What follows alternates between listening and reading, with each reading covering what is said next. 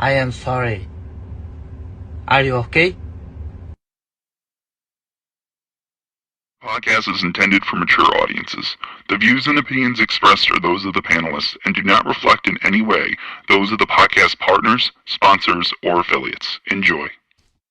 Every day I'm hustling, hustling, hustling, hustling, hustling, hustling, hustling, hustling, hustling, hustling, hustling. Every day I'm hustling, every day I'm hustling, every day I'm hustling, every day I'm hustling, every day I'm hustling, every day I'm hustling, every day. Welcome back to another edition of Border Wars 17 Atlanta. Listen up, live chat, power chat. Team on said it's a mismatch. That motherfucker got game, yo. He got game like a crackhead from the 80s and 90s. Word is This a born. mismatch that ain't even no comparing. Step through the ropes and I got everybody staring.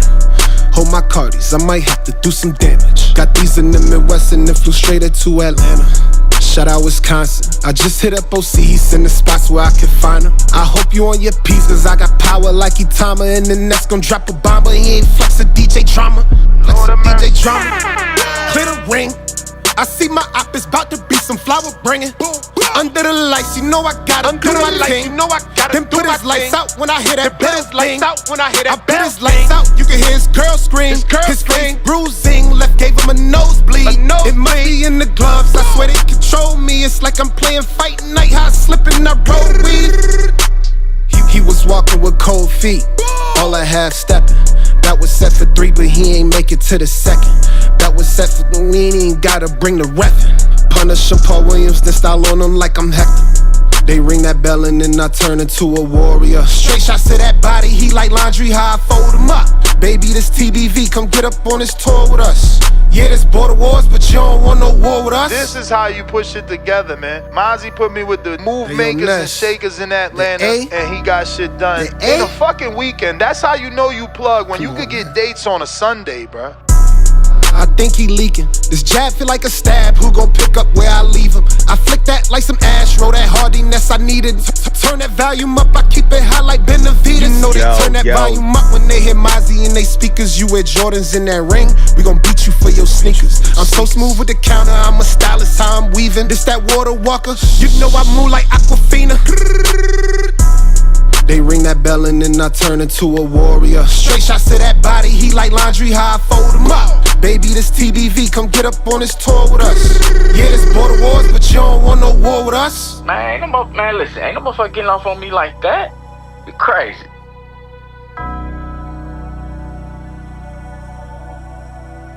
Yeah, man, but when I send that fire, bro, that's the song I want to play, man. I don't be playing these other songs, man.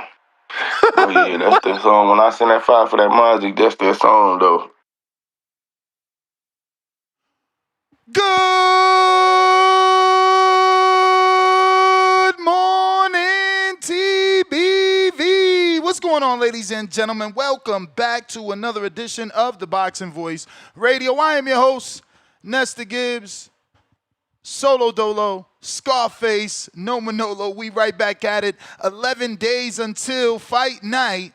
Who is more athletic? We're going to be discussing athleticism between the two super fighters in the super fight on Netflix. Remember, non-pay-per-view, September 13th, live from Allegiant Stadium. Also live on Netflix around the world. Keep in mind, we want to, see if these guys actually do better numbers than Jake Paul and Mike Tyson. This is supposed to be a super fight. I believe this is the biggest fight since Mayweather-Pacquiao. As you can see, we've been counting down the days since 25 days out, and it is no different today. 11 days out, but we're going to be discussing not only on the 11 days from fight night, but specifically Canelo Alvarez, known as a knockout king to some. Others say his power is fading. He is a king across 6 weight classes. He did win titles in 5 out of those 6. 147 was a silver title, and we do want to say that. But he has been fighting in multiple divisions, showing dominance in multiple divisions, adding to that athleticism that Bradley, touched on, but feels that Crawford is a freak athlete and that Canelo is only a quote-unquote damn good athlete. But Timothy Bradley says that Crawford has a wrestling and a football background, which obviously helps him with his balance and stance. We're going to be talking about this topic because should we be taking Bradley's opinion seriously? Is he biased because he shared time with Terence Bud Crawford in the ring for a training camp? They grew a bond and a friendship. So is his advice on his personal YouTube channel real or biased? Can we trust his take? That's really going to be up to you. But Canelo's won titles as early as 147 pounds. Crawford has the ring IQ. But we want to dissect their athleticism because here on this show specifically, athleticism has been brought up a lot. People claim that Crawford is the more agile and athletic fighter because of his high school amateur pedigree. And Bradley adds in the high school football as well. But some can argue that Canelo is a multi-sport athlete on the higher level. He's actually won numerous achievements in golf as well as boxing, whereas Crawford's multi-sport athleticism comes years ago when he was in high school. He is 37, turning 38 at the end of this month. So those wrestling achievements in high school Pop Warner days are way past him. But some argue that he's more of an athlete because they've seen him playing basketball. They've seen him wrestling with heavyweights. And obviously we've seen him in the ring. But the question still remains, and that question is what Bradley posed. Well, Bradley didn't pose the question. Again, this is why. Do we take his take seriously? Because he is calling Crawford the better athlete. But let me see if I was able to get this timestamp correctly here and give you some audio from Bradley. Able to play multiple sports. Crawford wrestled, Crawford played football, Crawford boxed. Man, you are a hell of an athlete. Yes.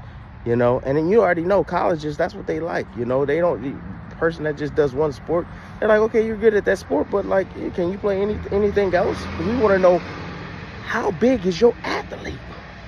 I don't even know if that's a real phrase, how big is your athlete? I'm pretty sure it's got to do with athleticism. Like, how great is your athleticism? How big, how athletic are you? Because if you can play any other sport, that means that you are damn athletic.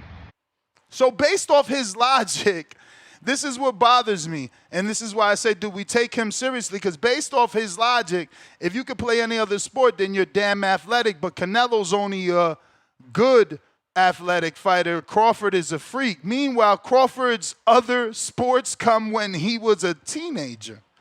Okay, so we seen him wrestling in the dirt a few times in front of his aunt's house. We seen him wrestle with Big Baby Miller at a press conference gala. That's not a professional setting. It's not, like, I don't know how we're taking this stuff seriously. But, again, it is something that I feel needs to be talked about because people give the edge to Crawford for being the more athletic fighter, kind of by default. But is he truly the more athletic fighter? And what makes up that criteria for him to be more athletic? Canelo has shown that he's been dominant at a 5'8", 70.5-inch reach.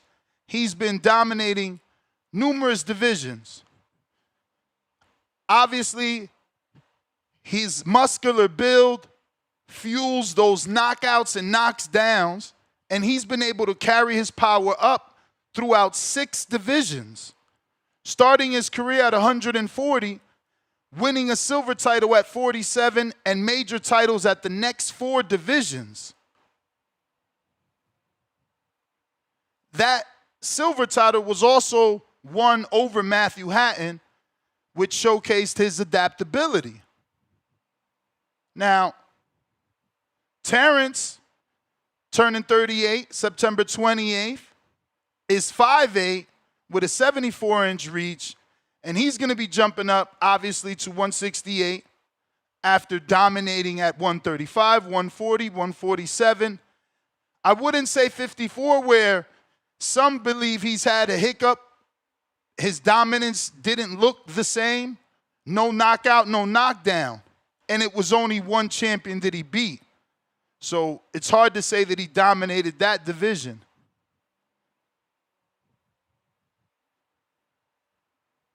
But Bradley highlights Crawford's high school wrestling and football prowess. You know, obviously, this is verified by Omaha World Herald back in 2014, calling Crawford, you know, a good football player and wrestler. Bradley also highlights the year-round discipline, saying that Crawford stays in the gym year-round, much like Boots Ennis. I don't know that Canelo doesn't stay in the gym year-round. We've never seen Canelo balloon up. He talked about Crawford's laser focus. I mean, how focused do you have to be to defend undisputed 4 to 5 times? I think that, you know, what Canelo does is just being underrated, and what Crawford does is being over-glorified by his friend, potentially biased commentator at the moment, Timothy Bradley. How can you highlight Crawford's wrestling background at 12, 13, and 14, but not Canelo's hobby turned semi-pro athlete in golf? Again, how can you highlight Crawford's adaptability to move up and not Canelo's, who's been campaigning in 6 divisions at a tougher level because he started at 15. So he was facing men at 140. He fought Puppet Vasquez like in his 3rd fight. So, I don't know. Just feel like the athleticism breakdown from Bradley seems a bit one-sided. Competing in 6 weight classes, with world titles in 4, with a silver title in 1, making 5 different divisions where you won regionals and world titles. You know, overcoming early adversity at 21 with the TBE in Mayweather, enhancing his skills post-Mayweather, raising his athletic profile post-Mayweather. I just don't see how we're not considering Canelo as athletic as a Terence Crawford. Now, Bradley, like I said, even in the video, he praises Crawford and talks about the time they spent in camp. Let me see, can I catch that mark? Let's see here. That might be 47.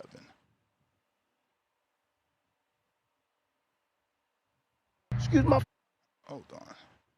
Screen sharing now for those that want to watch along. French. Something different on Thursday. He ain't had no coach or nothing. It was something that he processed sitting there at the hotel just chilling by himself.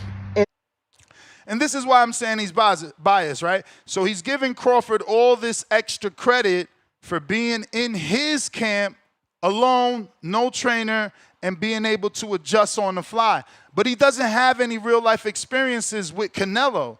So you're giving one guy the edge biasly without ever having been in a camp with Canelo or witnessing a camp with Canelo, witnessing Canelo spar with or without a trainer. It's just a one-sided opinion. Going over the fight in his mind. This dude got a photographic memory. He do. He remembered. Oh, he did this? Okay, I got something for that. Oh, he did this? I got something for that. He ain't had nobody in this corner. No, Crawford was in the corner by himself.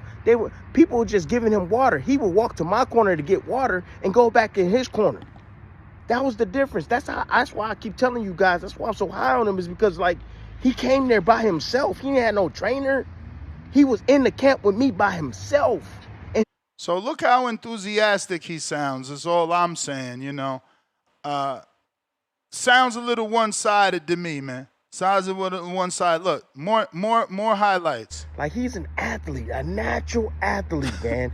And the crazy part about this is that when I fought Manny Pacquiao, you know, I was a hell of an athlete. Athlete, man. I could do it all. But when I fought Pac, the difference, it wasn't like because of his speed and power. Bro, he's going to go on to saying, look, Pacquiao plays basketball. Like, that was part of it, but it was more so like he was just a better athlete.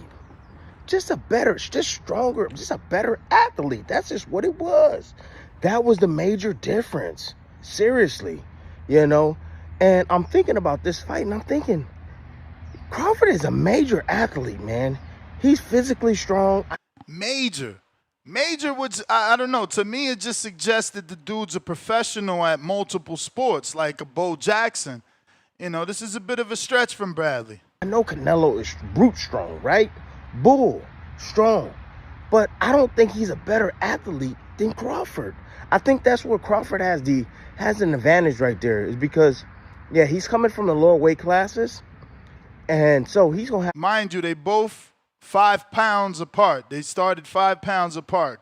Crawford started 35, Canelo started 40, and Canelo's going up more divisions. Have his speed. He's gonna have some pop on his shots as well. Like I told you, his build is right, technique, his timing is on point. Timing is gonna be a big part of this, man. Timing, yes. Yep, and his defense. See why yesterday's show was so important? You know, many believe that the timing is something that cannot be worked on in the gym, and many trainers believe you can work on it in the gym. So if you haven't heard yesterday's show, check it out, man. We had about half a dozen trainers or slightly more than a half dozen on. Check them out. Both guys' defense going to have to be on point, because I think both guys going to have the ability to hurt each other. They really do. They really do, man. I'm not counting Crawford out just because he, you know, everybody feels he's a light ass and he can't push. No. Light ass. Wild. Shout out to Tim, though. Like I said, man, he's definitely giving the world something to talk about on a daily. He knows how to, you know, keep things moving. We also want to touch on Crawford and this message he gave to his detractors and doubters. Shout out Fight Hub for the video. All those doubters, at the end of the day, at the end of the fight, they all gonna cry when they get home. You know, and I meant that. You know, everybody's talking about the size and, you know, me being a smaller fighter, but if you look on the stage, I've been sparring these big dudes my whole career. Sparring. Lester and Steven Nelson is who we have to assume he's talking about. Obviously, the video is cut where you can't see, or the camera didn't pan, but he has been sparring Lester and Steven Nelson for some time now. Like, how I'm gonna take a punch? They punch me every time we spar. So, you know, it's okay. You know, once we get in the ring and they see something different, like each and every time, there's gonna be another excuse why, the reason why Terence won and this and that and that is. But I can assure you, I'm gonna be victorious And after that, we're gonna have another parade. I'm gonna make all those. I don't know that people won't give him credit if he gets the win. I believe the world will, put him on a super high pedestal. So I disagree where he says he once he wins, people are going to make excuses. You're going to get the extreme Canelo fans, they'll probably do something like that just to bother Bud fans, but, the majority of the public will be giving Terence Crawford maximum credit for defeating Canelo Alvarez. I don't think Canelo has lost a step like most of the Crawford fans / Canelo haters say. I think that he's on a high level because he is beating, the top contenders in his division. He beat all the champions in his division, So, I don't know. I think he's on a higher level than what he's given credit for, But I could be wrong. But if you're interested in calling in, this is what we're talking about. Who is more of an athlete? Who is more of an athlete? According to Timothy Bradley, Bud Crawford is more of an athlete because of his high school football and wrestling days. He says that's what gives him a good balance and stance. He also highlighted Crawford working on the weight gain, but predominantly, according to Bradley, focusing on gaining weight in the legs to be more durable and take more, not punishment, but, to be able to take the shots, according to Bradley. It's a good walk / athletic breakdown via Bradley, but we do have to consider that his opinion can be slightly biased as he's been in the ring with Bud. He sparred Bud. And from the sounds of it, Bud put hands on him. When he turned it up, Bud would turn it up, and that worried him. He's like, wait, who's this rookie turning it up every time I turn it up, was his exact words. So again, it's he might be biased because of his time spent with Terence Bud Crawford in a camp and firsthand being able to, interact with him on that high level, right? But we got a couple super chats here. Remember, the phone lines are open. Discord is available. X Spaces also available for those that want to speak. I'm going to get those links put in the live chat right here on YouTube and on Twitch. If you're on X, hit that retweet. If you're on X live streaming video, also hit the retweet. It's going to help with the visibility and potentially put the episode in the eyes of boxing fans that don't know we're rocking out every day, multiple times a day. Expect the second show this afternoon. Obviously, yesterday being the holiday, we just did one to get you through that barbecue. But right now, that link to call in being placed in both chats. On X Spaces, you just got to request. But if you're there, go ahead and retweet, repost. On YouTube, we do have a poll. Should we trust Bradley's opinion? 25% say yes, he's credible. 44% say no, biased for Crawford. 11% say partially, he's balanced. 21% say ignore his takes. Lord of mercy. Getting to these super chats. First one of the day, Lil Zooted, $2. Africa in the mother effing house emoji. Champ. Shout out Nigerian Nightmare flag and South African flag. Nest salute emoji. Epic Sleep pound for pound number 2 in the chat.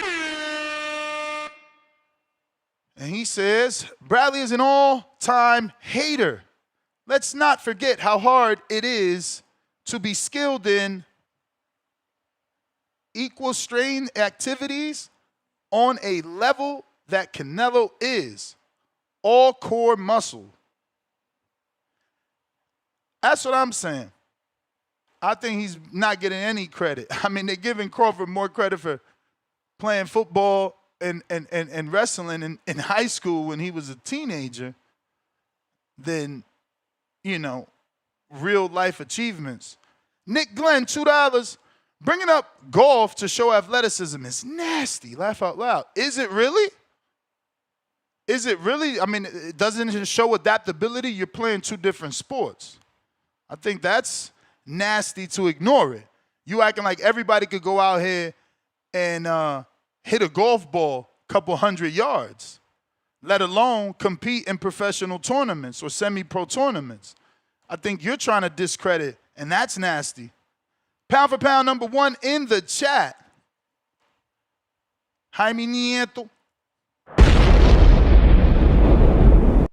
Drop a bomb for the dub. Actually, for the pound for pound status, salute Jaime. And he says, I'm a fan, both Canelo, Crawford, but Bradley is a known Canelo hater. I don't take any of his takes seriously. He's known for being biased against certain fighters. Belo, member on the prospect level for 53 months. Let's go, Belo. Canelo played T-ball, so this gives him the edge. Hey, yo, T-ball is like when you're super young. So that's definitely a shot at the Crawford wrestling at 14 and shit like that. Lord of mercy. Mad Bent, pound for pound number 3 in the chat, $5. Daily dose of Tanquil. After Bud, Crawford, Lash, Canelo, hats and T-shirts. Help is on the way. Coyote Blanco, $2. Timmy's Bud glazing has been insane. Goddamn. Hey, man. He's seen it firsthand. He's seen it firsthand. But James Benitez, what is up? First caller of the day. Yo, what's up, Neff? Good morning, man. How you doing, man? What up? Peace and blessings to you, man. Peace and blessings to the community, man. Now, let's get to it, man. Man, fuck what that nigga Tim Bradley talking about, man. Like, of course you're gonna big up the nigga that beat your ass. Like, let's keep it real, you know. Like, Tim Bradley only bigging him up because 1, he's a Canelo hater. 2, Bud got the best of him and everything in sparring, and he actually had to put him on after that. Other than that, man, I don't trust nothing that Tim Bradley said because he a fucking hater. You know, like the guy that's a real athletic superstar, that's a budding superstar, Brian Norman. He tried to get him out of there. He tried to get him off a top rank for so many years and shit. So fuck what he talking about. And now with this Bud shit, I mean, cool, man. Like, you know, he wrestled back in the day. I think everybody in the community wrestled, man. Wrestling's like a hood game. We wrestle in the grass or we wrestle in the street and everything. So we all some fucking wrestlers. That's not no big fucking deal. But actually a golfer, how many of us can actually say we're a scratch golfer? Or how many of us can say we actually have the balance to ride horses and shit like that? Not too many of us can. Oh, I ain't even think about the horseback ride. That's what I'm saying. So how many of us actually have the balance and balance to be able to do that? But I guarantee you, all of us can pick up a basketball and make a jump shot. So, like, is that really that big of a deal? Maybe at a high level, but has Bud ever done any of those things that he's done at a high level, unlike Canelo Alvarez? Nah, he hasn't. So Canelo's definitely the better athlete in my personal opinion. And to even go a step further to prove why he's a better athlete, when Canelo stepped up to a higher division to fought Kovalev and everything, what did he do? He got a stoppage win. What did Bud do when he stepped up to another division like 154? He looked like he struggled and everything, got beat the fuck up and won a close fight, a 7-5 decision and everything like that, where he didn't look like he belonged, whereas Canelo looked like he belonged in multiple divisions. Like, can we actually think of a time where actually, you know, Canelo actually took a knee in a fight or whatnot? He actually shows that he's more durable than Bud. That's a part of athleticism, whereas Bud actually took a knee, Kavaliauskas, it didn't count. You know, got touched up by Gamboa, and we can name a few other fighters as well that may have touched Bud up. But Canelo, on the other hand, is very few. Only thing we can say is Bivol. And you know, Bivol's getting punched in the shoulders, he was punching back, and that was an elite fighter, a pound for pound fighter. Whereas Bud was getting touched up by guys that we could say wasn't on the pound for pound. But that's neither here nor there. That's in my personal opinion. So with all that can be in closure, Canelo's the obvious choice and everything for the more elite athlete. Even with him wearing 2 knee braces going into the ring and everything like that, he's going to still show power. He's going to show the level of explosive and strength to go ahead and get Bud Crawford out of there. Ness, shout out to you. Shout out to the community as always. If y'all niggas think otherwise, man, y'all stupid. Y'all be cool. All right. All right.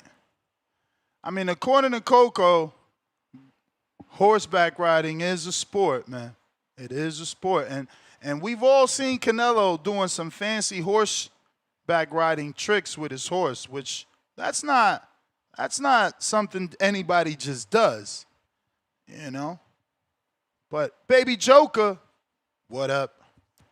Yo, good morning. Can you hear me, bro? Perfect. All I know is Terence Crawford used his black forces, so that makes him just superior to Canelo and everything. That shit is crazy, man. I don't know why people have to go way back into their young ages to make it seem like the fight is 50-50. I mean, I can fucking argue that Canelo swinging a ball generates a lot of force, and it's kind of like throwing a hook to the body. You tell me Terence Crawford wrestles, and that's why Canelo won't be able to push him off in the clinch.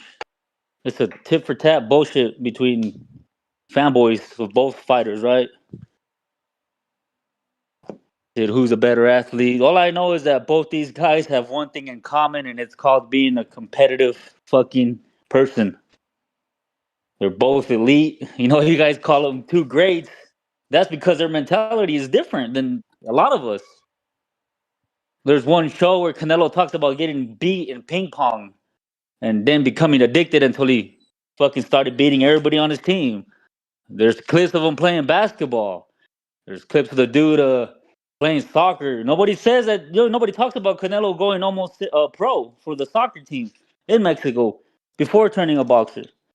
Because we don't really give a fuck.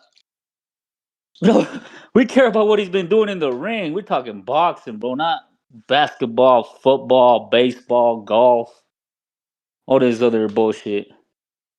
I'll tell you what, though, golf is pretty damn hard. That's like playing baseball, bro. How you hit that shit? I can't play baseball for shit.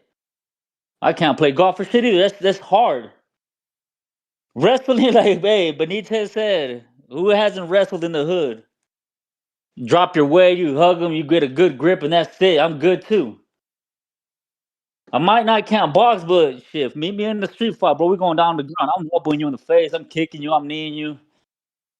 Wrestling is a lot easier than boxing. Wouldn't you agree, Ness? Nah, man. Coco says no. Coco says no. She says that Crawford's wrestling it trumps Canelo's hobbies. They call it a hobby. Canelo's horseback riding demonstrates athletic traits like coordination, balance, and mental discipline, similar to his golf hobby. 10 handicap, Pebble Beach near ace, BMW Charity Pro-Am win. However, its recreational nature and lack of competitive context make it less significant than Crawford's high school wrestling and football, which involved dynamic physicality closer to boxing's demands. Hey, ask Coco what's more dangerous, a guy wearing black forces or a guy wearing boots in Mexico? Stupid. Hey, have a good one, bro. The Black Air Forces, bro. Demon time. ¿Qué onda?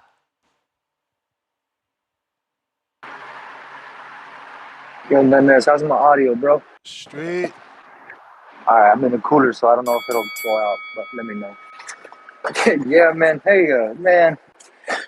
That's funny, dude. Like, now we're, like, trying to see who's more athletic. I get it. We're trying to find, both sides are trying to find an edge, bro. Like, I get it.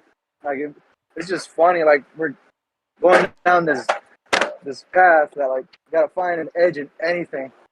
Canelo's a scratch golfer, and somehow that's gonna help him, or like, what's his name? Terence is like a high school wrestler, football player. Man, that's funny. I'm not a boxing coach or anything like that, so I don't know how that translates to the ring, man. So I'm not gonna speak much on that. I just wanted to touch on yesterday's topic, bro. I wasn't able to call in about timing. What do they mean by timing? Are they trying to like say like accuracy? Like who's more accurate? Like, Nah, that Terence was. timing is like being able to hit you before you hit me. Being able to time a punch hitting you slightly before you hit me, you know? It's gonna So kind of offset like you. It's what? kind of like a jab when you about to throw that right hand and I just pop you in the nose and now you can't throw that right hand or it fucks up the trajectory of that right hand. Timing. It beats speed and power, allegedly. Okay. I was just trying to understand, bro, because I'm not sure. I'll go back to what I talked about like a week and a half ago, bro. Like if you get the chance, maybe on today's show, check out the comfy box, bro, for Terrence's last few fights, man. And people like, especially yesterday, came on here saying that he was such an accurate puncher, and the numbers just don't show that, dude. Like they just don't show that. Like, I mean, that's the only thing I can actually look at because I've never seen Bud at 168. So I just got to look at numbers, to kind of make an argument for the guy that I think is gonna win. I just feel like with Bud's numbers and percentages over his career, dude, I don't like his chances with how much he misses. Like, Canelo's already really good at making you miss, but if you naturally miss against people that we know are at a lower level than Canelo, I just feel like that's bad business for him. So if you get a chance, bro, today or later in the afternoon show, check out those CompuBox for his last few fights, and they don't tell us a story of an accurate puncher. But I'm gonna stay tuned in for this athleticism talk, man. It'll be entertaining. Shout out TBV, man. Have a good day, bro. Appreciate you, champ. Enjoy your day. If you're watching this on YouTube, you know what to do. Hit that thumbs up. Discord, share the link. X Spaces, retweet, repost, X video, retweet, repost, X Spaces. You just got a request. We got Mr. Vega. Vega. Good morning. Can you hear me? Vega. Yeah, we do. All right. Yeah, good morning. Good afternoon, Sam. Appreciate you, Ness. Shout out to the chat. Yeah, man. Gosh. I don't really know how I feel about this topic, but in regards to it, I mean, so he said Crawford's more athletic. So what does that mean exactly, like in regards to the fight? Well, not more athletic. He says he's a better athlete. Okay. He's a better athlete. So what does that mean in regards to the fight? I mean, he's gonna get the job done, right? Because he athletically he can do more than Canelo, who, I mean, is perceived as this flat-footed fighter, right? So because he's more athletic, he'll be a better boxer. Well, I think he put it more, it had to do with athleticism and mindset. Like, oh, Crawford's going to find a way to win. He doesn't win. He's competitive. I mean, he doesn't lose. He's competitive. When he was in camp with me, he was alone, and he would make his own adjustments. He didn't need a trainer. He didn't even have nobody giving him water. He would walk to my side.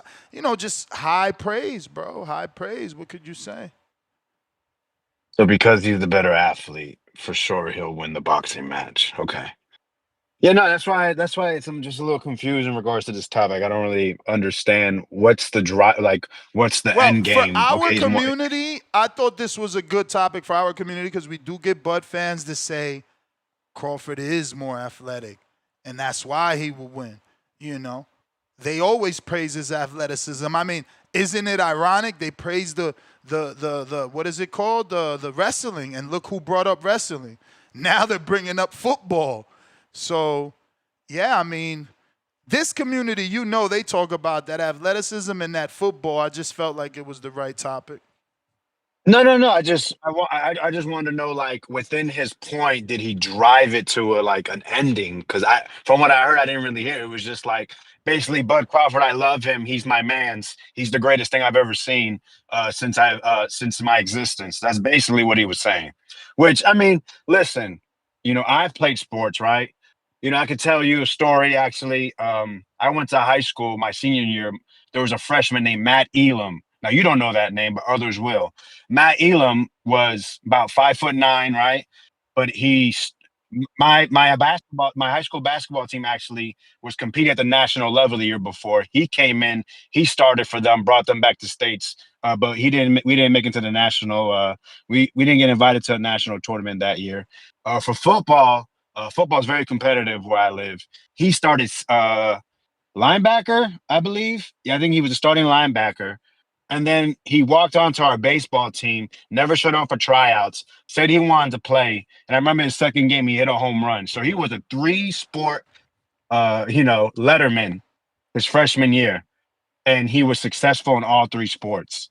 So, to me, if I talk about and then he went University of Florida. He transferred schools after I left, got a scholarship at the University of Florida, and then got drafted in the first round by the Baltimore Ravens.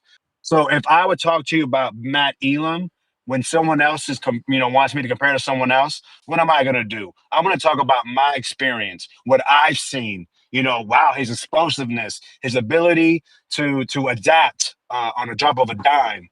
So that's what we do. You know what I mean? When you have it, you can only talk about what you've seen and what you've experienced. Has what's his name? Tim Bradley ever been in a Canelo training camp? I don't know. I think if he has, he would have spoken about it. But he's been there with Bud. Like you said, his first experience was, wow, this guy's in here kicking my ass and with no real direction. He's just doing this pure off his skills and his athleticism. So, that's just the way it goes. In regards to what you're talking about, like if you really want to compare, listen, Crawford has the more eye-catching raw athleticism because of the speed, the agility, his and his coordination. Because comes to timing and punch placement, you need to have coordination. You need to be able to send the signals to your brain from your brain to your body fairly quickly. I can tell you this. I also actually used to play golf. Actually, I actually lettered in high school. One of my coaches for baseball was the golf coach, and he convinced me to do it one year. And it's limited athleticism. It's huge on hand-eye coordination, but it's also you have to be able to have a quick memory, because maybe a shot slices more than what you want. Maybe, you got to drop a ball. But, there's different angles and you have to understand which iron I want to use. You have to also know, listen, I'm good with the 7-iron for this on this type of, on this type of terrain compared to normally on a different one, I'll use an 8-iron or, maybe I want to use a 3-wood instead of my driver. You have to be able to adjust. You have to be able to adapt. And it takes great hand-eye coordination and also hip rotation. Um, so it's not going to be about speed, athleticism, strength. You have to be able to hone it all in. It's completely different than basketball, baseball. So, football. When people are talking about athleticism, if someone played high school, that in high school compared to someone playing golf, in their 30s, people are always going to say, well, I think the better athletes is the one that played in high school because those are more like obvious athleticism traits that you can see and interpret compared to like golf and such. But right, balance. I think someone mentioned with horseback. I never really rode a horse, but you can just see it. That takes tremendous balance. You see a lot of people fall off. But yeah, man. Yeah, I guess Bud's a better athlete, but we don't know what type of athlete he is at 168. I'm just gonna reiterate that as much as I can. You can talk about what he was at 147, 135, 154, but we just don't know what kind of athlete he's going to be as a boxer to up to 12 rounds facing Canelo Alvarez, who knows who he is at 168.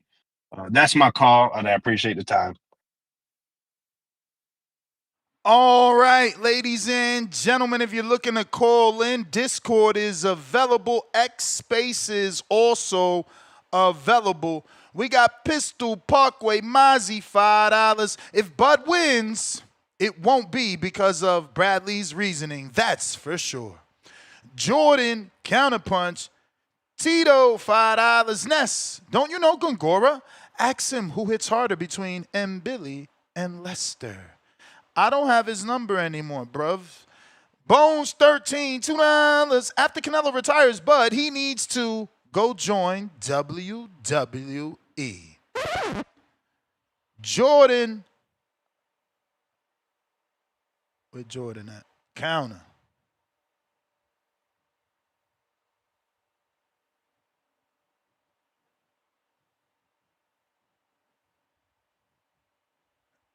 Jordan.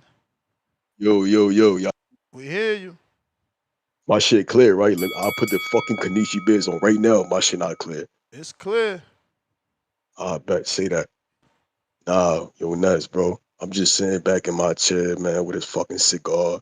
You know what? I don't even smoke, but sitting back in my chair with a fucking cigar, bro. Yo, listen, I'm in the best shape of my life. I look good. I feel good. I talk good. You know what I'm saying, bro? And I'm appreciating this life, bro. God bless. Nah, but listen though, bro. You know what I saw Amen. appreciating us? What's that? Esther, man, we gotta fucking fight. We gotta fight, brother. In a new stadium on Netflix with the boxing voice. You know what I'm saying? We gotta fucking fight, bro. Let's go. The best sport in the world, man. Listen, it's the best sport in the world. You can argue, you can cry about it, you can whine about it. I don't give a fuck if you a Crawford fan, Canelo fan. Listen, we all here for the same fucking reason, nigga. We love boxing and we love the fucking boxing voice. And that's a fucking fact. You know what I'm saying? No matter if I don't like trees, if I don't like fucking TYP. Now, you know what? Listen, bro.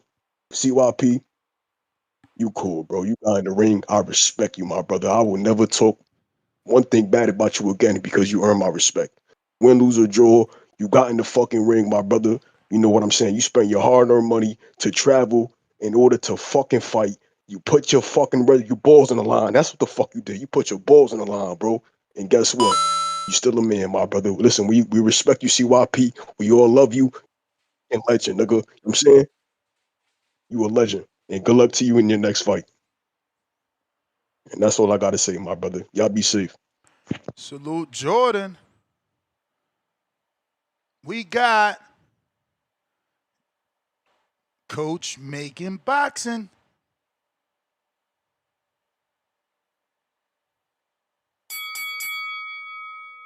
Yo, can you hear me?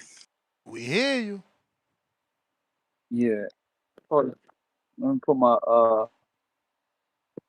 Bluetooth on. Bro.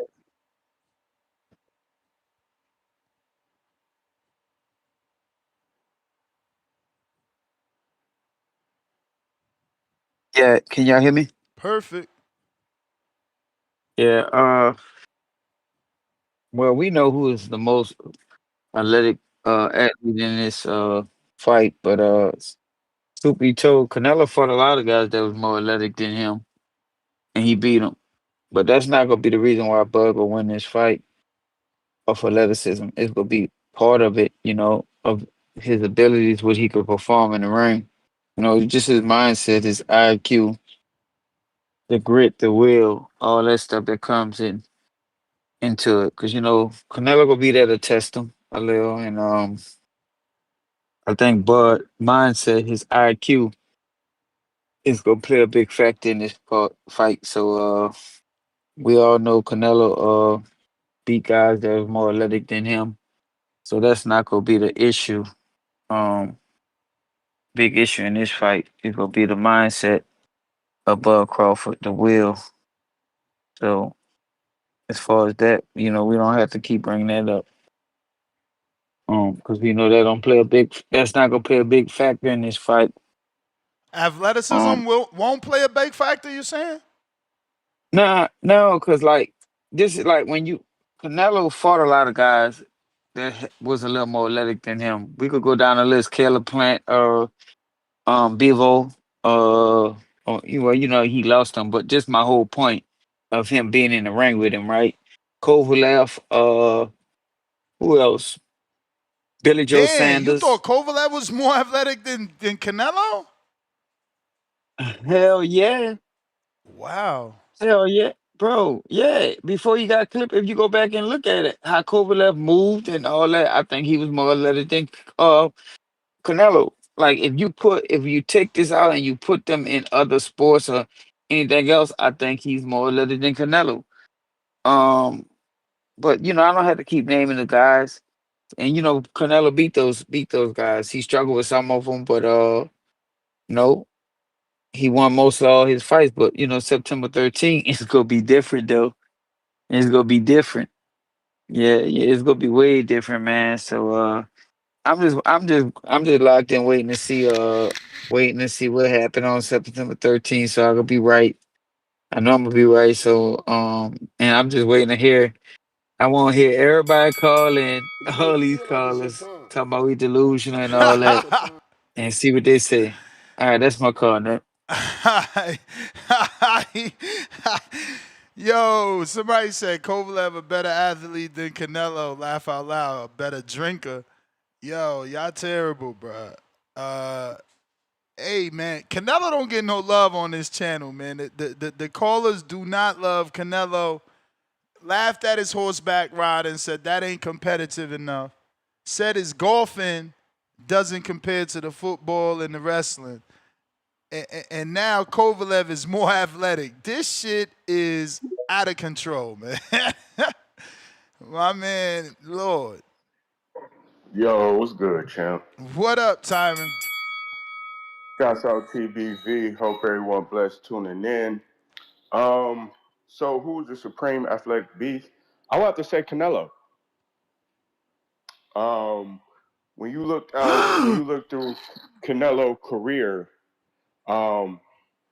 he fought a lot of guys in different ways. And going in depth, when you look at Crawford when he moved up to 54, did he look athletic? Not really. When you see Canelo move up in weight in different weights, he was looking athletic. You look at the Caleb Plant fight. Caleb Plant wasn't more athletic than Canelo. Canelo was more athletic to me. You look at the Billy Joe, he was more athletic than Billy Joe. So Crawford is athletic, but to me, I would have to say Canelo because he moved up in so many weight classes and performed at a high level and beat guys in different weight classes different ways. You looked at Crawford when he moved up to 154. It looked like Madrimov was more athletic than Crawford. You can argue that. So to me, I'm gonna have to say Canelo. You know, a lot of people, compare Canelo to a quote unquote slick black fighter. We really haven't seen a Mexican fighter like a Canelo Alvarez. So to me, I would have to edge it towards Canelo, but understand like this late in his career, it could be even now. He went through a lot of wars in his career, got a lot of good fights. But to me, man, I would have to say Canelo is the more athletic. And that's my opinion. That's who you think is more athletic, is the athletic beast. I gotta wait till the weigh-in. Nah, I'm fucking with you. Nah, honestly, I think Crawford is right. Like, bruh, I want to make an argument for Canelo, but he don't play no other sports. There's no record of no other sports. Now, don't get me wrong. Let me see if Coco could find allegedly Canelo was gonna be a professional soccer player, according Yeah, to but what's his name, Baby Joker. yeah, how far is the athleticism off? Do you think compared towards the two?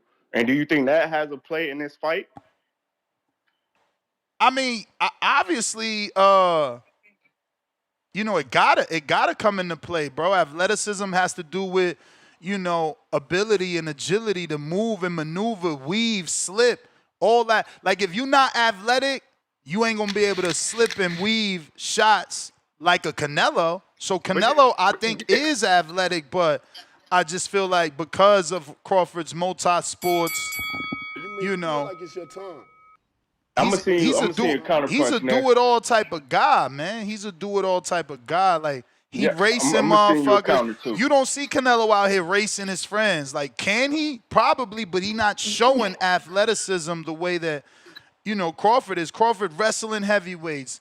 He got a wrestling background. He got a football background. He plays basketball live on against other professionals, not basketball players, but other celebrities. He's a professional boxer. He does a little bit of everything. We see him doing everything, man. So yeah, I gotta lean Yeah, but towards him. do you think like outside the ring that stuff comes to play? Because you look at Canelo, right? You look at the Liam Smith fight, how he's able to counter punch, slip off the ropes. You look at the Triple G's fight, how he was able to fight, one way in the first fight than the second way. Then you look at when he moved up and he fought a Caleb Plant. He was more skillful than Caleb and more athletic than Caleb. So I see what you're saying, but I don't know, like, outside the ring stuff. I mean, I guess you could say, yeah, because Bud was able to do this and that, but not saying that Canelo can't do it. But inside the ring, I feel like both of the athleticism is right there, or one is just have the edge. If you see what I'm saying, by just looking at the fighting styles, how Canelo fought so many people that was quote unquote more athletic or this and that, and he was still able to adapt and show his athleticism. Like I said, we say Canelo is the slickest Mexican fighter we ever seen. Like, so to me, I think I would edge Yeah, it but towards Canelo just off of that. him being the slickest Mexican don't mean he's slicker than Bud. Like, Yeah, that's if you true. compare Canelo dancing on his yacht to Bud dancing with Mikel Amir, Canelo looks like a better dancer, but then you never Right. seen Canelo playing basketball or wrestling or doing anything outside of golf and horseback riding. Like, I don't even know what Yeah, else that's to true. ask Coco. What else does this motherfucker do? Yeah, that's true. We got to put a ball in Canelo's hands and see what he do with it. But yeah, champ, that's all I had, man. I'm gonna send you this counter punch. I appreciate you, man. Shouts out to BV. All right.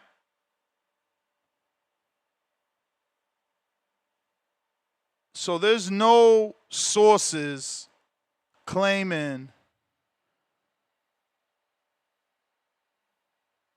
they don't even mention that he was pursuing any soccer, not even recreationally or professionally. So that could have been a baby joke lie. So his early life is well documented around boxing and his family's ice cream business. And he started boxing at 13, inspired by his brother, Rigoberto. Professional debut 2 years later. 44 amateur bouts, 2 losses. That's pretty decent. I thought he didn't have an amateur career. Canelo's father worked in an ice cream business. No mention of any childhood soccer, though. They do mention that, he learned in San Agustin, Mexico, is where he learned horseback riding.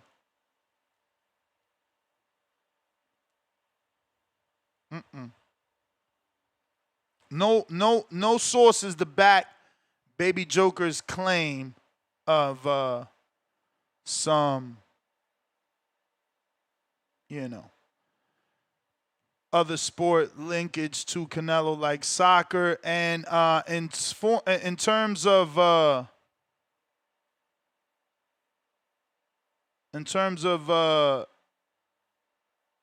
my good friend JT, just your daily reminder.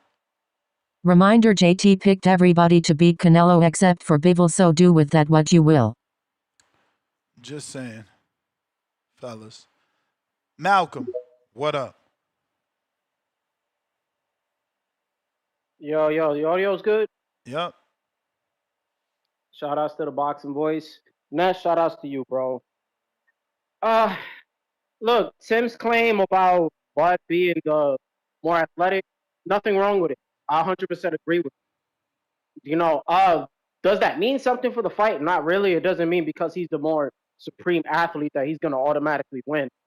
Because shit, fucking Bradley was a good athlete. Andre Berto was really athletic. But it doesn't mean he was going to beat everybody. You know what I'm saying? Like, and I'm hearing some bad takes, man, when people are talking about this athleticism shit.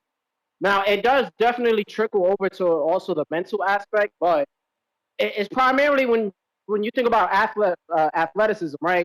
Strength, power, your ability to generate force, their speed. You got hand-eye coordination. You got things like balance. Now, yeah, Canelo, we could say he's pretty good at balancing, I guess, because of the whole horse riding and your composure and your I guess your sense of distancing and everything has to be on point with golf. But also, bro, Bud's out here fucking playing darts. Your hand-eye coordination got to be crazy to even be legit at darts. The ping pong is the same shit. Hand-eye coordination, your reaction time, you got to be fast. He's just kind of showed it outside. And even if you're playing ball, look, anybody can shoot a three-pointer and make it. But when you're watching somebody play ball, you can see how explosive somebody is. You can see their ability to jump. Not every nigga is able to play ball and grab rim. Some people can't even clap the backboard or even touch the net. But Bud just shows that he's more athletic. But I don't think that's like the all being sign that he's gonna win the fight. But again, I can finally agree with Bradley on something, but at the same time, he is a Bud Glazer. It's the same reason why I don't want to hear Shakur or Andre Ward talk about Bud. I don't want to hear Paulie Malignaggi talk about Devin because it's always going to be negative. And it's just like I used to never want to hear Max Kellerman talk about Lomachenko because he was the biggest Loma Glazer of all time. But, it's just there's certain guys that's always going to be biased for their fighters or whoever they fuck, He don't want to say the wrong thing, and then Bud just cuts him off or puts him in a full Nelson and slams him on his neck. That's probably what it is. But yeah, I think that's all I gotta say. Ness, shout outs to you. Shout outs to the Boxing Boys. The content been cool, bro. Just take it easy. I'm gonna keep tuning in, and I got you on that repost. I'm gonna hit that repost right now. You the man, champ. You the man, Malcolm, New York, Arizona. Discord available. X Spaces available for those that want to voice their opinion right here. Voice of the People hotline. We got Marty Mack, $2. Bud fans, remind me of Pac-Man fans versus Floyd. Marty Mack back with 2 more. All that athleticism just so you can eat right hands. Bob Saget, $2. Bro, Bud lost to you in chess. Canelo in 2. Bro, but he beat me in chess too. Like, I beat him first, though. I beat him first. Always matter who did it first. JXV88, $5. This will be like when Noah Inoue spanked Stephen Fulton. I expect a lot of black tears on September 13th, like when Ness was convinced Plant would beat Nello. I did think Plant was going to at least last the distance. He was almost there. He was truly almost there. And based off that, I think that Bud can do the same. I think that look at how well Plant did. Let's not underestimate that performance. The man did well. He was up on most people's scorecards, and he's not considered a puncher. Has he gotten some beautiful left hook knockdowns and knockouts? For sure. But he's not considered a puncher. Bones 13, $2. Ness, you beat Bud in chess. All that is invalid, bro. Chess ain't it's not a sport. It's just like horseback riding and whatever, golf. It requires very little, activity, physical activity. It's me, Rock Lee, $2. Baby Joker, confusing Peso Pluma and Canelo. Damn. So Peso Pluma was the dude that was gonna be what do you call it? Soccer player, possibly. We got Big Money. What up? Yo, what up, Nuts? How the audio? Straight. Yeah, the conversation that your man Tim Bradley started is Bud more athletic. I'd have to agree, but I think I agree on the bias of what I've seen from both dudes. Most of the time when you see Canelo outside of boxing, he's chilling. You know what I mean? He's not really doing a whole bunch of athletic stuff. You know what I mean? But he does do some stuff. You know what I'm saying? Like he be out there on the dirt bikes, popping wheelies and stuff. I know he does the horseback riding. He be hugging trees and shit when he in camp, doing the ice plunges and all that. But Bud does the ice plunge stuff too. But outside of that, like even in camp, he be throwing big dudes down on the floor all the time. He outside of camp, you see a lot of the other things like the deadlifting, the 400 pounds or 400 some odd pounds in the jeans. You see him like what Malcolm said when he ran after Eddie Hearn, and they was like, "Yo, we gonna play each other in darts," and he beat him in darts. Bud just has a real heavy competitive nature that I don't see from Canelo. And it's not that Canelo isn't a high-level competitor in the sport. I'm just saying Bud seems to have this competitive nature that carries over anything. Like, you could just be talking to Bud, and next thing you know, you done sparked up a situation where now he wanna compete against you. He wanna race you. He wanna, like with Ron Goodall from Fight Hype. He played Tekken and Street Fighter with him and beat him and lost to him too. And the next time he came up for that interview where he was talking about how Boots, it didn't matter that Boots was in the camp, well, not that it didn't matter, but that, he needed to get Boots in the camp to be prepared for him. The first thing he brought up in that interview was, yo, Ron, you ain't posted out beat you. He just has a real heavy competitive spirit. And when it comes down to this, we spoke about athleticism. Is that going to be the difference maker?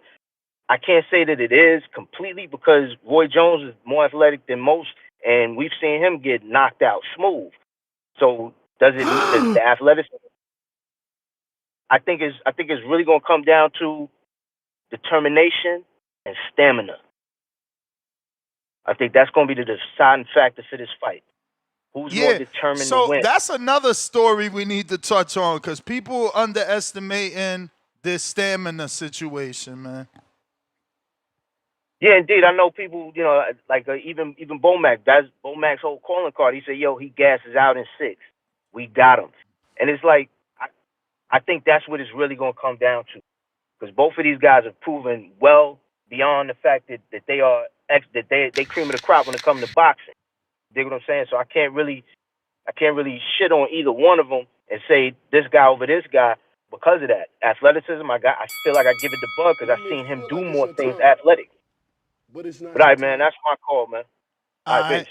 People saying how we get Bud on the show. Look, we not getting Bud on the show. I know he's his own man, and maybe if I text him, he'll come on.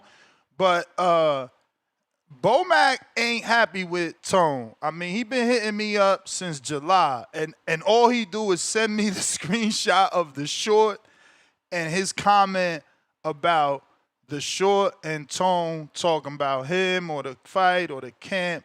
3 separate times. Most recent, the first was July 5th, then August 25th, and then again yesterday. So I don't know that we on that good side with Tone Short. And Tone Shorts they going viral, man. He be going viral with his takes, man. So I'm sure Bomac is getting sent that short by numerous people. Again, I could text Bud and he might say, yeah, but I already know how it is, but that's why I don't go out there and get these interviews. Like Fight Week, they quote-unquote locked in. They don't want to do interviews. They cranky because they making weight. It's just like, whatever, man. Like I was texting with Dev the other day. I could get Dev to text me better than answer me on the interview, man. So I just leave that shit alone, man. I just blessed that y'all call in and I don't have to be dependent on interviews. But speaking of dependent, I need y'all to head on over to nuveta.com and check them out. I am having a blast with the different meals that they have. They have 3 different plans you can choose from: weight loss, diet, staying fit, or the ketogenic keto diet. I'm on the Stay Fit, and the flavors are just out of this world. Again, I'm challenging you to order this and tell me you don't like it, man. I might think about giving you a refund on my own pocket because I know it's not possible. It's just not. They really have some amazing flavors, and the menu is just insane, You always getting something healthy. Somehow it fills you up, too. None of these meals for the entire day will get you above 1,800 calories. So they know what they're doing. Check them out. Use the code TBV, especially if you're a fighter, man. No matter what level. This is very affordable. We're talking Panda Express McDonald's costs, except you're going to get high-level nutrition and a balanced, fit diet to keep you, like Bud Crawford, athletic out there. You need fuel, and the fuel has to be good food. You can't be putting garbage in your body, man. Check out nuveta.com. That's NUVETA.com. Use the code TBV to receive 15% off. You can't get 15% nowhere. Not even with Bikram. I'm just saying, check them out. It's also a subscription. You can change the location. So if you're flying to Vegas for the fight, You can order Nuveta in Kansas or Omaha and have it shipped to your hotel in Las Vegas without a problem. You know, get the concierge to bring it right up to your door. Code TBV. We're going to continue with the phone calls right after catching up on these super chats. Looks like we got Matt Bent, 100 pound for pound, number 2 in the chat. One guy has 500 plus rounds and drinks heavy. The other guy makes babies, fishes, and had 11 fight KO streak. I don't think either of those have to do with athleticism, but okay, thank you for your input. Lobo, is this a different Lobo? Because isn't Lobo El Lobo? Is this the same Lobo? Lobo, $2. Canelo's popping willies on a dirt bike on the haters. We got JXV88, pound for pound, number 3 in the chat. $2. Bud's so athletic he can breathe in space. Damn.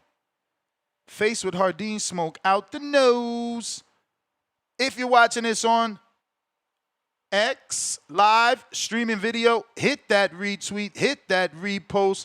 It's going to help with the visibility, putting this episode in the eyes of boxing fans that don't know we rock out every day. If you're on X, I need the same thing. Hit that retweet and repost. This way we could get some new callers to voice their opinion on the Voice of the People hotline. We got Ray Savage. I wonder if that's Raymond Ford. $10. Pound for pound, number 1 in the chat. Drop a bomb for the new status. Shout out Ray Savage. Canelo went 12 rounds in his past 7 fights. If anything, y'all should be concerned with Crawford not fading after basically going up 3 weight divisions while approaching 38 after a 13-month layoff. Hey, that's the issue that Andrade faced, but I don't want to say Bud would do the same because Andrade had a different pace. That was also his game plan. He came out really fast on Benavidez, so we don't know if it was the weight jump that slowed him down or the, what would I call it, an anxiety dump, right? Because he just came out there. Okay, Lobo said that's not me. Damn, so there's 2 Lobos spelt the same way. Holy smokies. So yeah, I kind of lost my train of thought. It's all good though. We got hella callers, right? D Quan, what up?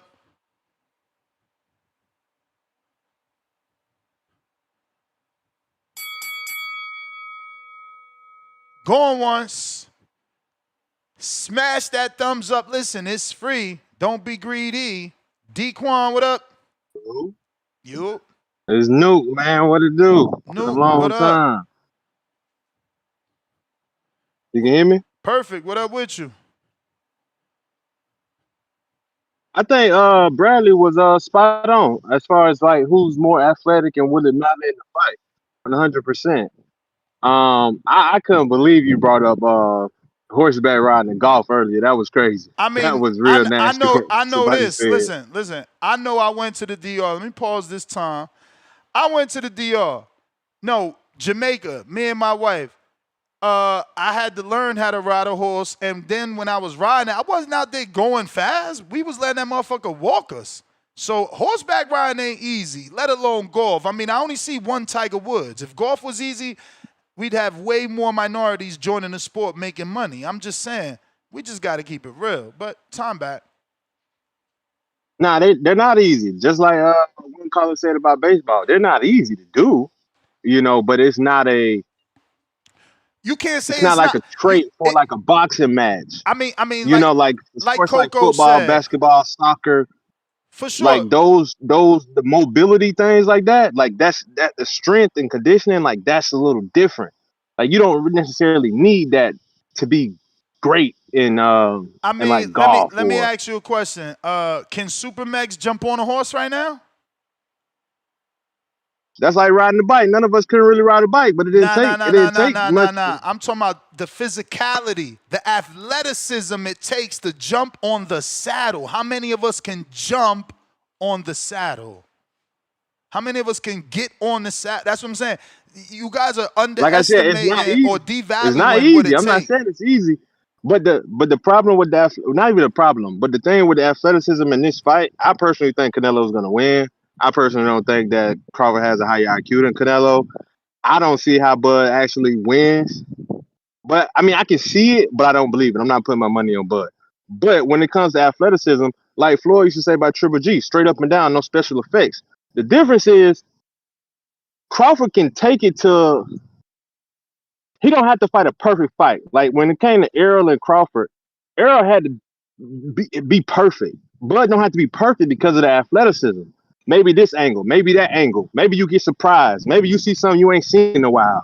You know what I'm saying? Or maybe you know, like so his physical advantage on the reach side, plus the athleticism, plus the dog. Like I can see it, but at the same time, I don't see him winning the fight. But shit, I would love it if he did, but I can't see it. You can't see Bud winning the fight. Nah. You off code, man. You with Jerron now. Well, not that I can't see it like that. I'm saying I don't think he would. I I'm wouldn't bet fucking. on it. Hey, bro. Can I see it? Yes, because of the I'm fucking punches. with you. That was total sarcasm. I mean, the output. I think the output may bother Canelo. I think the turn might bother Canelo. I'm just fearful that Bud might actually want to be toe to toe with this man, and I think his pride might be in the way a little bit. That's why I can't really see it because that counter punch shit gonna put Bud to sleep now. Whoa. To sleep. But he's better. Like you watch the Caleb Plant fight. Caleb was doing good. He just needed to make it and not get knocked down, and we probably would have been having a whole different conversation. He So woke when up you a look at it sleeping from beast, Bud's point of man. view, it's like he just need to make it. But listen, that was the bell. That was the bell. Appreciate you. Ready, I, fly guy. What dumb comment? I don't even know what you're talking about. I don't know what you're talking about. So tell me which one was a dumb comment. And if you was talking about my sarcasm, then, you know, the joke went over your head because that's what the world is saying, right, about Jerron. And we debated that that's not off code. So maybe play catch up. Alrighty then. We got Big Jordan Carter.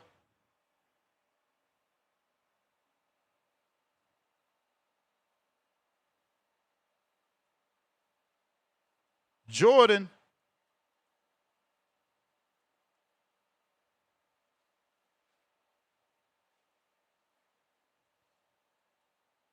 Alrighty then, Mr. Jordan. You got to unmute. Hello. Hello. No working.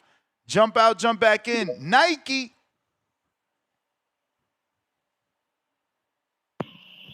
Yeah, you got me?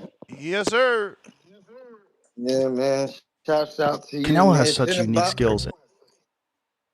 um yeah, man. Like the last caller said, I don't see how people saying I don't see that, Ness. That's crazy how people compare athleticism with golf and horseback riding. Like you just need balance for horseback riding. Now I can understand if they said training and Whoa. I think you breaking would have a horse. debate. Where's 702 who was a jockey?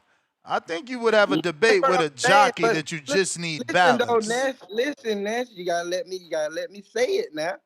Like it's a difference between training and breaking the horse. Like you actually, because a horse is strong as fuck, so you're gonna need a kind of bit of physical presence, and you gotta be able to do things with the horse. But as far as just Hey, yo, riding the breaking horse, news, bruh. Breaking news. They really selling this fight. I love it, man. Let me show y'all this shit. and then with golf, like golf is They really crazy. did gamble like this, bro. They got my man Crawford knocking his head off and sending it into outer space. Shout out to Golf is AI, definitely man. crazy. Cause with golf, like that's crazy. Cause Steph Curry fire at golf, but he's a way better athlete than than Canelo because Steph Curry runs around the fucking basketball court for 48 minutes, chunking up shots with his legs getting tired. You know, golf, you're just fucking standing there hitting the ball. You know, it ain't no Shiny Suits, skills you to golf. hating on my boy Shiny Suits? You think I don't No know those skills to golf. subliminals you taking? Yeah, so About that's to crazy shoot too, your man. Because ass. you was like, well, one of the dude comments, he was like, one says, I think one you read the comment, the dude was like, one goes fishing and then the other one makes babies. Like, how you gonna bring up golf nest, but you degrade the fishing part? What? I ain't degrade fishing? What the fuck? I ain't even bring up fishing. That was somebody's super chat. Oh, okay. Because I was gonna say that's crazy. Like, how the fuck a motherfucker gonna bring up golf? But if I had to say, which required more athleticism, I would say Fishing? Horseback riding is tougher than fucking fishing. No, Man, it's get not. out of here, bro. You sitting on a It's not. bridge Bro, with a you just string, need man. If you don't balance. get the fuck, Bro, do you know and how hard it is if to you ain't reel on in a a bridge, fish? you in If somebody's you ain't, boat. if you don't know how to reel in the fish gonna Hey break yo, the this how line. It big might this be a fight big is. ass Look fish. how big this fight is. They got us debating Like, what's more athletic, fishing or horseback ride. This is hilarious, yo. cause horseback riding, Nez, you say horseback riding. You didn't say training the horse or Homie, breaking the have you horse not in. seen Canelo riding horses? He don't do what you and I do on vacation in Jamaica. That motherfucker out here doing tricks like he was Christopher Reeves before the accident, homie. Like he's a Hey real man, rider. hey man, horseback riding, you can say to the equivalent of riding a fucking dirt Bro, bike. Canelo putting that horse at 12 o'clock like motherfuckers do dirt bikes. You don't understand. You got That's to what I'm watch it. telling you. Like, it ain't hard to ride a dirt bike. Oh man, I'm done with you, man. I don't even ride dirt bikes because I fell trying to do wheelies. You a liar, man. Everything easy to you You now. failed trying to do wheelies. That, Man, you bringing up other but shit. that's You my moving the point, bro. We goalposts. ain't talking about riding Moving the horses regular. goalposts, We ain't bro. talking about You driving said bikes regular. none of that, We man. talking You about just showing said you that riding. dude at it. You only thing you said, you didn't say nothing about putting the horse at 12 o'clock doing tricks on the horse. None of that. All you said was horseback riding. You Yo, gotta shout put out the context 702. with it. 702, you got to call in, man. They trying to downplay With it, horseback man. riding, man. The athleticism it take to be a jockey. You literally not even having your ass on a saddle. Remember that they in a squat position, tuck low, trying to break aerodynamics, man. Y'all wailing. I get it though. Crawford is super bud, man. 11 days away, and all y'all can think of ways of why Crawford is superior. Jin Sase. Hey Ness, how you doing? You hear me? Yes, sir. I think when the Tim Bradley conversation, he wasn't talking about athleticism. He was talking about being the better athlete. So he gave a clear example by showing himself and Pacquiao. He clearly stated that in the Pacquiao fight, he had always seen himself as athletic. He played football. He did all these things. He said, but when he got in the ring with Pacquiao, he realized that Pacquiao was the better athlete. He also gave an example about remember that when he said, yeah, Pacquiao played basketball, like, come on, bro. We talking about Pacquiao played basketball on TV because he's Pacquiao. He wasn't good to play real ball. He wasn't tall enough to play real ball. Like that was his end of that statement, though. It was like, yeah, I realized he was the better athlete. Yo, man, Pacquiao even played ball. People told me. I ain't never seen him, but I heard he shoot. Like, come on, man. No. Yeah, no. I was going to clarify. What he's talking more so about the mindset, and that's why he mentioned Jordan, I agree. Kobe, LeBron. So what he's saying is this: we can all be athletic in a sport, but there are going to be certain individuals who kind of raise the bar. They're special. So he was using the word a better athlete more connected to just being special within the sport. And that's why he used himself as an example by saying he played sports. Timothy Bradley played sports. He always saw himself as athletic, but it was only until he got in the ring with Pacquiao, he realized that Pacquiao was just a better athlete. And I think that's more so about the mindset and also being able to do Can I counter multiple different things. Go ahead. Okay. Yeah, you can. Go ahead. Okay, so most people are saying that it's not athleticism, that it has to do with skill and who you've been facing, right? Up until that point, had Timothy Bradley fought an A fighter before he fought Pacquiao? Okay. And now Crawford. No. And now Crawford. Up until this point, has he ever fought an A fighter? So what they are going to experience is on a higher level because the dudes in front of them are masters at work. Understood. Okay. I mean, that's a fair point. Cool. That's a fair point. I just wanted to kind of just add that to the conversation, that because the when he mentioned Jordan and Kobe and LeBron, he's talking about the mindset as well of how these individuals are so dedicated to the sport and to the craft and just to the art of competition, period, that overall makes them slightly a little different when it comes to competing in whatever sport that they're in. That's all. I mean, you saw Crawford arguing about the fact that he lost one game in Street Fighter versus the camera guy. I mean, and Tekken. That's a grown man has such a high competitive. It shows edge. competitive nature. It shows competitive nature, but that doesn't mean you're the better athlete. Understood. I mean that's fair. That's fair. I would have to agree with what you said. Tim Bradley's title says Crawford is the better athlete. So my title is who is more of an athlete? Because we're debating him deeming Crawford already the better athlete. But I agree. Point taken. I agree, though. I agree. I just feel like the high school football, high school wrestling, professional boxing, the things we see him doing extracurricular, the slapping of Steven Nelson. Some say it's fake. Some believe it's real. The wrestling of Big Baby.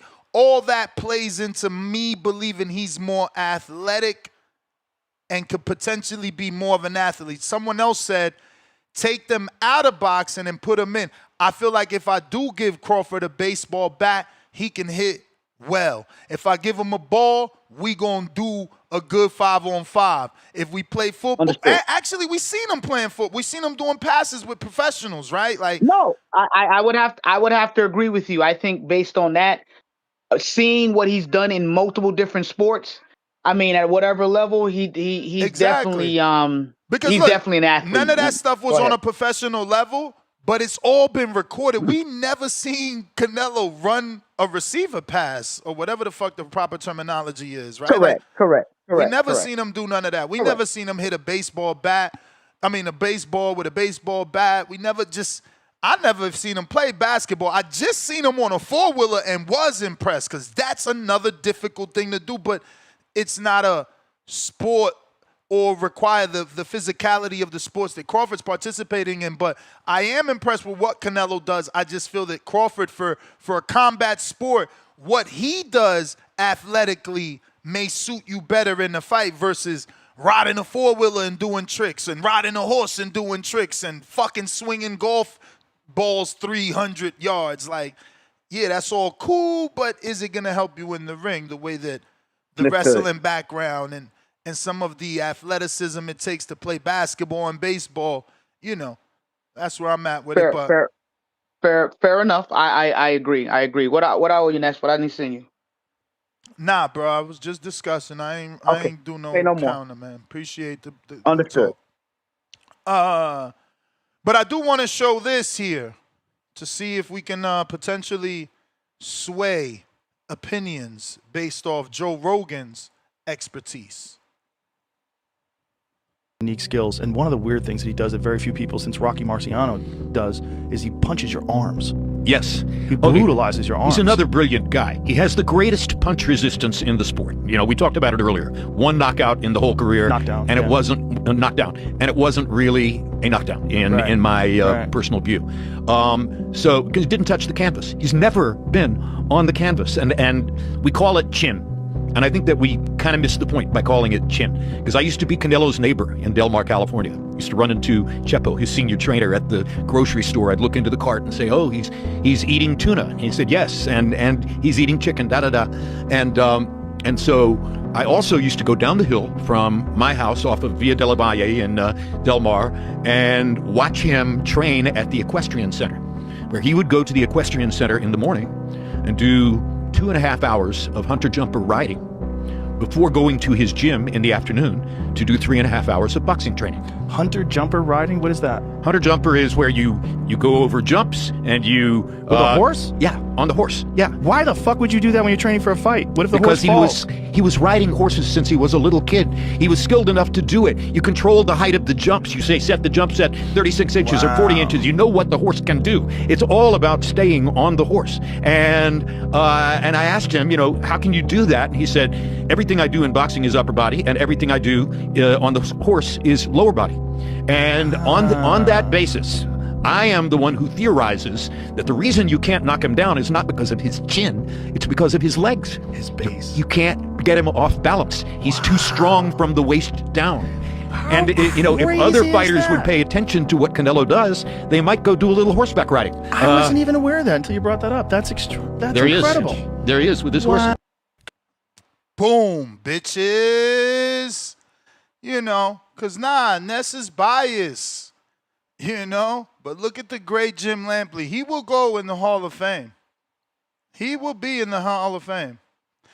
And again, think about the horse jockeys, bro, who have to keep that leg at a 90-degree angle. Imagine their quad strength. You just don't get it. You dudes are weird, man. Weird, weird, weird. Refuse to assess things. Oh, wow. Shots fired. That's what you're doing, Mitty? That's what you're doing? Bro, don't forget the CYP had you on the list, bro. You was on the list. You was on the list, bro. Carter, are you there? You got to unmute, bro, or you got to jump out for me to get back to you.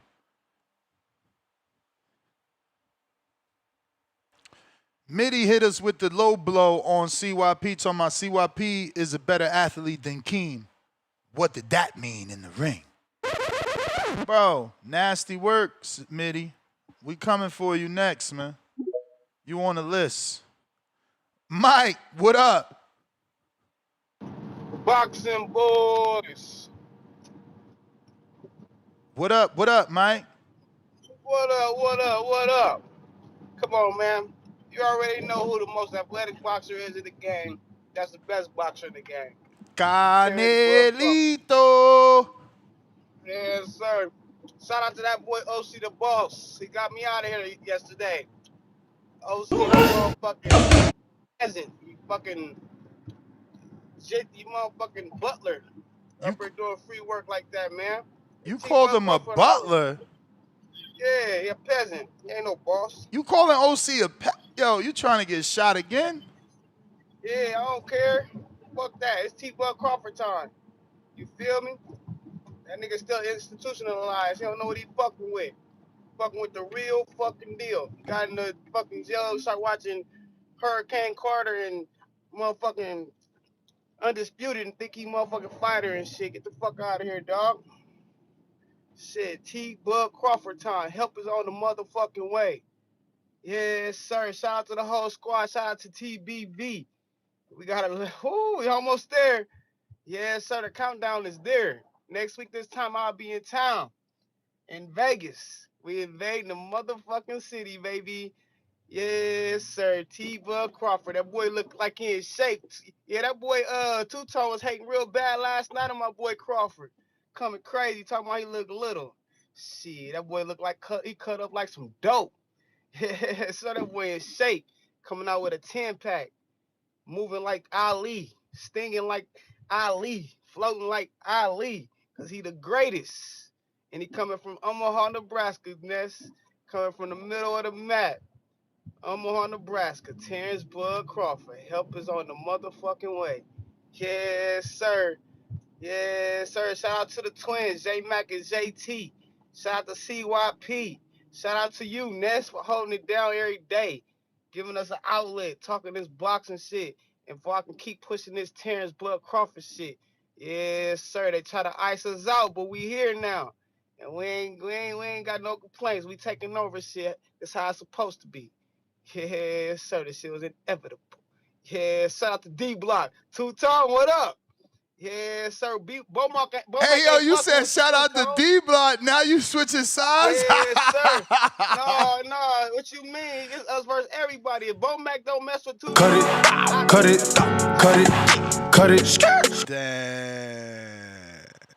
Damn. Help is on the way. See ya, Mike. And that's courtesy of OC Dibos.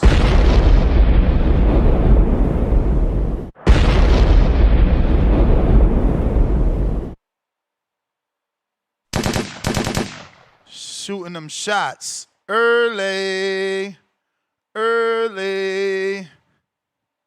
We going to Davidian.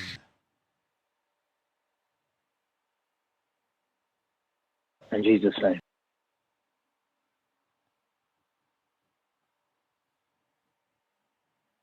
Yeah. We hear you. Yeah. What's good, Ness? What up? How you doing? Man, I'm just ready to see the fight, man. I mean, I'd say technically it would be Crawford. Well, I don't know. They both are good athletes, but obviously the slight edge.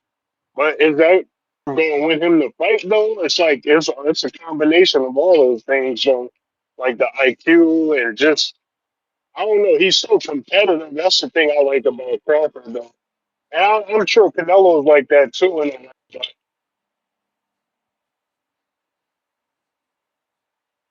Did we lose you, But Champ? yeah, Oh, you back. my fault. Did I cut out? Yeah, kinda. China, can you hear me now? Yeah. You sound a bit muffled though.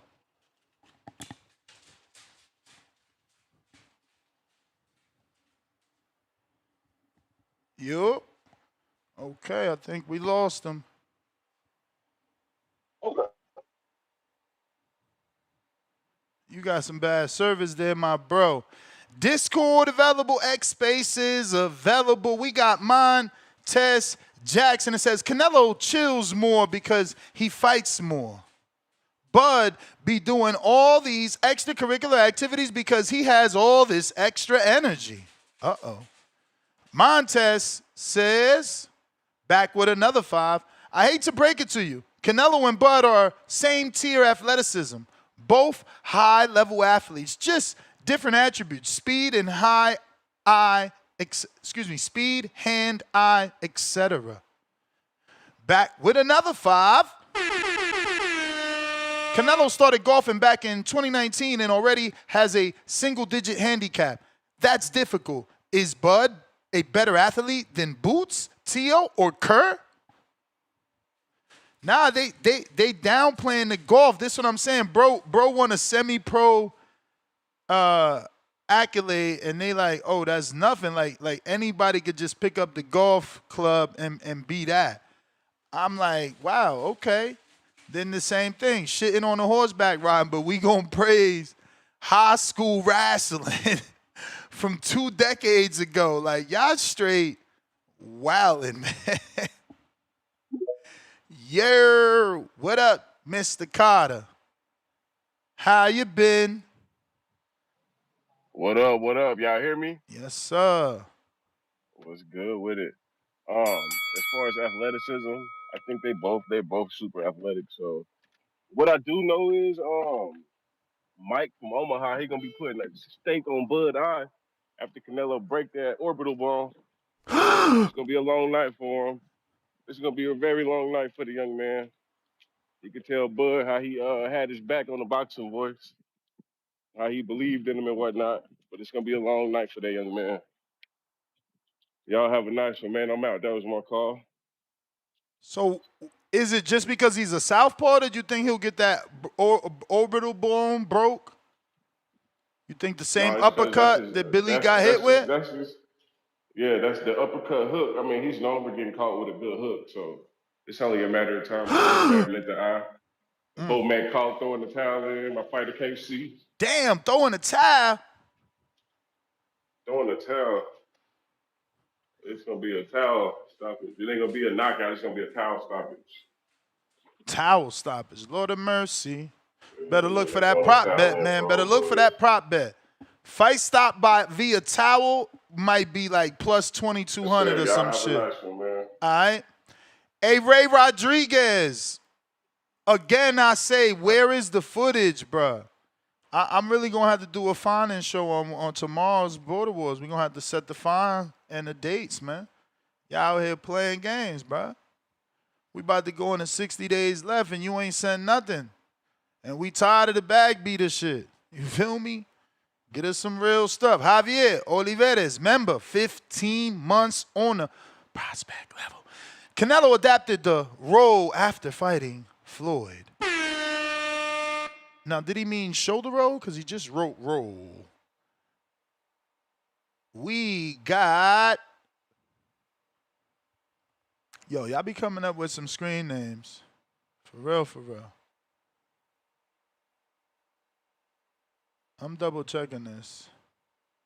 That's really his name. Dark-skinned German with the $2 super chat. 4 years ago, Nello, 2025. Bud, higher punch output plus IQ. Oh, so you saying you would have picked Nello 4 years ago? Okay. Bebe Joker, will Boots be at the weigh-ins with Nello? Man, that'll be interesting. JX V88, $5 pound for pound, number 3 in the chat. Crying out loud. So I can beat Nello if I play baseball, basketball, bowling, wrestling, a chess champion, arm wrestling champ, not hot dog eating champ. Y'all disrespectful. Yeah, but they just showing that he does all of that. All of that outside of being great at boxing. That's all they saying. Ray Savage back with a $20 super chat. Drop a bomb for the dub.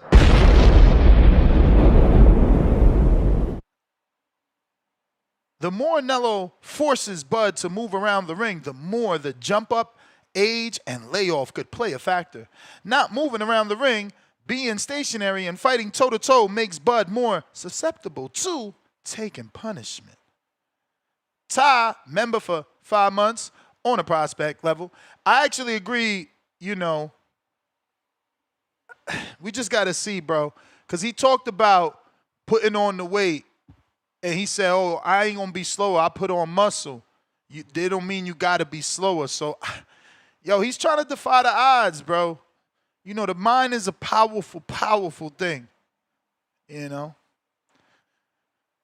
Ty, member for 5 months on a prospect level. Nest, check XDMs. Got a short on horseback riding.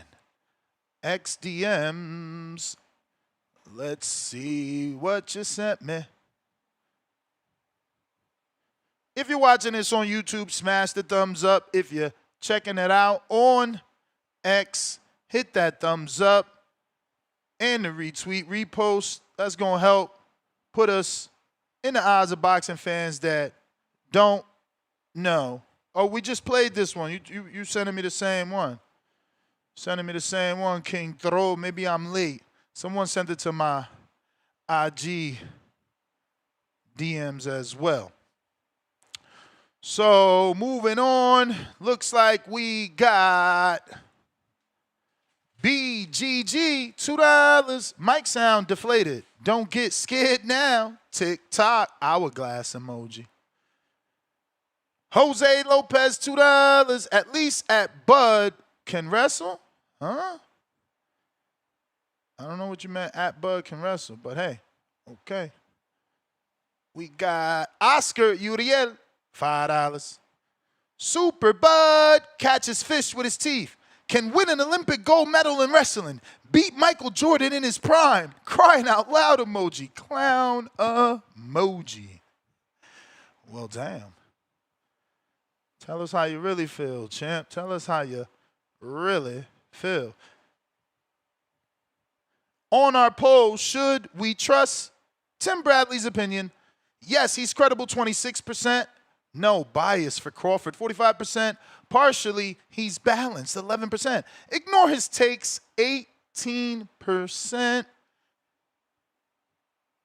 We got JXV88 back with another $2. Talk yo ish, OC. You the only sane one in the chat.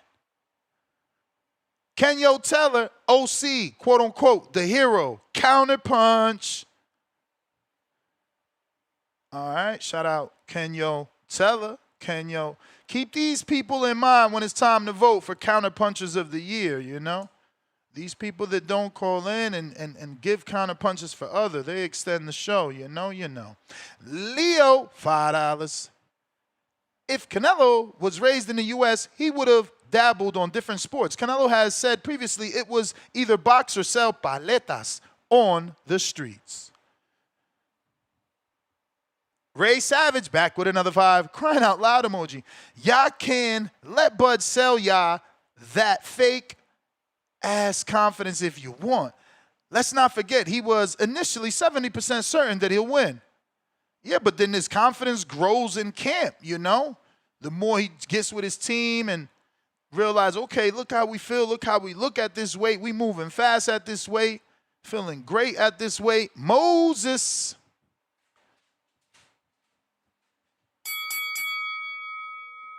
Shit, you hear me? Yes, sir. Oh, what's up, Ness? Shit, I've been listening to you since Ringside Robbie days, bro. It's real good to get on finally. Salute, champ. Shout out to you. Right on. All right, so just on the athleticism tip, I happened to move from Jersey to Colorado some years ago, so I now know a thing or two about horse riding. My daughter rides horses, my people ride horses and shit. I'm gonna tell you right on. Horse riding is an athletic thing, but I ain't heard anybody talk about Bud deadlifting more than 2 times his body weight, which is a crazy athletic thing to do. Someone spoke about it today specifically. All right, I hopped on late then. My bad. But yeah, man, like, and then running up a mountain the same week, like the demand that puts on the body, on a neurological level is insane, man. That's a level of athleticism that's elite. Like most humans can't do that. All right, that's my call. Peace. All right. Short and sweet. Ringside Robbie days, man. Salute. Hopefully Ringside Robbie is well and still out there doing his thing, man. We don't have a phone line, so we'll never be able to hear unless he's figured it out with the, broadband services and things of that nature. We got a Robbie, 619 member for 8 months on a prospect level, selling us snake oil, saying Bud will beat up Canelo. Elijah, what up?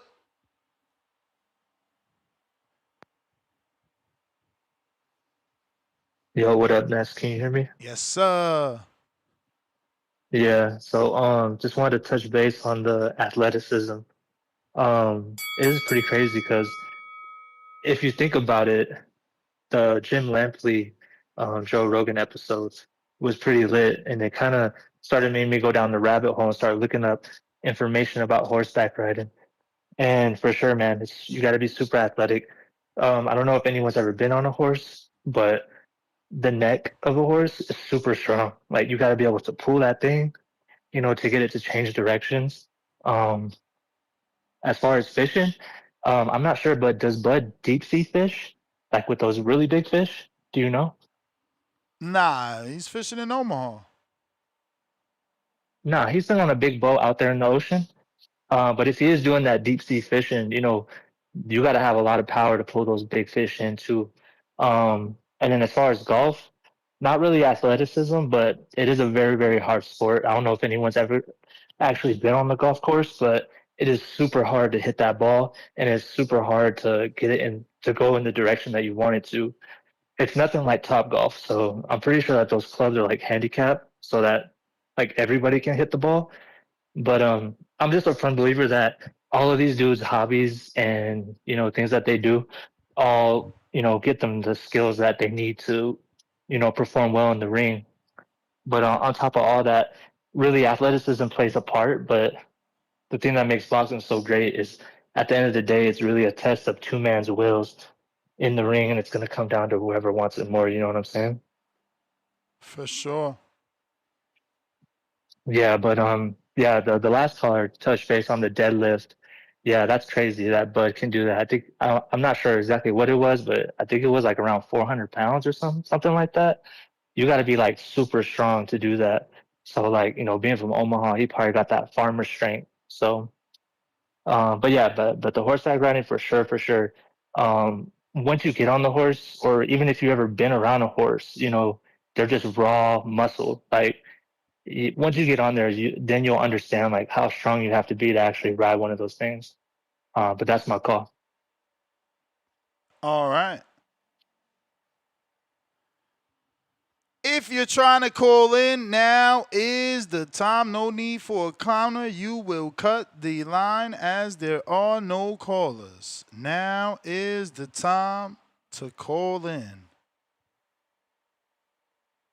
Discord available. X Spaces also available. And if you're on X, go ahead and hit that retweet, repost. Khaled, what up? Yo, Ness. What up? What up? Salute. Real quick, as far as the athleticism is concerned, it's like hard to really say that point for me. I mean, because the caller made a great point about things that Nello does with horseback riding and golfing. Bud with his wrestling background. So I think that they're both just great athletes, and that's why they're even able to compete at the high levels in the sport that they have. So I think that they're both great athletes. I don't really have the analytics or like the measurements to like measure out who's better. I do want to comment on like the show yesterday. I just want to say this little piece. So an adjustment Nello tried to make, because I rewatched that fight. In the fourth round, he got on the ropes, tried to bait Beaver in, tried to maybe counter him or something like that. That was one adjustment that he made. However, I think this is a more crucial point. When you're 5'7.5", there is no adjustment you can make against a light heavyweight. The adjustment is don't take your low ass up to fucking light heavyweight no more, because you can't hurt nobody. And Bevo is one of the best fighters in the world. And that was the Bevo that hadn't had 24 rounds with fucking Arthur Beterbiev. So there's nothing you can do with no fucking Bevo or any light heavyweight. Even with the fucking Kovalev shit, if I'm gonna get that context, that wasn't the Andre Ward Kovalev.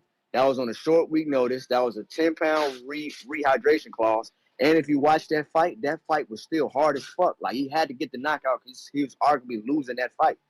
But we credit him for it, and it was a great performance by him because he had to display a whole lot of skill in that fight. But bro, there's no adjustment to make. What you gonna? I mean, you're gonna try to run Beeble in the shots. Beeble don't fight like that. You can't run Beeble in the shit. You can't try to counter. Beeble will stand behind a good jab. He had great feet. Ayo, bro, don't bring your little ass up here. It's not. Once you find a guy that has a good jab and he's an Olympian pound for pound guy, there are no adjustments. Only so much you can do with the size. Like, just the sheer size won't allow you to make no adjustment. So, yeah, bro, that was a bad matchup for you anyway. Beeble, big as shit, one of the best fighters in the world, just beat Arthur Beterbiev twice. Like that, no adjustments you can make, bro. Take your little ass back down there. You shouldn't be up here. And that's what I feel about the Terence Crawford shit. Like, hey, bro, ain't no adjustments you can make up here. You're just not supposed to be up here. Period. It's like weight classes. Like, the skill set only take you so far.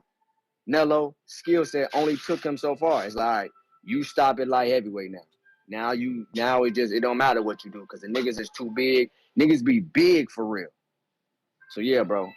Like I said, the fourth round, he tried to do something, didn't really work. He tried to sit on the ropes, maybe count him, run him in the shots. He was trying to count him throughout. You know what I'm saying? Like, maybe you could say go to the body, but hey, yo, you're nothing you're doing is hurting him.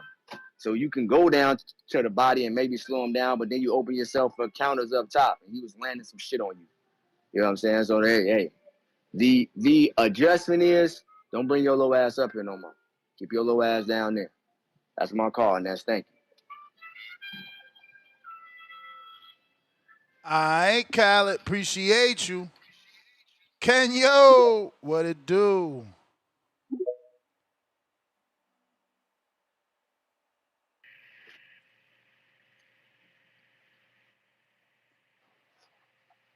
Kenyo, what up? What up, bro?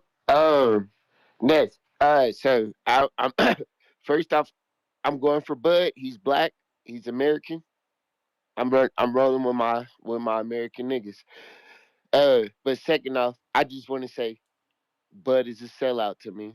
What? The nigga said Earl. Yeah, that nigga You said Earl's not a suck. Hall of Famer. He said Earl's not a Hall of Famer. The nigga ran with Top Rank over PBC. That was the first nigga to sign up with Turkey and hold hands with him. Let's Bro, but look at all the money he brought to African American fight. His cards was loaded with minorities. Oh, well, he I'm gets talking about credit for after that. holding the hand, he put people on.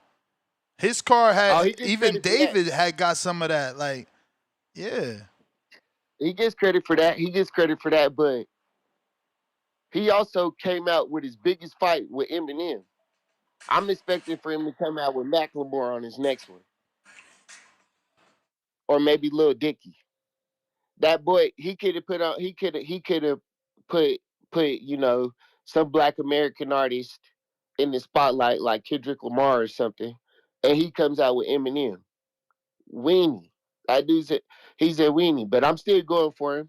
I'm hoping that he gets his dub for the Bro, USA. Eminem reached out, bro. Eminem the one jumped in his comment section. Tell Kendrick jump in the comment section and show that love. Yeah, Kendrick's kind of similar to him. Kendrick only shows love to his people too. All right, well, how we gonna But get mad that M jumped in the well, it comment didn't have to be section? Kendrick. It didn't have to be Kendrick though. But I'm like, bro, you come out in your biggest fight of your career after a dude.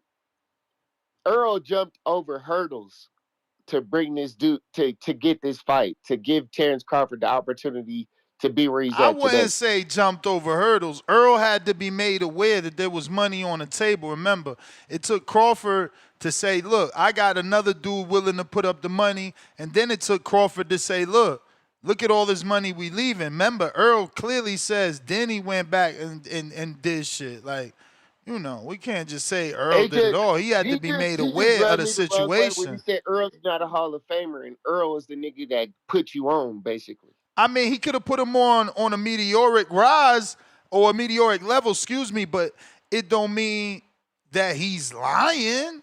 Like, homie, he only participated in one division. Like, yeah, maybe he get there, but it ain't a shoe-in. It ain't like Miguel Cotto, first ballot. It ain't like Canelo, first ballot. It ain't like Bud, first ballot. We don't No, know. I'm Remember, you get definitely voted saying in. Bud's a Hall of Famer. I definitely got Bud as a Hall of Famer for sure. He's a shoe in for the Hall of Fame. But I just feel like his the problem I got with him is I feel like if you're outside of his camp, he don't give you no credit unless you white. You may feel like it's your time. All right, I'm out. All right. But it's not your time. We got Boxing Patron. What's up? That sound good? Perfect. All right, man.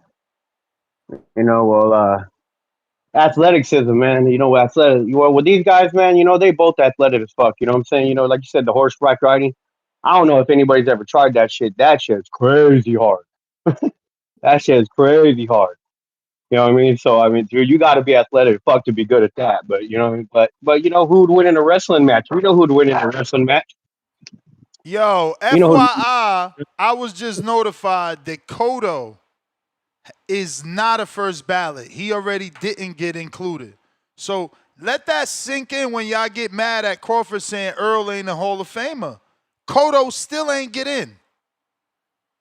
Holy shit! Really? Wow. And that wonders what you got to do to be first ballot. Exactly. Andre Ward was first ballot, I think, right? Yeah, what did Andre? I guess Andre Ward was undefeated, but did he do as many divisions as Cotto did? Cotto is 4 Did he win as many? divisions. Cotto is 4 divisions. Ward is only 2 divisions, but fuck, man. Ward won better world titles, right? He beat champions. Cotto's champions are ass. is he defended the belt versus better people than he won the belt from. And that Kovalev win at the time was huge. You know what I mean? It was very big. You know, especially how he came back in the second fight. You know, and broke him down to the body. You So know, so Cotto yeah. is now in Hall of Fame, but he did not get in on his first induction, on the first try. Yeah. I mean, I don't think it's anything for Bud to say. You know, he's gonna. I mean, for Bud to say Spence ain't a Hall of Famer. You know what I mean? I mean, that's just his opinion. I mean, fuck, you got to have an opinion based on a race. I mean, that's fucked up, man. That's his opinion. You know what I mean? You just got to agree with what everybody else says. I mean, he only, like I said, he only went to one division. And what's Spence's biggest win? Fuck, I can't even think off the top of my head. What's his, like, his biggest win is fucking Ugas? I mean, I don't know. I guess you would say Porter, huh? Porter at the time would be his biggest win. You know, they never got that Thurman fight, so that would probably would have been bigger. But I mean, that's his opinion, man. He can have his opinion. He ain't got to have it based on a race, man. That's kind of cold to do that to somebody. But but like I said, athletic, man. That they're both athletic guys. You know what I mean? Who would win in certain things? You know, we ain't never seen him swing a baseball bat. We know he probably, we ain't never seen Canelo shoot a ball. You know, so I mean, we ain't never seen Bud swing a golf club. I've seen athletic people, man. Let me tell you this. Some of the most athletic people I know swing a golf club and look stupid as fuck. Have you ever seen that, Nest? Ever seen people swing golf clubs? I mean, I don't really watch terrible. golf, so whatever golf I've seen is like a highlight clip, kind of real situation on a. It's just the people I've seen on a play. celebrity. Like I've never watched Tiger Woods play golf in my life. Yeah, I mean, I got into it a while back, man, because the shit is fun, though, man. I got literally talked into going, and once you start playing, man, that shit is fun. I see why people love it so much and get addicted to it, because it is fun. It's a fun thing. You know what I mean? But I mean, everybody sucks at it. It's one of those things, bro, where I don't care how good you are. Everybody sucks at it. I think like 80% of players don't break 100, which is insane. You know what I mean? So it's a tough thing to do. I don't care how much you play, man. You know what I mean? It's a tough thing to be good at. But they're both athletic, man. I wish them all the best, man. I'm glad they're both getting paid, and best man win on 13. That's all. I'm out, man. All right, champ. If you're watching this on YouTube or X video, retweet, repost, hit that thumbs up, hit the notification bell, get notified every time we go live, and subscribe. That's going to help with the visibility of the show. The more numbers, hopefully, the more power and interviews, but I doubt it. I see my man Marco saying even with 2.4 million, he's finding it hard to get certain interviews out here on these interview streets, right? But shout out to everybody that does subscribe and click the notification bell so that they are notified and ready to give their opinion. Catching up on these super chats, looks like we got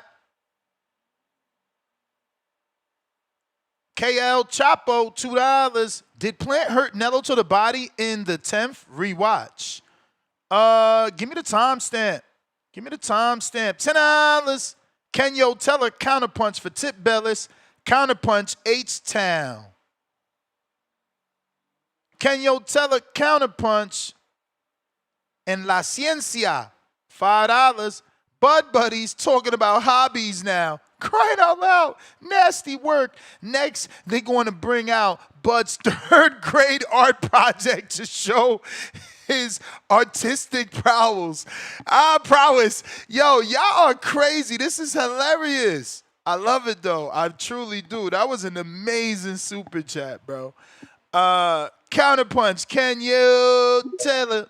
That was hilarious, bro.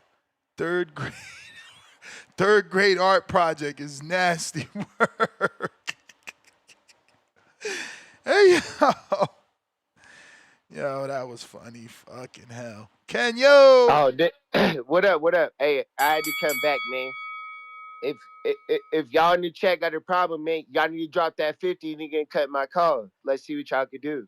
But another thing, I did want to hear H-Town and Tip Bailey's takes on this. maybe CYP's takes on this. But you know, as far as that last caller that said I can't pick Bud based off race, nigga, watch the press conference when Bud gets booed for being black and American because Canelo's a white guy, or closer to white, or whatever they call it. We gonna see, y'all gonna see that nigga's gonna get booed, and then it's gonna be strictly out the fact that he's black. So don't tell me about betting on somebody or going for somebody You because they're allowed black. to pick because you black the same way motherfucking Broadway Joel got an entire channel because he's Dominican, and Puerto Ricans pick Xander and Mexicans pick Canelo. There's nothing wrong with it. Oh yeah, nah, but I mean, I'm just rolling with my guy. The same way I had to roll with Kendrick over Drake. It was like, nigga, you're Canadian. Sorry. Whoa, man. I'm a Drake fan. No, I'll just play. I'm just kidding. But no, hey. Anyway, though, no. But the only reason really, I don't know if Bud can do it is because he's coming up like approximately 3 weight classes, technically 2, because he fought at 154. But like he said it himself, there's weight classes for a reason. So I'm not sure if he's in it for just to get paid, because Charlo kind of went out. Charlo was my guy, and he went out kind of soft. I was like, bro, you got knocked down or whatever one time, and you just didn't put you just kind of just survived after that. And then so I'm like, I'm hoping Bud's not gonna do us like that. Like I'm hoping Bud go out kind of like Devin. At least if he's gonna, like, if you're gonna lose, nigga, at least lose like how Devin went out. Devin went out like a G. Devin was, even with Ryan on PEDs, that boy still got out there and put his hands up.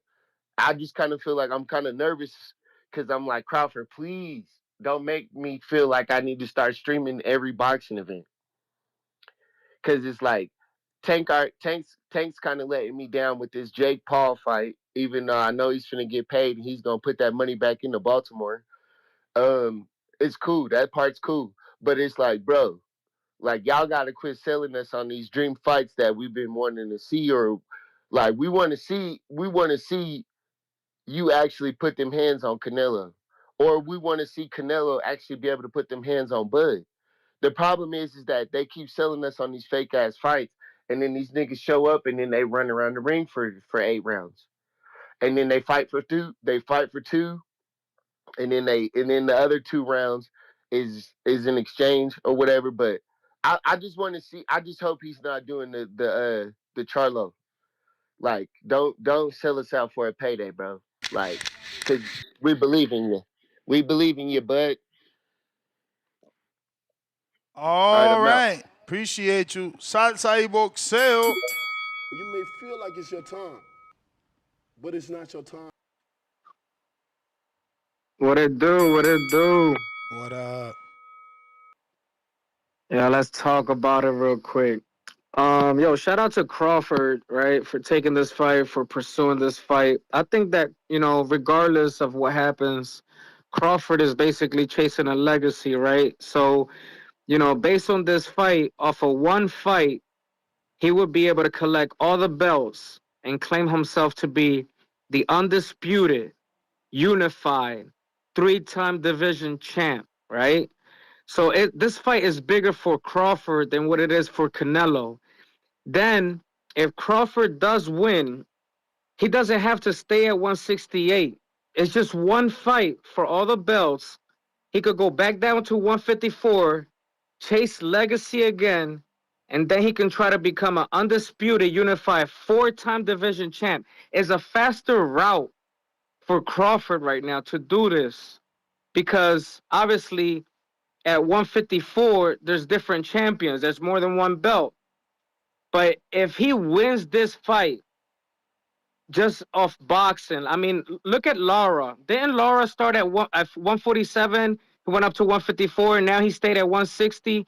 He still has great I'm pretty sure boxing he was reflex. always. I'm pretty sure he was always 54. 54? Yeah. Okay, well, he stayed at 160, and he still has great fast reflexes. So weight may not be an issue for Crawford. You know what I'm saying? I feel like Andre Ward maybe should have been called into camp. That would have been a good help for Crawford. I feel like, just to take, some punches, even though like but blocking, you know what I'm saying? Just working on defense. Nothing out, no crazy sparring, no hardcore sparring. But yeah, man, I look for him to stab the body, move around around the ring for 8 rounds, use his footwork, sharp reflexes, test out the body, man, and try to outbox Canelo. That's what the best thing he could do, and then try to get that victory by unanimous decision. That's my call, man. All Oh right. yeah, as far as the music goes, man, we want to see LL Cool J come out, the best rapper of all time, and have him perform Mama said knock you out. That's what we need, man. That's my call. All right. All right.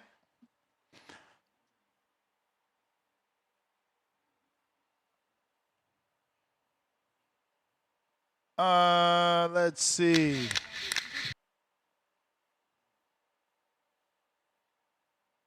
Discord available. X Spaces available. El Consejero. You may feel like it's your time, but it's not your time. Hey, next morning. Yo. A little under the weather, but I'm trying to do this call. Yeah, I'm definitely going for Canelo, but I would say Bud is for sure more athletic. I know you don't watch football, Ness, but have you heard of the NFL Combine? No. So it's pretty much for all the college football players. They test their athletic ability, right, and see, and obviously teams, each team, a representative from each team is there, right, seeing how they perform during these agility drills, bench press. So I'm kind of curious, and I feel like also I feel like CYP played football, right? He would know. Right, I think Bud for sure is more athletic. He would beat Canelo in every drill at the NFL Combine. So like the main drills, the key drills in the NFL Combine are the 40-yard dash, right? Who can run a 40-yard dash the fastest? I would say Bud would be Canelo in a 40-yard dash. Bench press, another drill is a bench press, right? So you bench press 225 pounds, as many reps as you can, right? And I forget the time length, but it's not that long. I would still give the edge to Bud on the bench press for the NFL Combine. Uh, Another drill they do is the vertical jump, right? Who can jump the highest? I would for sure pick Bud. Um, and, there's cone drills like there's shuttle drills where they test your lateral movement, ability to change direction. Right, I would give all the edge to Bud. So I'd be curious to see if any callers what they think. Right, how would Canelo and Bud do in the NFL Combine? Which is a legit drills to test your athletic ability. Right, but that's to say, right, not in the NFL Combine, a lot of these college football players they test really well, but it still doesn't translate in terms of their as a football player. Right, so that's just kind of one thing, an important thing to point out. But yeah, man, that's my call. Yeah, Bud's for sure more athletic, but come September 13th, Canelo's gonna win decision. I'm out, Ness. I'll keep tuning in. And shout out to you for putting in the work. All right, champ. Shout out to All right. you. Appreciate you calling in. Discord available. X Spaces also available. KL Chapo, $2 timestamp. 039 left in the 10th. Plant Canelo. Let me find that. Wow. We get to the next caller. Mikhail. What it do? What it do? What up? Man, just got down here to the gym, man. I'm gonna have to wait a couple hours to get this work in, man. I'm salty for real, but it's all good. It's all good, man. It's fight week, man. We grinding. We ready to get to work, man. I'm ready. I'm ready for Saturday to be here for sure. Now to the topic, man. It's a crazy thing. Like And I went over it a little bit the other day when I called in a little bit, but like we keep talking about the size and we keep talking about like athleticism. The thing, this is the only advantage that Canelo truly has, is that we know what he looks like at 68, and everything for Bud is an unknown. We don't know. But is that truly an advantage at the end of the day?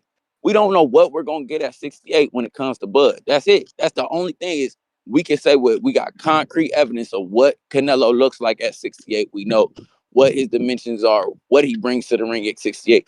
We don't know. We don't know. And Bud he didn't take a tune-up.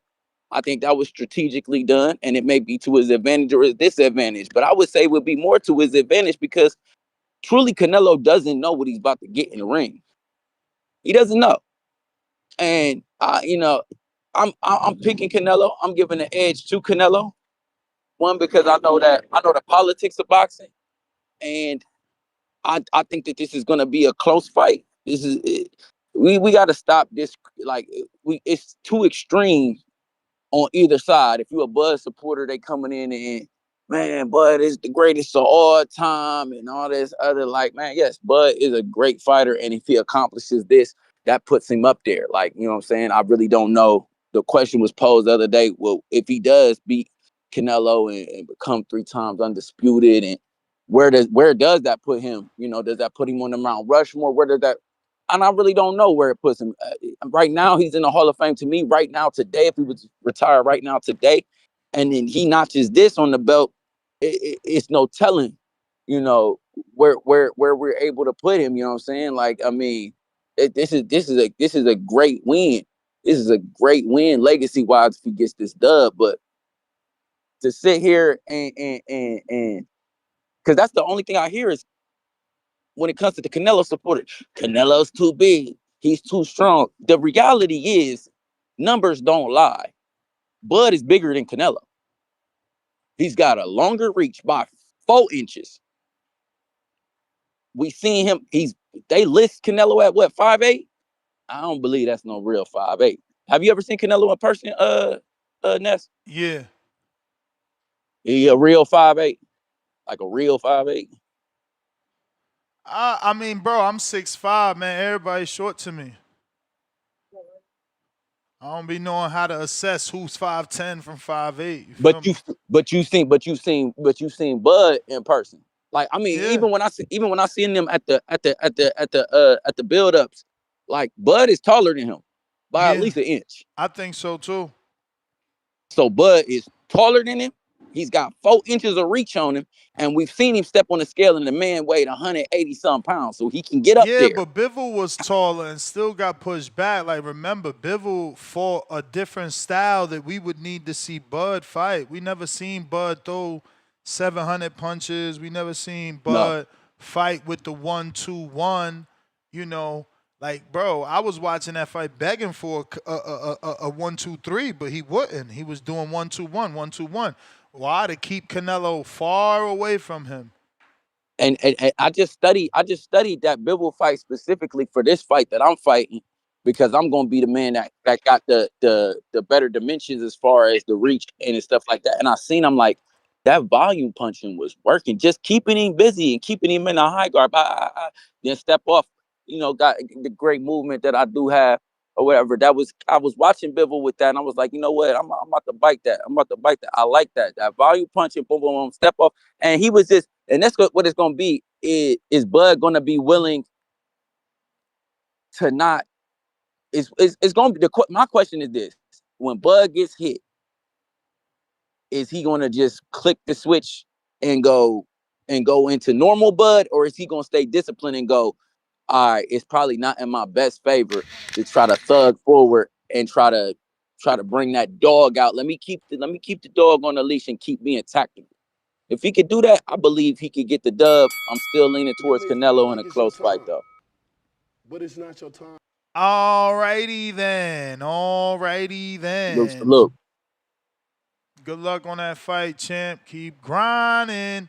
Nas Williams, $5. Standard door is 6'8". That's how you size people up from the door, Ness. Hey. Abigail says she 5'10". Damn, you was tall like my sister. My sister tall too. Damn, 5'10". You throw them heels on you must be single. Cause it's hard to find a man that isn't what do you call it?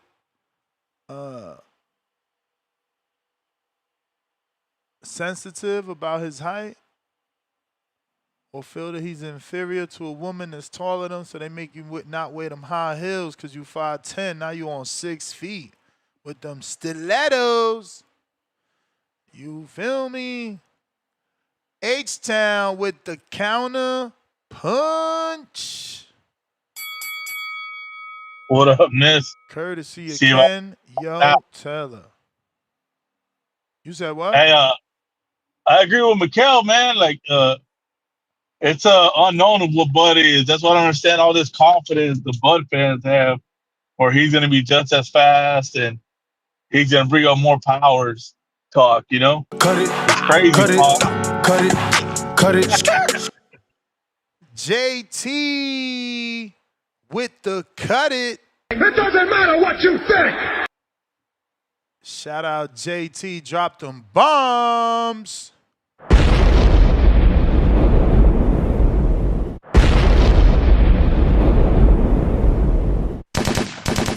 Early shots from JT, man. What is that now? 2 KOs for H-Town 2 days in a row? Lord of mercy. We need that soundbite. Who going? Come on, man. Where Brandon at? Brandon, where you at, man? Where you at? Damn. Oh, Edgar Granados with the bell. He said, bring him back. Let's go. Drop them bombs.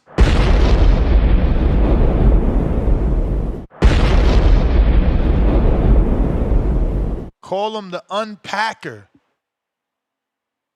Call him the unpacker. We got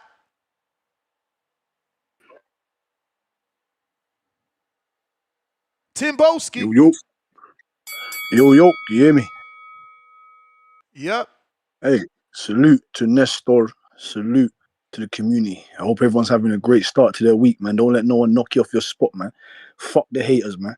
Just stop hating, just appreciate, man. Shout out to South London, you know what I'm saying to you. Like I said, man, great topic that we got here.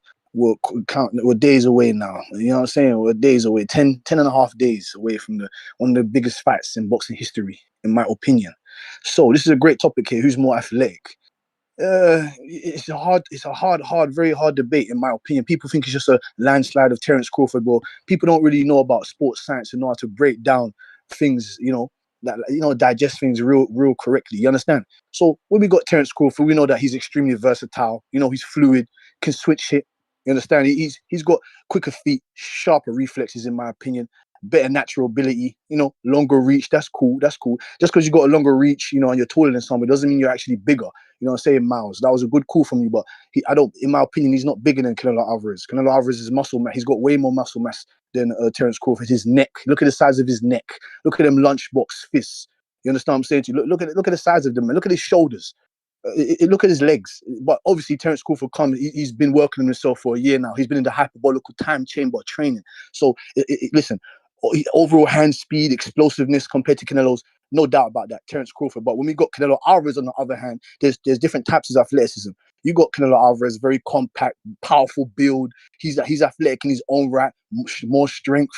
He's more durable, in my opinion. He's got better balance, exceptional head movement, his timing, the way he slips punches in close range. You know what I'm saying? He's very efficient as well, very efficient. Doesn't really rely on raw speed. You know what I'm saying to you? He's very precise. He's explosive in short bursts. You understand? Very explosive in short, compact, confined spaces. In my opinion, not to the fact of the matter like Terence Crawford, but in my opinion, again, Canelo Alvarez better punch resistance. We've seen him in there with the much bigger guys. Like Miles said, we don't know what Terence Crawford. That's the unknown. We don't know if Terence Crawford's going to be a wizard in there, or is he going to cut it. Cut it. Cut me. Pack him up. Pack him up. Get him out of boxing. Pack him up. Get him out of boxing. Kenyo said he was saving that 50 to cut this dude. Drop the bombs for Kenyo Taylor. H-Town, where you at? Where you at?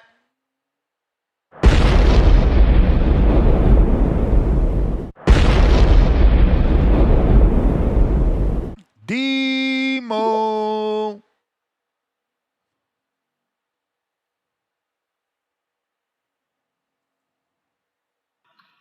Yo, can you hear me? What up? Damn, I knew y'all was gonna come to me as soon as I got busy. Hold on, let me sit down real quick. All right, I'm outside, so I don't know if my signal gonna go out, but if it do, you can skip out. Real quick, shout out to Ness, shout out TVV, everybody in the chat, man. I hope niggas fuck with me, man. I hope they don't cut me. I ain't got cut before, but I don't even really want to put that in there. I shouldn't even said that, but of course, to the topic, I chose A, but I think it's a mix of both because we know Tim is biased, obviously, but then he's telling the truth at the same time. I don't really look like everybody else with all the high school shit, all that. I don't really look like that. Can you still hear me? Perfect.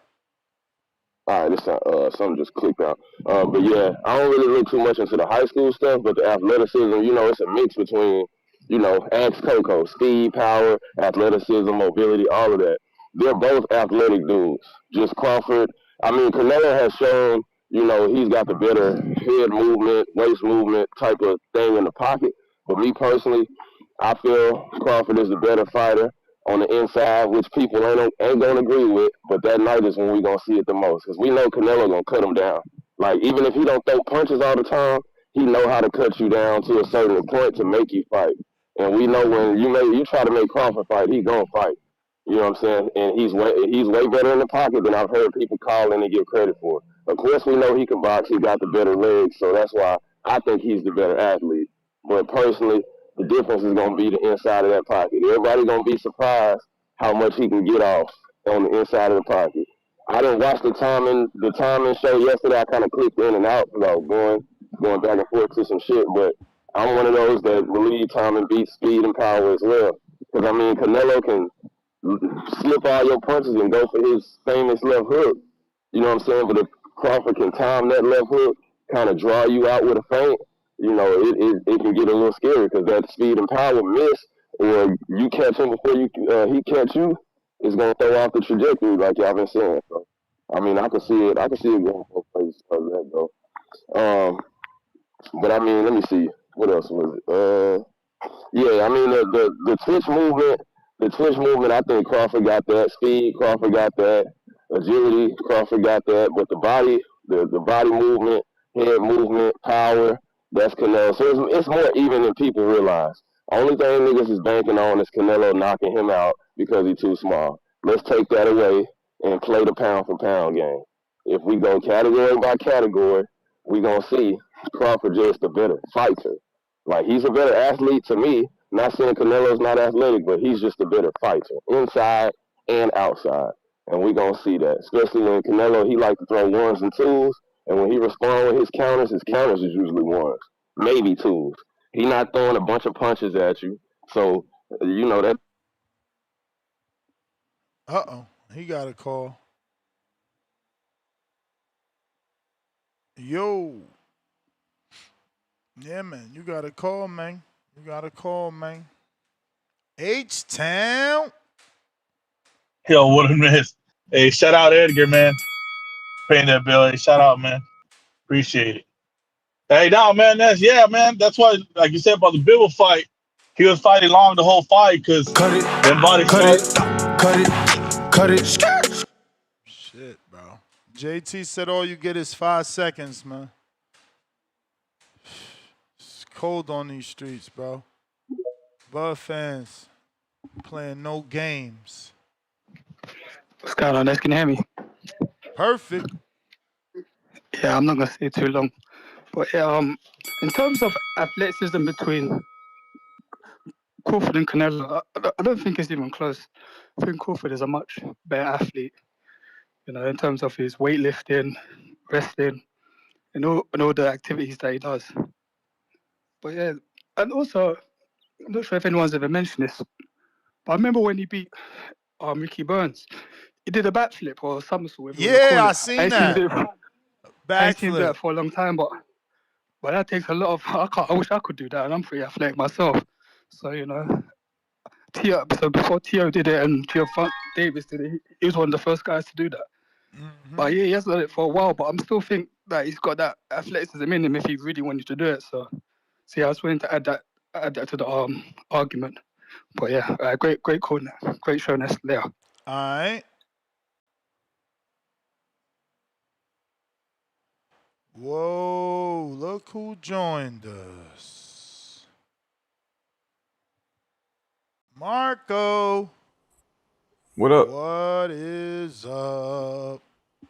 Why does this camera look so shitty? Nah, bro, I see them grays all the way from here. You doing good. So, who do you think is the more supreme athletic beast? The supreme, more athletic? I mean, obviously, Crawford. Why is that? Did you hear? Set. Did you hear your boy Lampley and Joe Nah. Rogan discussing Canelo and his horseback riding? Yes. Oh. Yes, that his base, it gives him a stronger base. I'm glad you caught that one, so I don't have to explain. You don't. So, again, is Crawford still the more athletic fighter? Because the dude jumps on the back of on top of a horse and fucking not Culiacan. Where's he from? Sinaloa? I forget where he's from. Yeah, but that's not. Everybody can't do that. No, I thought isn't that kind of? I don't know. I'm not trying to be like. Don't most people do that? Yo, shit he out said in, like, what? parts? Can most people, bro? Christopher Reeves fucking destroyed his life trying to do that. In certain parts of like that part of Mexico or certain parts of places in other countries, isn't it more common to horseback ride or no? I don't know. So because it's common where he's from, it's not praised as talent? It's just, no, it's talent. That's true. But it's not that is, like for everybody I'm just saying, do you think, how many people, how do I phrase this? Let's just keep it broad. How many people you think could jump on a horse? Yeah, I can't. I'm not qualified to comment. I've been on a horse once. No, I mean, like, me too. I've only gone on a horse once, and that was in Jamaica that I remember. I'm pretty sure I done it as a kid, because I was always in all types of stuff. I did it once in the summer, but yeah, and the horses kept farting, and it was I'm just weird, saying it's not easy to jump on a horse, right? I don't know. What do you think is tougher? Is the wrestling in junior high school show more athleticism? So it's not about more athleticism. It's about what's gonna. Well, the argument is who is the better athlete, because Tim Bradley believes Crawford is the better athlete. That was the title of his video. Right. Crawford is the better athlete. Well, that's what I'm saying. Does going on horseback riding help you more in boxing than wrestling does? I don't think it does. I think boxing would. Wrestling again, would. according to Lampley, who's going in the Hall of Fame before you and I, he said yes because it's all core. It's all core and legs, quads. So obviously it gives him punch resistance. Well, I wouldn't think punch resistance. I would think core and legs would give you punching power, because when you punch, you know what I mean? Both, you but feet, for Lampley and Rogan's conversation, obviously you're right, it's both. But in Lampley's conversation, it was more, that's why he doesn't believe he'll ever be knocked out. Nah, I don't think it gives punch resistance. What about his pro-am accolades in golf? Is everybody fucking golfing these days? He's got a -10 handicap. I don't know what that means. Is golf even... man, I don't even know what that means. I don't see golf. But golf is a sport. It's a skill. But compared to boxing... And it doesn't take athleticism? I don't know. I guess it does, but, like, not much, right? Or am I wrong? Like, But I don't think it takes much. we're comparing what he's doing as an adult to what Crawford did as a child in 8th grade. Mm-hmm. You know, his wrestling was in 8th grade. The football was in high school, and no one said he was the star quarterback, right? Like, what are we Right. really talking about, right? Like, we're comparing Crawford's alleged athleticism from 3 decades. He's 37. 3 decades ago. Hmm. I don't agree that horseback riding increases punch resistance at all. That has nothing to fucking do with it. Now it might increase punch power and your core, yeah, but punch resistance, nah. Golf, golf has a bit of a, you turn your hip, you shift everything. That again could increase power. There's certain mechanics like swinging. I don't really play baseball, but it's kind of the same shit. When you turn, you put your hip into it. Power, but punch resistance, nah, he's wilding out. I don't know, man. He says that base, them legs that he's built up. Punch resistance is like, believe it or not, it is 80% mental. There's always the shots that you don't see that Who get just you. talked about that? It's true. Dudes who are like, I think Bradley in this same video talked about that. He said the same thing, probably, right? Something, yeah, right. I'm pretty sure he says something very similar to that about, taking a punch is a lot to do with mental. Now, I've been in there. Like it's not a coincidence that certain dudes who just don't want to be in there anymore suddenly drop like flies when they don't have a history of getting knocked out. Like, it's not a coincidence. Yeah. So, the better athlete maybe it is Canelo on paper. If he's golfing, he's horseback riding, and Bud isn't doing anything but boxing. Well, Bud is boxing. He's obviously wrestling fucking Jarrell Miller in the street, right?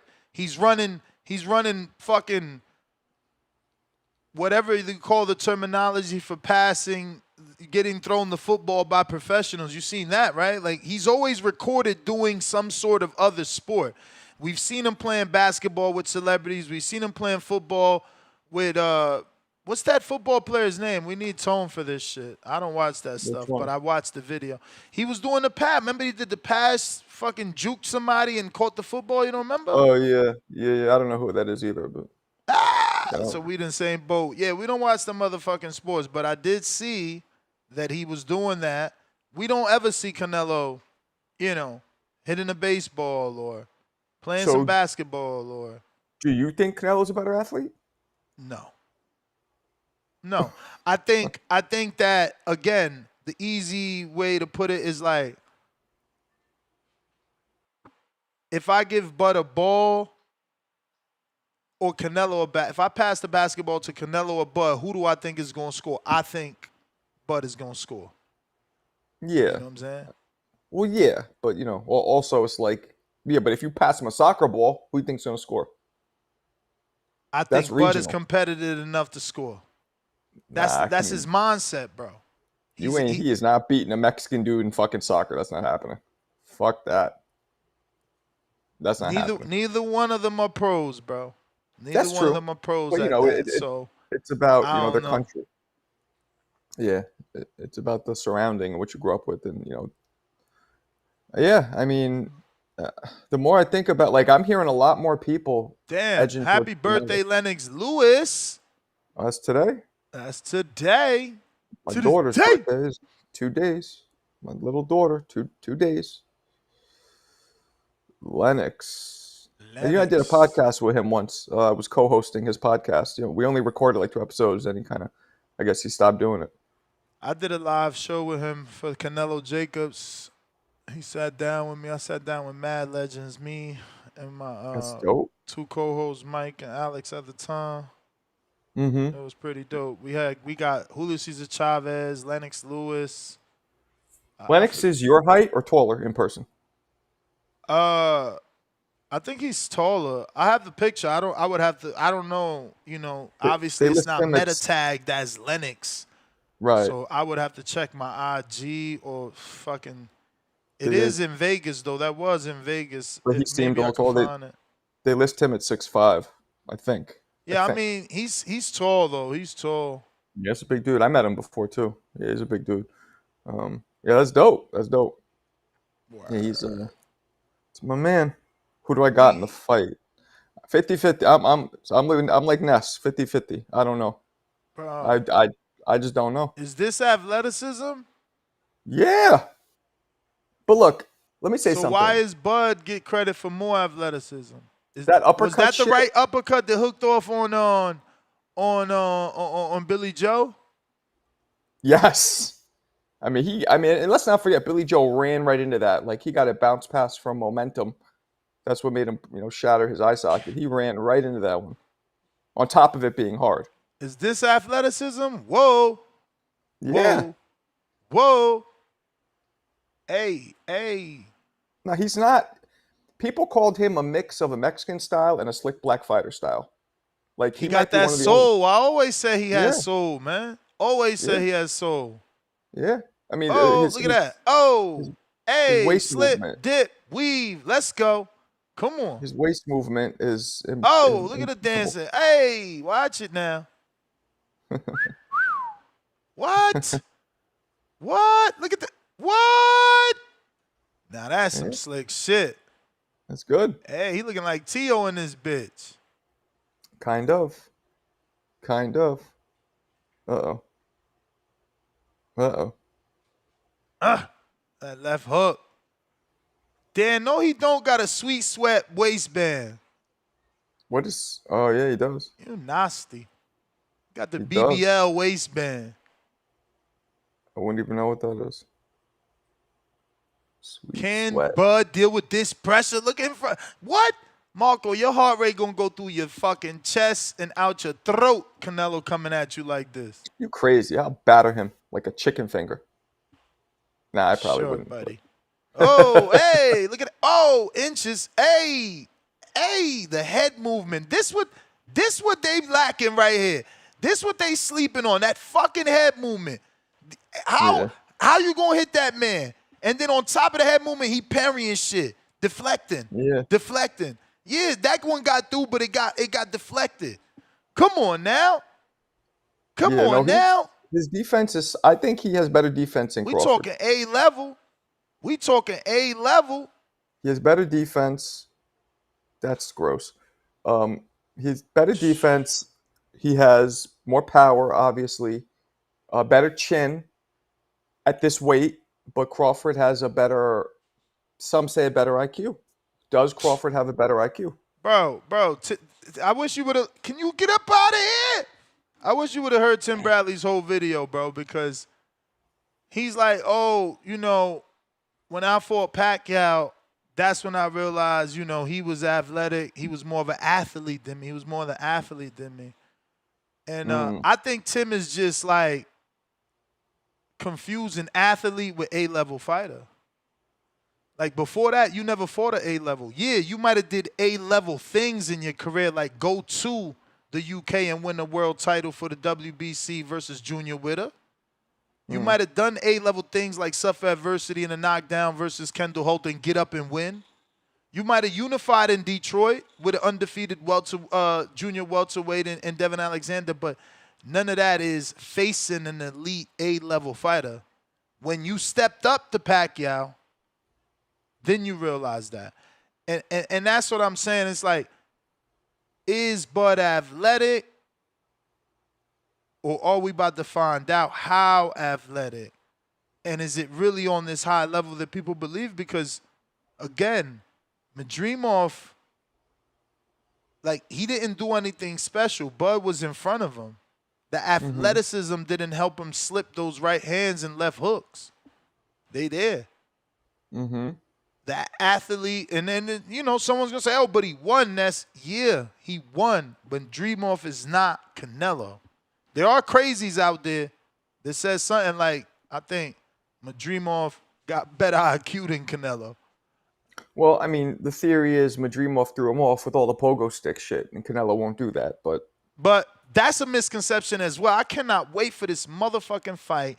Join me at my fight party. It's not really mine. Obviously, the location is hosting it, and we kind of semi-joining them. The fight party is going to be in a private location. Hit me up to get on my reservation. I got a 50 reservation spot. We're going to go over there. What it costs you to get on the reservation comes with 3 tacos, carnitas, chicken, pastor, and asada, and your choice of drink or 2 bottle beers. Let's watch this together because I cannot wait for this one. No special guest, huh? Give us a hint. Who's the special guest? We gotta wait for that. We gotta wait for that. We got a lot of people on the list, man. But Boxing Patron with the counterpunch.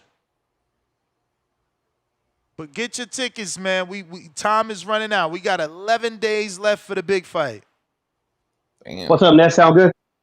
Nah, it's not a semi-joint. Remember, the place has 80 people capacity, and we reserved 50. So there will be 30 other people that reserved their own shit. You feel me?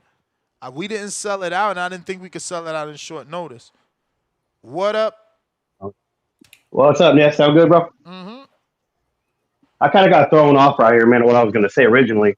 But kind of got back on that horse riding shit again. Hey, the weird thing is, man, every single caller you have right now, bro, in the chat that calls in, Marco, you, everybody, every one of you could shoot a ball. And it might go in, might go out. Right?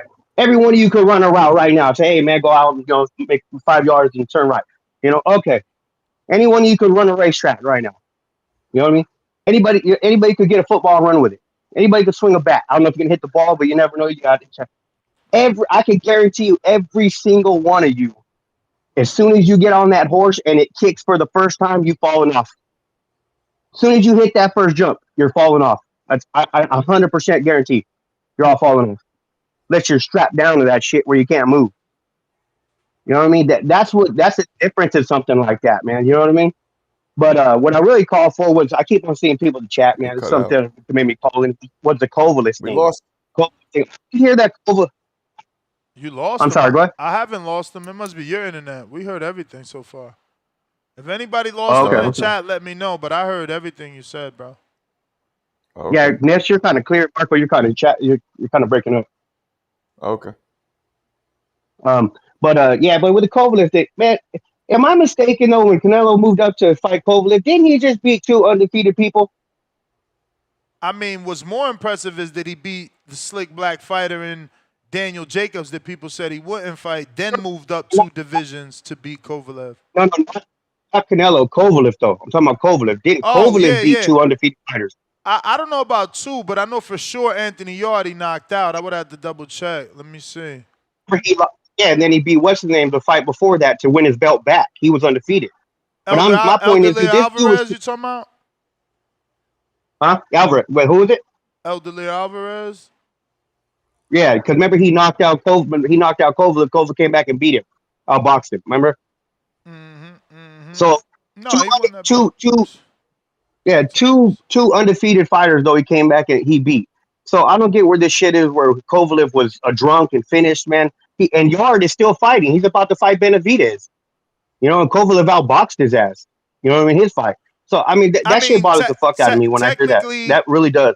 Technically, after that, he hasn't been on a high level. After Canelo, he hasn't been able to get back to the top. He just lost. Yeah, well, how many times did he fight after that? Remember, he took a while. Remember, he took a long break. That's what happens, man, when you get those people when you fight Canelo, man, you get that payday shit. We never seen Billy Joe again either. You know what I mean? You get those fat paydays, man, and then they all disappear. I don't know if it's a beating that got to him. Look at Charlo. Shit, we still haven't seen Charlo again. And he didn't take no massive beating. You get those paydays. I think these dudes get lazy after that, personally. That's just my opinion. You know what I mean? They get those red panties, you know what I'm saying? And they go celebrate, which is cool. Ain't nothing wrong with that. You know what I mean? But the Kovalev thing just bugs me, man. You know what I mean? I mean, the dude beat 2 undefeated fighter. One's just still fighting, gonna fight Benavidez. The dude wasn't washed up. Canelo didn't belong at 175, I didn't believe. But hey, man, he gave a shot at there and he won. You know what I mean? But don't sit there and just say and downgrade a win like that, man. It's just annoying as shit, man. Because either you're too smart of boxing fans to sit there and say that wasn't a good win. He was a drunk. It wasn't no good. He was still a high-level fighter. And I actually did have him beating Canelo at the knockout point. I thought he was outworking Canelo with his jab, and I thought he was doing a good job. You know what I mean? Canelo caught about the hit. That's the bell, player, Himalaya. Hey. Can you tell her? Counter punch.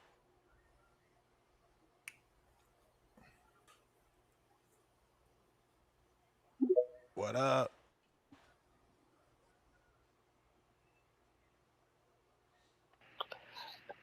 Hey, what up? What up? Hey, I had to come back one time. That's your time. Hey, Ness, Yo.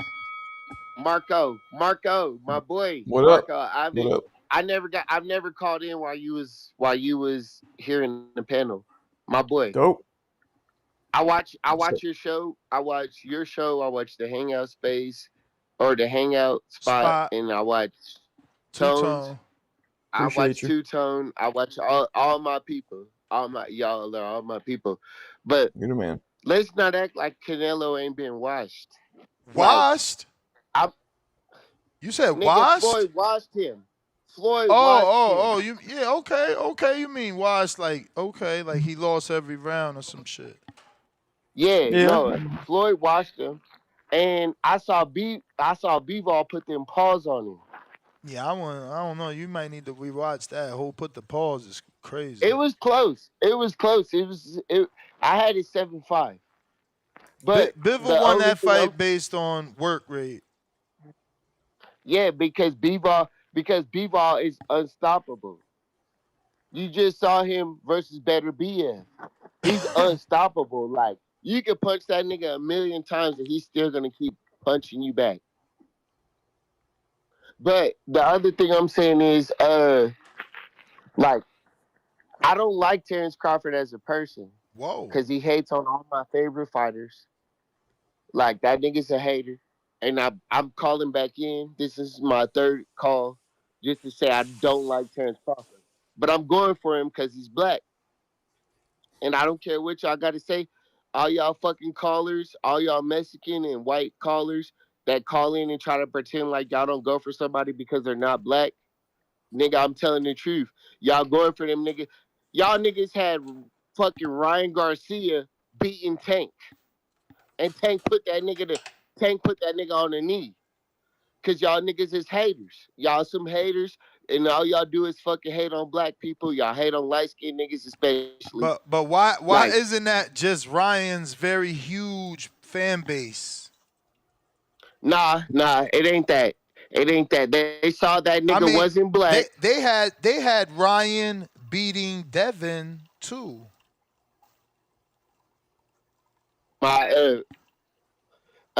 Ryan just got a fan base, man. I don't think he could fit that box.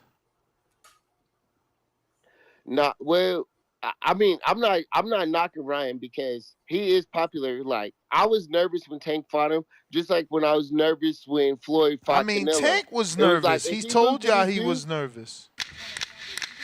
If let me run me one more, man. I'm trying to be like Tip Bayless. If Tank would have lost to Ryan, it would have been detrimental But it's not your time. to the American community. Man, see, y'all be taking it way too far. You never hear Mexicans say, "Man, if we lose to Sugar Ray Leonard, it's gonna be a detriment." Like, come on, man. Because they don't want to say it out loud.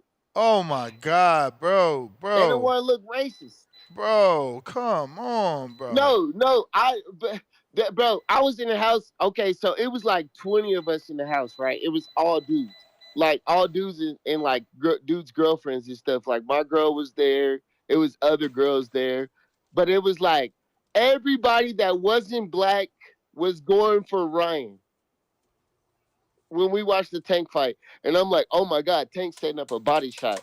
They're like, Tank's not gonna stop Ryan to the body. And then what happened? Tank fucking gave Ryan that body shot and put that nigga out. That Bro, nigga had but to that take again, knee. that don't have I'm anything done. to do with race. That has to do with marketing. Ryan is the one in front of all the celebrities that everyone knows doing body shot challenges. Ryan is the one on mainstream TV. Ryan is the one getting mainstream endorsements by Gatorade and GMC.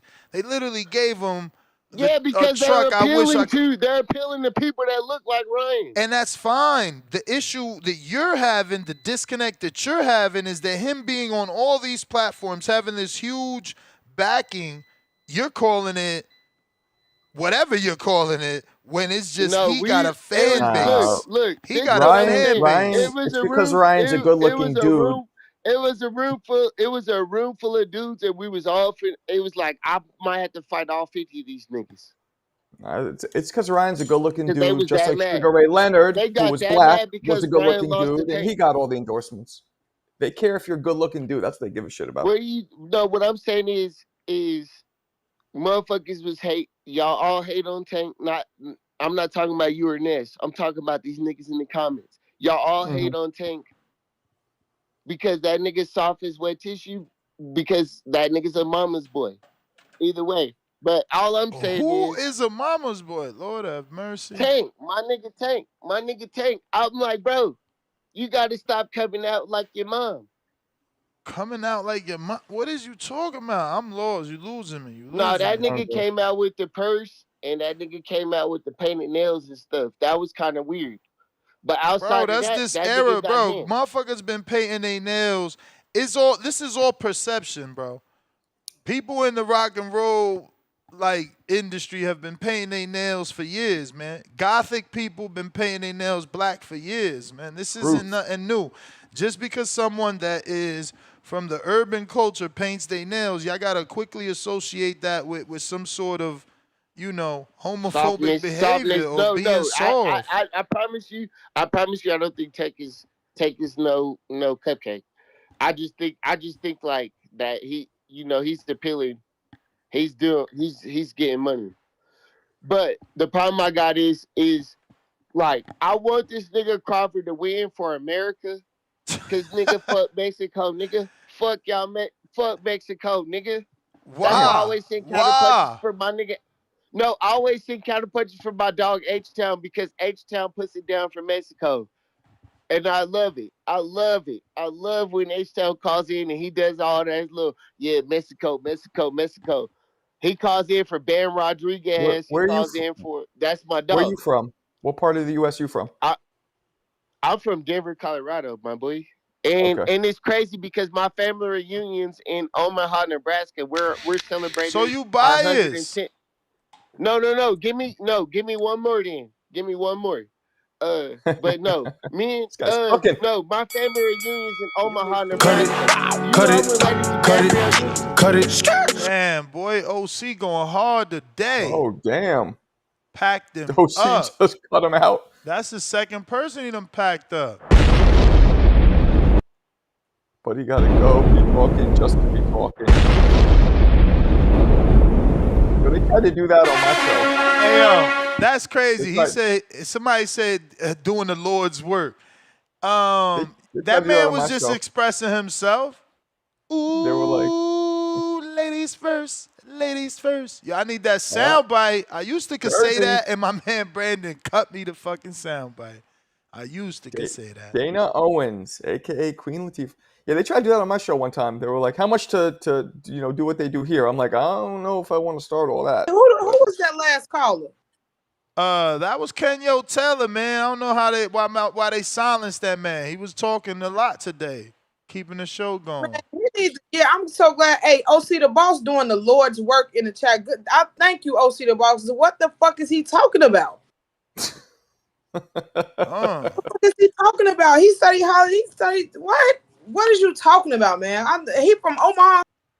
Yep.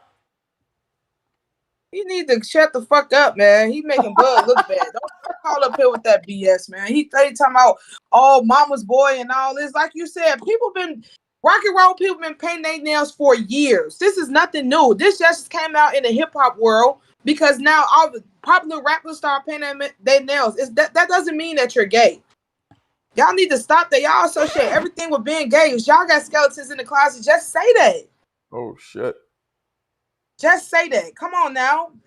Okay, the purse wearing thing, all this, y'all be all on Tank, but y'all don't never say none about none of these fighters who copy Tank style. That same outfit that Tank had on during a press conference with Frank, Belonga had on that same outfit. Those same pants that Tank had on the photo shoot that had sex written all over it, Jake had those same pants on. Tank was the first person who wore it. Y'all never say none about none of how these fighters copy Tank style. Y'all need to cut that shit out. Y'all be mad because the boy is a goddamn trendsetter. Come on now, this not what the topic is about, Tank. The topic is about Canelo and Terence Crawford. Y'all need to cut it out. Y'all always gotta bring up my favorite fighter, bro. Stop hating on him. We about to go make this Jake bag, and once we make this Jake bag, we probably come back and be on y'all favorite fighter's ass. And if we don't, we might fall off to the sunset. So what? The fuck wrong with y'all, man? What was the topic again? Who's the more athletic fighter? I mean, no, who is the better athlete? The better athlete. That's a good topic, Ness. I think I will go with Bud. I think Bud is the better athlete. And I will say this is because Bud is not afraid to be competitive in any sport. When you look at videos of him, he had a with him and Shakur when they were doing ping pong. He was competitive in that, playing spades. He's very competitive. That's what I would say. He's the better athlete. I never seen Canelo do anything but box. I never seen him do anything outside of boxing. Like no videos of him like doing anything. I think I seen him doing some four wheeling, I believe, or a motorcycle. But I think Bud is the better athlete. So you're just Agreed. going to diminish Canelo's hunter jumping horseback riding. I didn't know he played Brokeback Mountain games. That's crazy. As a person from the LGBT, you're not allowed to do that. I'm allowed to do that because I am a person of the community. So I am definitely allowed to call out Brokeback Mountain behavior when I see it. Not true. Meow. Hey, that's my call, fellas. What's up, Marco? What's up, Toya? All right. That's my call, y'all. She's funny. Uh-oh. Star in the building. Yo. What's up, Marco? What's up, Ness? What up? What's up? Man, I'm so glad that Toya called in first because ladies is first. So I appreciate being in good company. And I think it's so funny. I find it's so funny that she be defending her favorite fighter, which she should. So that was cool. And I like her sarcasm as well.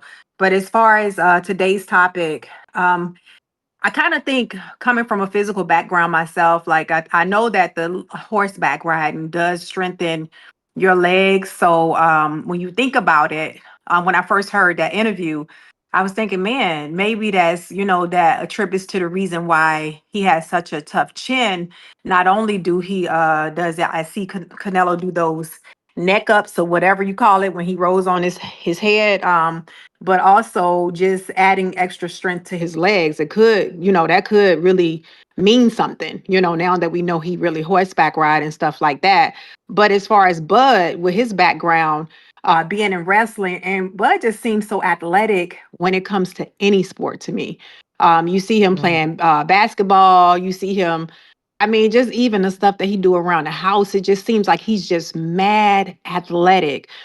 So being able to, wrestle, it does take leg strength too, because of course, to wrestle somebody and to get them to the point where you can pick them up and slam them, I think that takes a lot of leg strength. Plus, I just think overall, like he's athletic, but he's competitive. When you're riding horses, that is pretty much that's more of a leisure thing to me. I don't know if Canelo race horses, but that's more of a leisure thing. So I don't know how much he's like going fast and really, using that leg strength. But I think when Bud does sports, I think he's usually competing.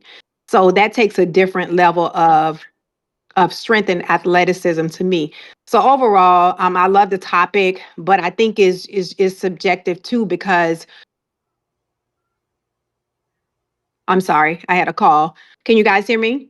Yeah, we got you. Yes. Yeah, I think it's subjective because we really don't know how much strength that actually adds to Canelo's legs. But to have a chin like that, I doubt if just those neck ups is what he's been doing, because I'm sure other boxers have tried that. So we got to think that the horseback riding probably could have added to that. But I just think that Bud is just the overall dog, and whenever he competes athletically, he just do it to the fullest. So I think that makes him the better athlete. Oh, So, shit. that's my take on it. All right. Star, appreciate you. All They We just right, got and a I will be on this evening. I'll be inboxing you in a minute. all right, bet, they bet. just Okay. sent a All right. you just got to pack in one. Is that for her?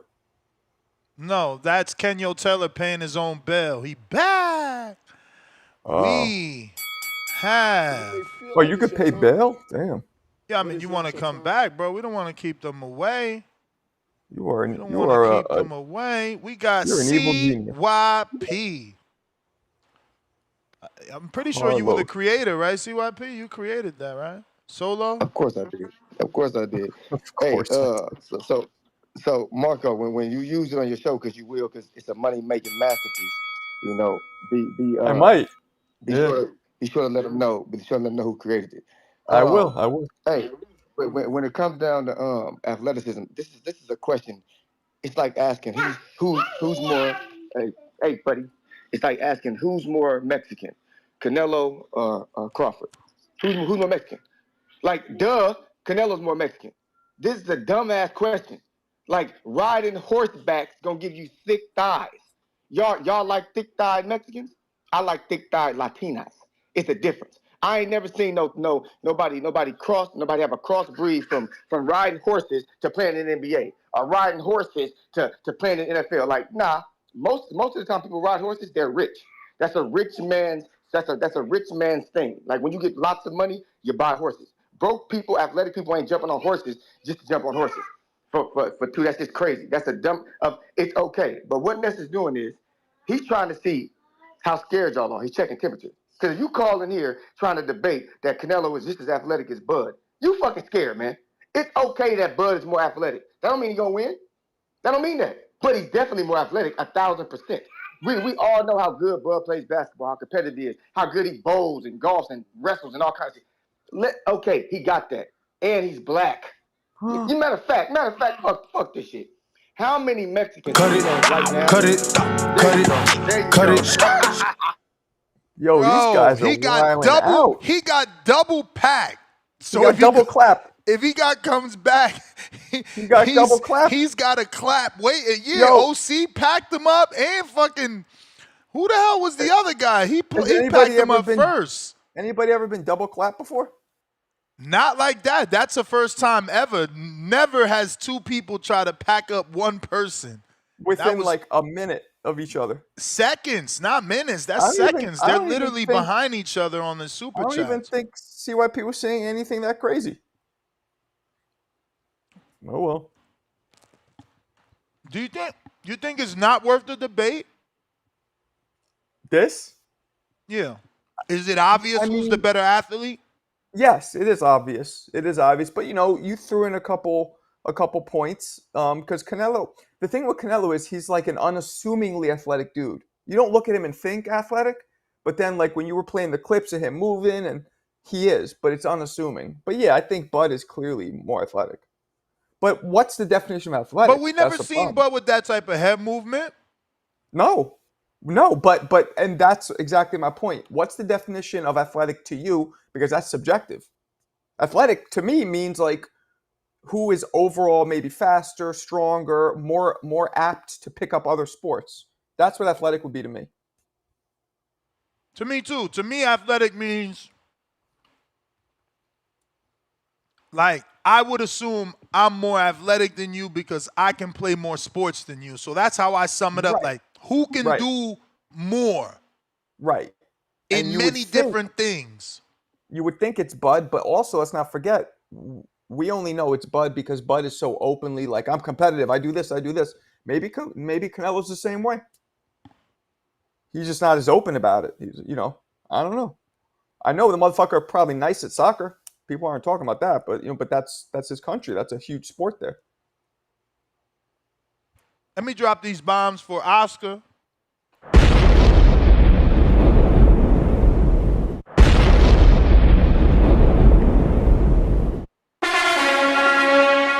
Which is crazy because OC's name is also Oscar, and he dropped some bombs, obviously, with his knockout of did. CYP. And then round one is still on.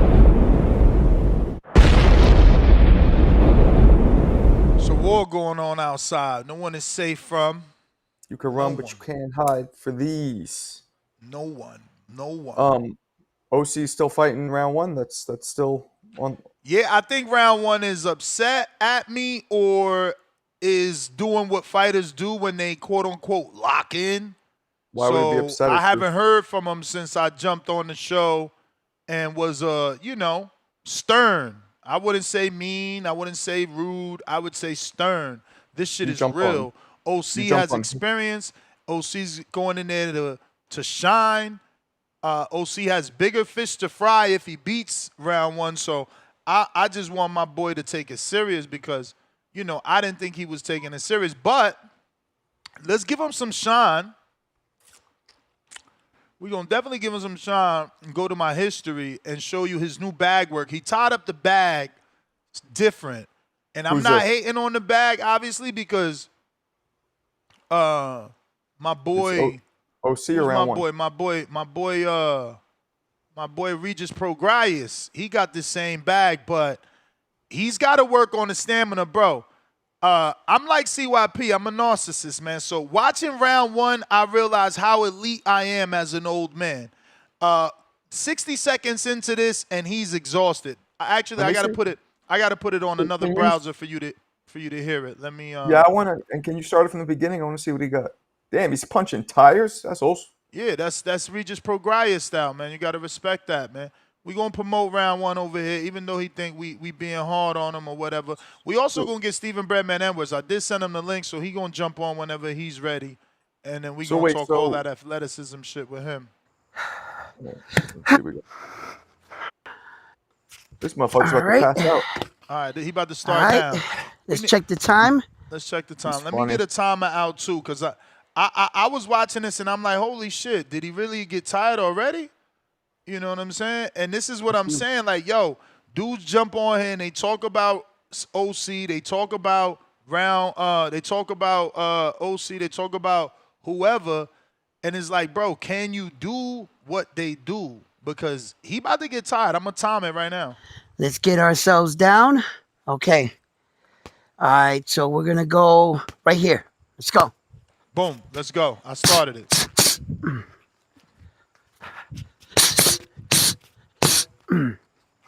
All right, I got some tips for him already.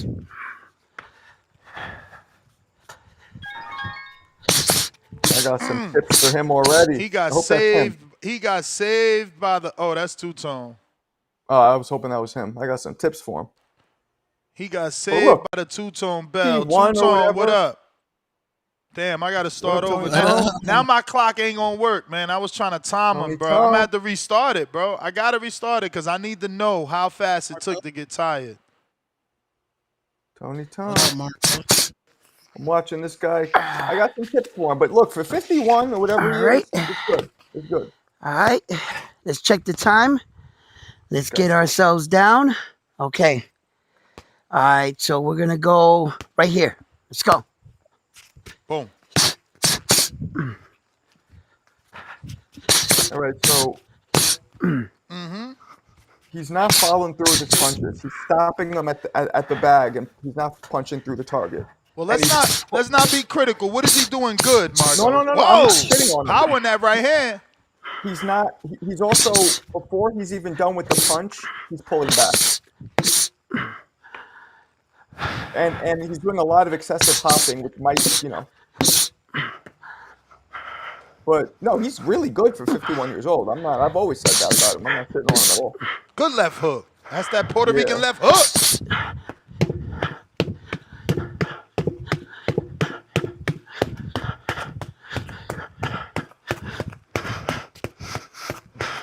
Okay. I like that. That's good endurance builder. I like that. I want to see him throw him harder, though, because that'll build the endurance even more. Throw him as hard as you can. But I like that. That's good. Very good endurance building right there. So, I mean, maybe that's why he's tired. Yo, somebody said, nah, 51? That's right. That's right. Let's go, round one. Nah, he's good for 51, guys. Don't kid yourself. So that's why he's tired, man. He just threw punches like fucking 45 seconds straight. But that's how you do it. He's now he's tired still though. going. He's tired. That's Minute okay. 30. That's Minute okay. 30. He breathing heavy on the first round. Yeah, but he just went 30 plus seconds straight throwing nonstop punches. Let's go round one. Where we at for time? Oh, he stopped Nice. 15 You seconds knew what the early. time He was. stopped. You know it. He stopped 15 seconds early. 2 minutes. Take a minute break. Oh, he's only doing 2 minutes. He's only doing two, and he stopped 15 No. seconds early. Now, Marco, again, I watched this straight through. Bro, he about to pull up a chair for the second round. Good. Watch. It gets bad, huh? Okay. 1 full minute. He should be All doing punches. You know what I'm saying? He should be doing 3 minutes. You know, All right, we I gotta didn't get stop. we gotta get back Yo, to him because we He's got kind of Steven. jacked. This fucking guy makes me look like a twig. Bro, you a twig compared to him, Holmes. I am. It's okay though. I hit harder. Ugh. Oh, I'm about to get stopped. Coach, what's up? Hey, how y'all doing? All good. Listen, I know you pressed for time, so I'm gonna make it sure we don't have too many questions. Obviously, we wanted your expertise. Few things was You yesterday. don't I have had a to bunch of text, man. I trainers. got about 15, 20 minutes. I'm good. Perfect. Yesterday, I texted you about the timing, so I just wanted your thoughts first and foremost on that. And for those that are just tuning in, yesterday's topic was obviously, can Crawford work on timing in the ring, and is the time off, the 13 months, going to affect him for the Canelo fight September 13th? Coach, you said you can work on timing in the gym. Yes, you can. So what do you do specifically to help a fighter work on their timing in the gym and not have that time off affect them? Man, there's so many different drills you could do, but just just simply just reacting and just solving. Like we've turned the mitts or the pads, whatever you want to call them, we've turned this into like this internet sensation where everybody wants to see, these fancy choreographed routines. But the first name of them was the focus mitts, and it's for you to get your timing. And you could just simply show a guy a shot and just see how fast he reacts to the shot that you're showing him. And I'm not talking about choreographed stuff. I'm talking about real fight uh, applicable stuff. You know what I mean? As far as sparring is concerned, you get maybe smaller or faster sparring partners. They kind of, you'll hear a coach say, "I'm trying to get his eyes up. I'm trying to," you know, what that is that's creating a better reaction time where you boxing smaller or faster guys. You'll see a lot of times veteran guys will bring in some outstanding amateurs in the gym because amateurs fight at a different pace, and everything that they do is like reactive and scoring. So you'll see a veteran fighter over 30 bring some younger guys in to keep his eyes up. You know what I mean? It's so much stuff you could do, Ness, but you definitely could get it back. You can get it back in the gym. And rust sets in on everybody differently. Some guys train when they're in camp, when they have a fight. Some guys train all year round. There is a difference. So when you train all year round and boxing is just like your actual job, like you literally work out every single day, the rust doesn't set in as much.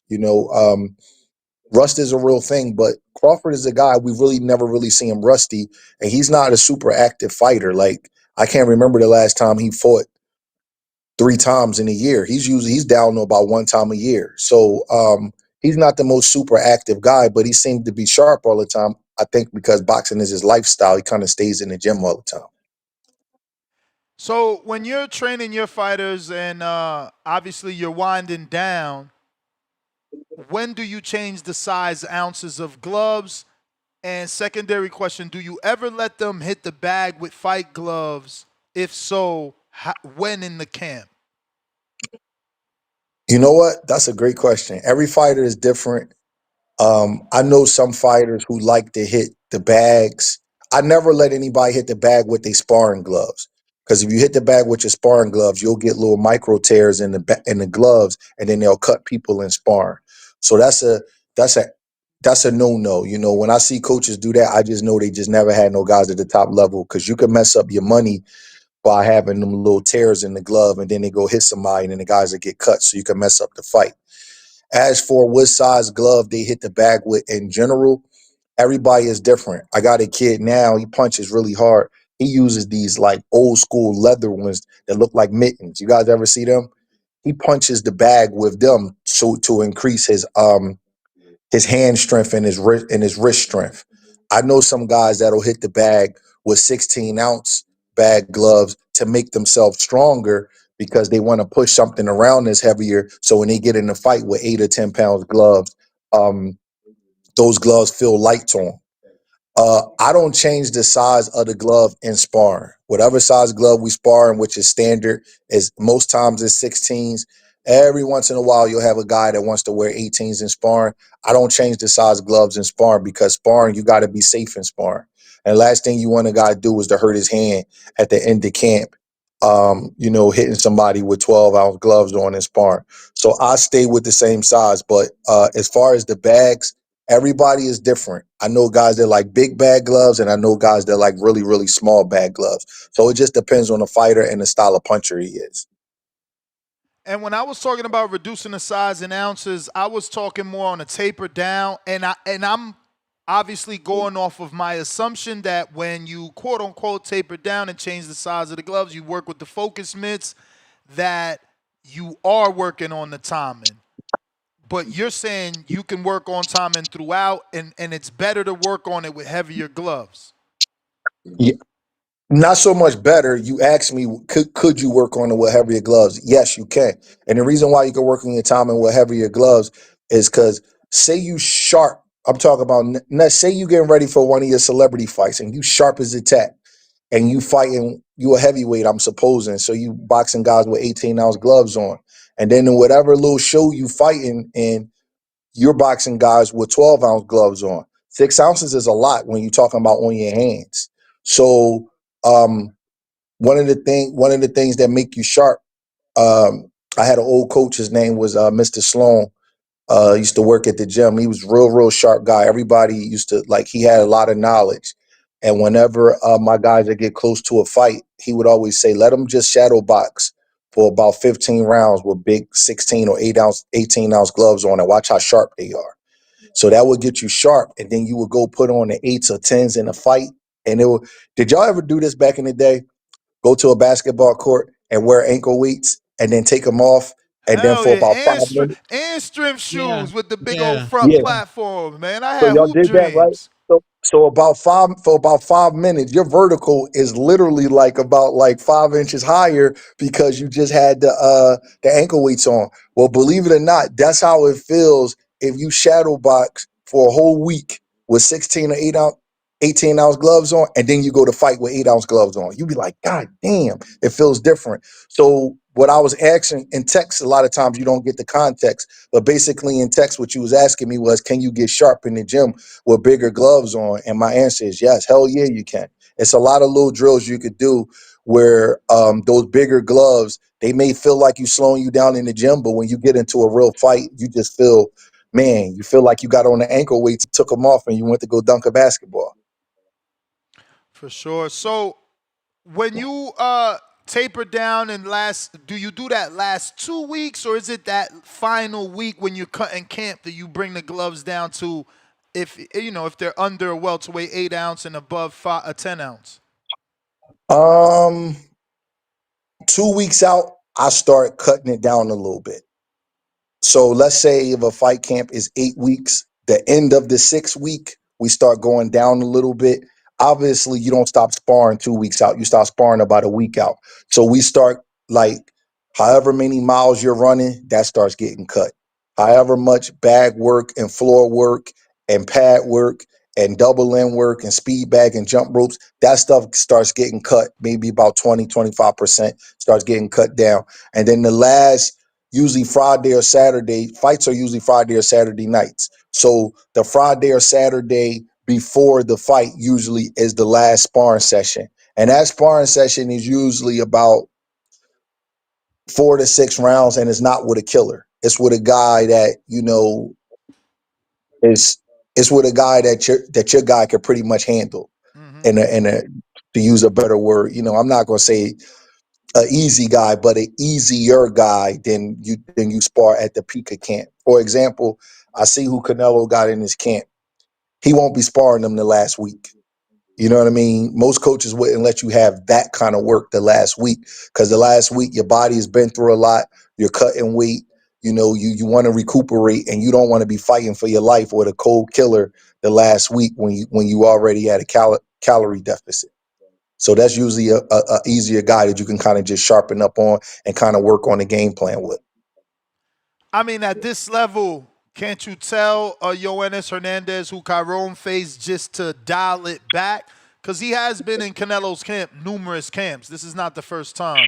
Sure, you can. You can. I mean, you paying them, you can ask them to do whatever you want them to do. You can, but oftentimes it don't work that way. You know what I mean? When guys is really cracking each other, but you definitely can. It's been times where our sparring partners weren't available for whatever reason. Guy couldn't fly in or whatever, and then I don't say it out loud, but I'll whisper to one of my guys like, "Hey, man, he's cutting weight a little bit, so be a little conscious of that." I was like, that let them know, like, don't be an asshole and try to knock his head off when he's cutting weight. You know what I mean? So yeah, sure you can, but I don't know the temperament of their camps. I don't know, you know what I'm saying? I don't know how they work. Now, we seen Stephen Fulton let the cat out the bag, I feel like a month and a half ago, and say Boots is sparring Canelo. Now we just seen the pictures of that. So when you say we see who he got in his camp, are you, like the rest of us, assuming that the pictures are an indication that the sparring just took place? Or being from Philly, do you know if that been happened? Because again, Fulton been said this. No, he just went out there to camp. Okay. So how does that suit Canelo when you just said you wouldn't let your best guy spar on your fighter basically 2 weeks out, and we're 11 days out? I said a week out. A week out. Boots is not in camp with Canelo no more. Okay, so last He week left. would have He been left good. already. Yeah, he left already. No, I mean, but in your camp, if you were in charge, last week would have been safe for Canelo to spar Yeah, Boots. yes, but you know how, like, this Saturday is 7 days before the fight. I wouldn't let Canelo spar Boots this Saturday because Canelo is cutting weight and he been in a long ass camp. So Hernandez and Boots will be heavy work to be boxing while you're trying to taper down. But Boots is not there no more. So Reynoso been around a long time, man. He knows what he's doing. Boots is home. And how I know he's home is because he called me for some sparring with one of my guys. As a guy that I'm assuming is picking Crawford, but I know you think highly of Boots. How much benefit does Canelo get from that? And we see the team Crawford downplaying it, saying that, Boots isn't Bud and it doesn't matter. That isn't going to help. Where do you stand with that? Because this is the highest level sparring partner, no disrespect with the term, that we've ever seen in a camp at this level. Like, think about it. Sparring is the Unified, he's a two-time champ, Unified and Lineal. We really, not even Shakur was that when he sparred Loma. Nez, you don't got to convince me. That's the best sparring you could get for Crawford, period. It just is. If like there's guys that we look at and we say, because this is something that coaches and managers talk about all the time. If you got to fight, who would you get to spar for that guy? Who would you get to spar for that guy? That's just something that we talk about. And sometimes it's like an amateur that don't nobody know. And then sometimes you'll say, okay, for example, when people fight Sebastian Fundora, Mike Fox gets a lot of call. I don't know if you know Mike Fox, Of kid out course. of DC, but he always gets the call for whoever is sparring Fundora because there's not too many 6'5" southpaws around those weight divisions. So that's the call that Mike Fox get. So let's just say Boots wasn't a world champion or anything, and he was just a guy coming up. If you were fighting Crawford, wouldn't you want to get a guy who's a fast guy, who has a long reach, who switches back and forth, who's a big puncher, who's mean, who's a boxer puncher? similar to Crawford. No two people are dead ringers, but they got a lot of the same physical characteristics and a lot of the same mental characteristics. So I think it is a good sparring partner. Asking me how it goes, it could go one or two ways. It can make Canelo sharp as hell, dealing with a kid that's probably all over him like a bad rash, or it could take away his confidence a little bit, and he can struggle. It depends. I've seen it happen both ways. I've seen the veteran fighter get their butt kicked in camp by the young stud, and I've seen the veteran fighter raise his game up and go into the fights and look great versus the young stud. It depends. Evander Holyfield had David Tua in camp when he fought Mike Tyson. What better work can you get for Tyson than David Tua? And he won the fight. You know what I mean? So sometimes people make their assessment on what the result of the fight is. What I'm saying is that Boots is great work for Canelo. Now, how it works out, we got to see. But Canelo has a right to give himself the best chance to win. Sparring is the most important and expensive part of camp, hiring sparring partners, flying them in, putting them up, et cetera, et cetera. And that's a good sparring partner. Now, it doesn't mean Canelo's going to win. I'm picking Boots. I'm picking Crawford to win the fight. But Boots is definitely a good sparring partner if you're fighting Crawford. Obviously, I feel like you are a historian or at least studied it. I follow your tweets and things. So I was interviewing, like I said, about a half dozen trainers yesterday, whoever was available. Coach Lonnie, Jahan Ingram's trainer, and DeAndre Savage, the heavyweight, he said if Crawford were to knock out Canelo, we have to start having the conversation, is he top three? I know you have a maybe deeper knowledge of history. Would you consider top three for Bud if he knocked out Canelo? No, I wouldn't go that far. But I do think that Bud is special. And believe it or not, Ness, I think he can score a knockout. I think he can stop Canelo late. I Wow. do, man. I do. It's little things. I don't want to say too much, because it's really not my business, man. But I do think he can score a knockout. And You think I it's gonna shouldn't. be like an accumulation type thing, or you think he could Yeah, just catch yeah, him with yeah, one yeah. shot? Okay. Accumulation, and Bud does something that very few fighters in this era do. And I'm gonna say it in a real detailed way because people miss it a little bit. Because I had these conversations. I got a couple of really good friends that I talk boxing with, but besides them, people will miss what I'm about to say. Bud is the best counter body puncher since Mike McCallum. He counters to the body. Anybody been in the gym know when a person punch, they let out air. It's a grunt. It's a noise. You're letting the air out when you punch. Anybody does that. I know Nesh. I know you active in boxing. You hear a punch get let out with the air of it. Mm-hmm. Well, the most dangerous time to get hit to your body is at that time because you can't suck the air in and brace for the shot. So when you're getting hit, you suck the air in, you go and you tense up to allow yourself to take the punch better. But when you're letting the air out of your body to deliver a punch is when you're most vulnerable to get hit to the body. So Crawford don't But have like a signature body punch that everybody talks about, like Mickey Ward's left hook to the body or Joe McCullough's left hook to the body. But if you watch him, he got subtle body shots that he lands while you're punching. And a lot of his knockouts lead to that. But the announcers and even the fans, they miss it. That's how Mike McCallum was. If you watch Mike McCallum, watch his fight with Julian Jackson. Julian Jackson hurt him in the first round. And Mike McCallum is rolling and hitting him with body shots up underneath. Next thing you know, Julian Jackson is hurt.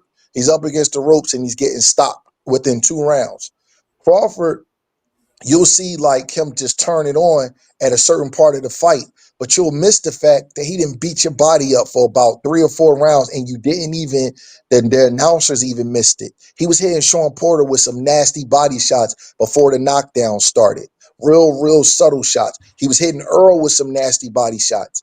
And for as great as Canelo is, he never gets hit to the body. Very rarely do you see somebody beat up on Canelo's body? Now, part of it is because of the way he's built. He's only 5'7", and he has that squat built. Other part is he's intimidating because he punches hard and he's a good body puncher. But that's what makes a guy special, where they could go down there anyway, knowing that it's a price to pay. And I'm very curious to see how Canelo is going to react in the later round, not the early rounds, because I believe Canelo is going to have an advantage in the early rounds. But in the later rounds, how he's going to react when he's getting hit to the body and countered to the body while he's punching. I think that that's Bud's gift, and I think that everybody misses it. I done watched about 7 or 8 of his fights over the last couple of days because I don't want to get this pick wrong. And I'm looking at him and I'm like, wow, this dude is a vicious counter body puncher. He knocked out the African dude, Ndongo. Julius Ndongo. He was rolling and coming back with body shots. You got it, and that's Ndongo. I'm telling you, he nasty to the body with them counter shots. That's interesting you say that, because I remember when I was learning, they told me that one of the reasons why you go when you throw is to tighten your body in case you get hit. Well, I wasn't taught that. I was taught that when you punch, you let the air out when you punch. That's why you're letting the air out. And it's very hard to brace for a body shot while you're trying to deliver a punch. You know what I mean? Okay. It's a very, very difficult thing to do. And it's a lost art in this era. Roberto Duran was really good at it. When you will punch, he will roll up under you. And as he's rolling, he would touch you as he's rolling. If you watch the Davey Moore fight, you'll see he did that to Davey Moore over and over again. But Crawford and McCallum, they're not built like Duran. They're not built low to the ground. So they roll and they catch and counter while you're punching, and they come back with short little uppercuts and whipping shots up underneath that get missed a lot by announcers. And these sudden knockouts that Crawford is getting late in fights, it's not by accident. I watched this fight with Benavidez. I watched this fight with Porter. I watched his fight with Spence. He's killing them to the body and is being missed by the general public and is being missed by the announcers of the fight. So therefore, when these knockouts is coming, everybody's thinking he's turning on a switch. Man, he's laying that switch in place for about 3 or 4 rounds before he even steps it up to that point where he's in a kill mode. Do you So, feel Coach, that plan? how is Terence Bud Crawford going to react to Saul Canelo Alvarez? I was just thinking that, Tone.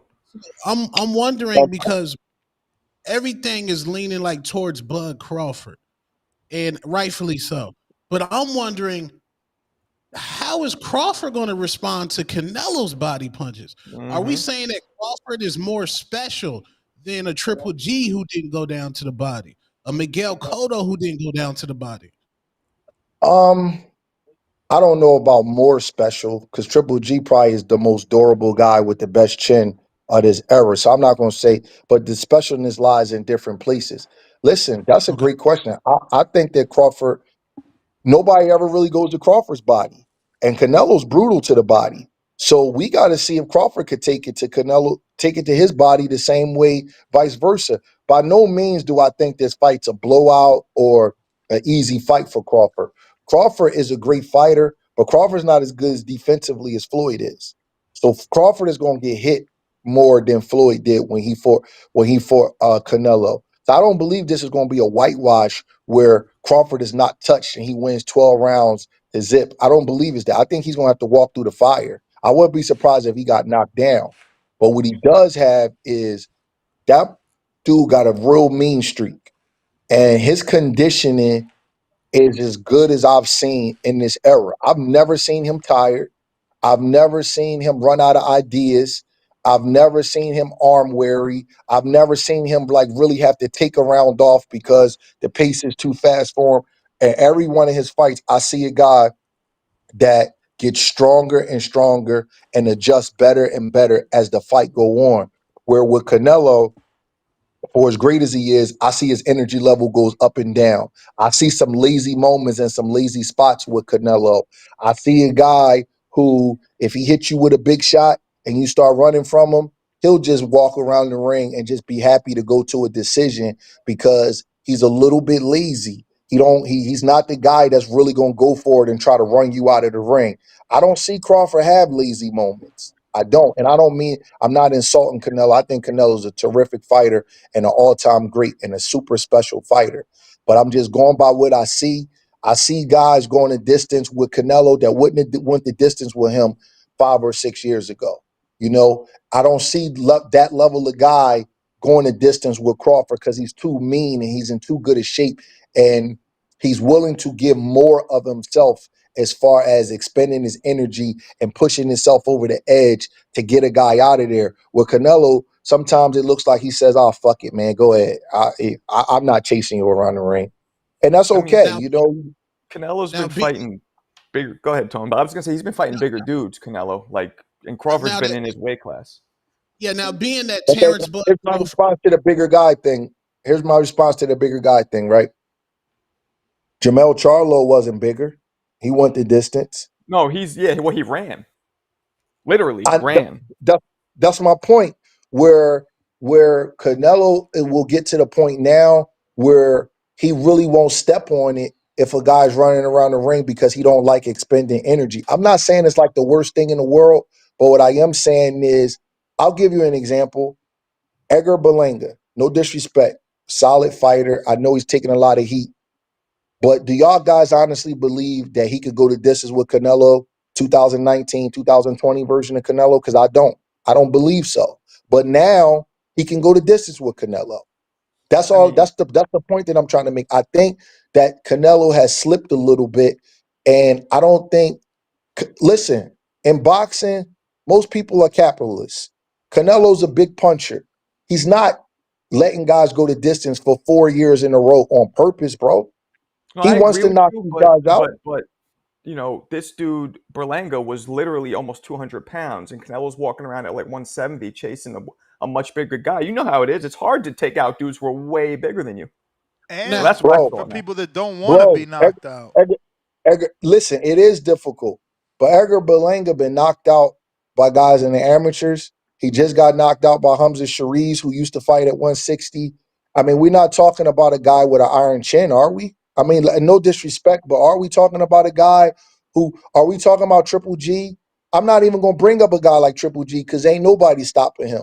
I'm bringing up specific guys that we know are not the most durable guys in the world, but they still going the distance with Canelo. That's now that's you that's say Danny Munguia was just knocked out by a guy with 5 knockouts. He went the distance mm, with Canelo. I'm mm. just telling you that it's not a coincidence that this man haven't scored a knockout in 4 years.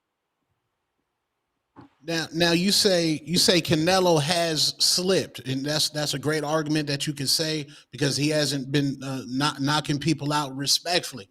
Now, are we as the boxing fans supposed to ignore how Terrence Bud Crawford looked at 154? And I know they're going No. to say Madrimov with 10 fights was a herky jerky. He only had 10 fights, and Madrimov hasn't fought the 10th of the level of competition that Canelo has fought.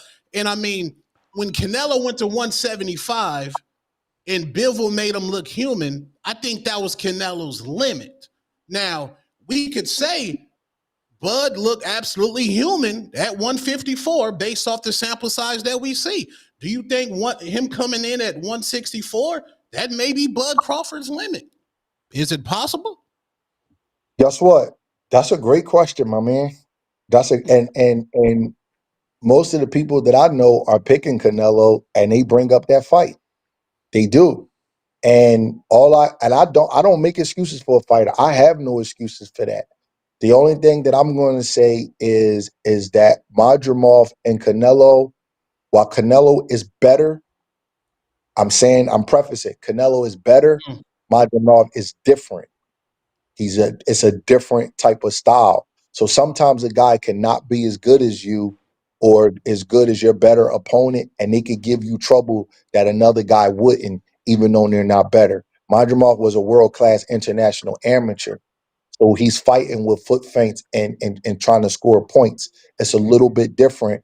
Canelo's rhythm is a little bit different than a world-class Russian amateur, or I know he's not exactly from Russia, but that region of the world where they're fighting in that pendulum kind of rhythm and they're trying to score points.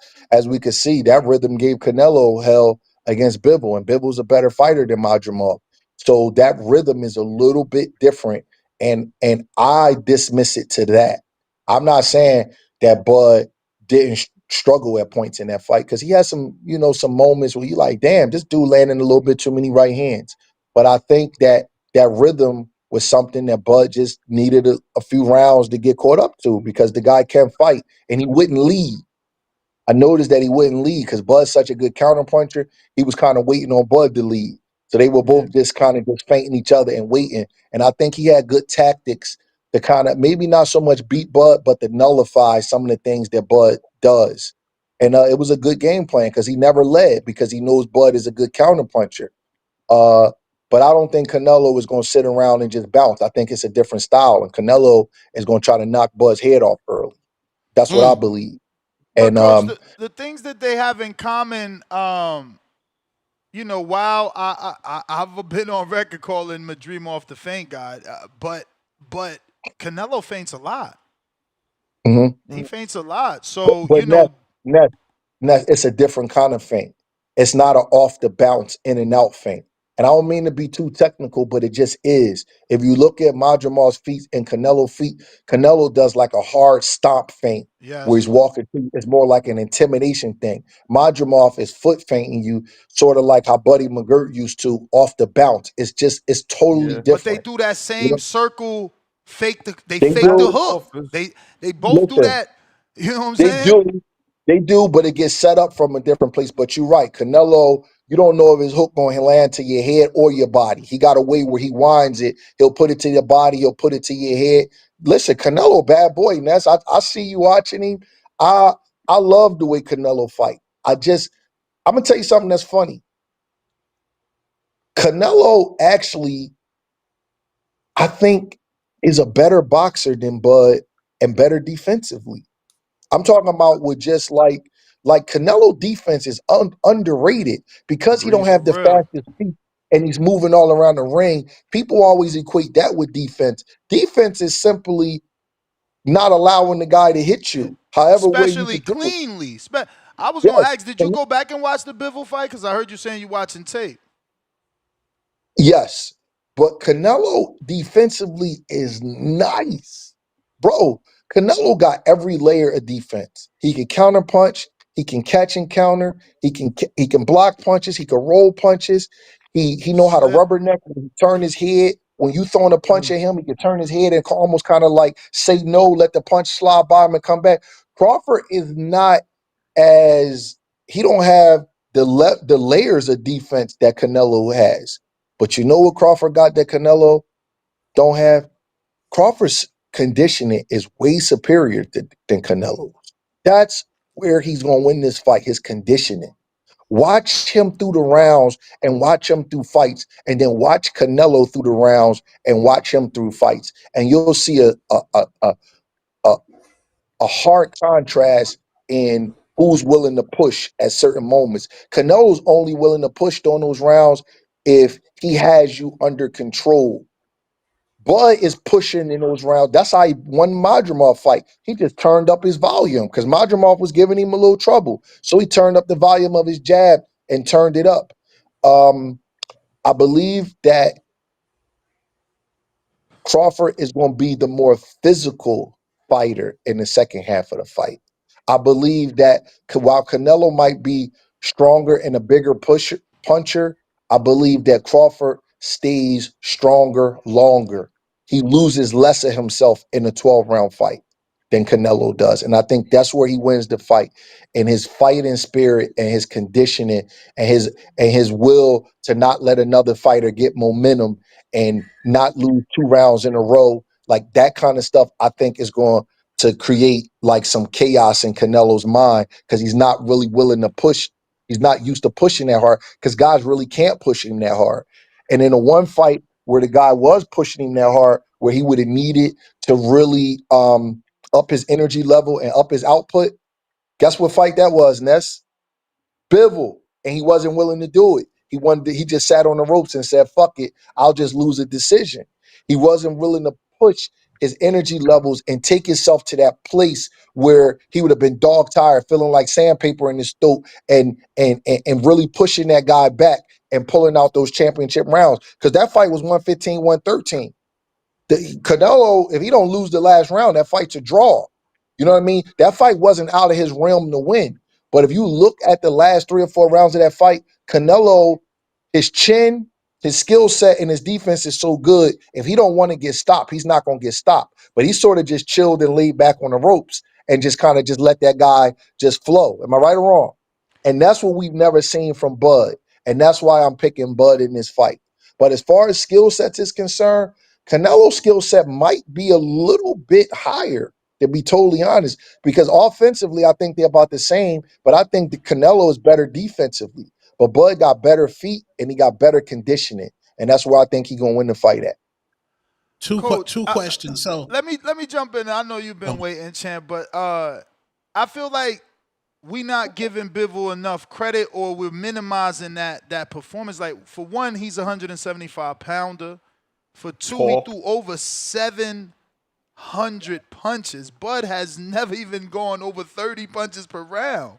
Like, of course Canelo was tired because he never been in there with someone that threw that many punches.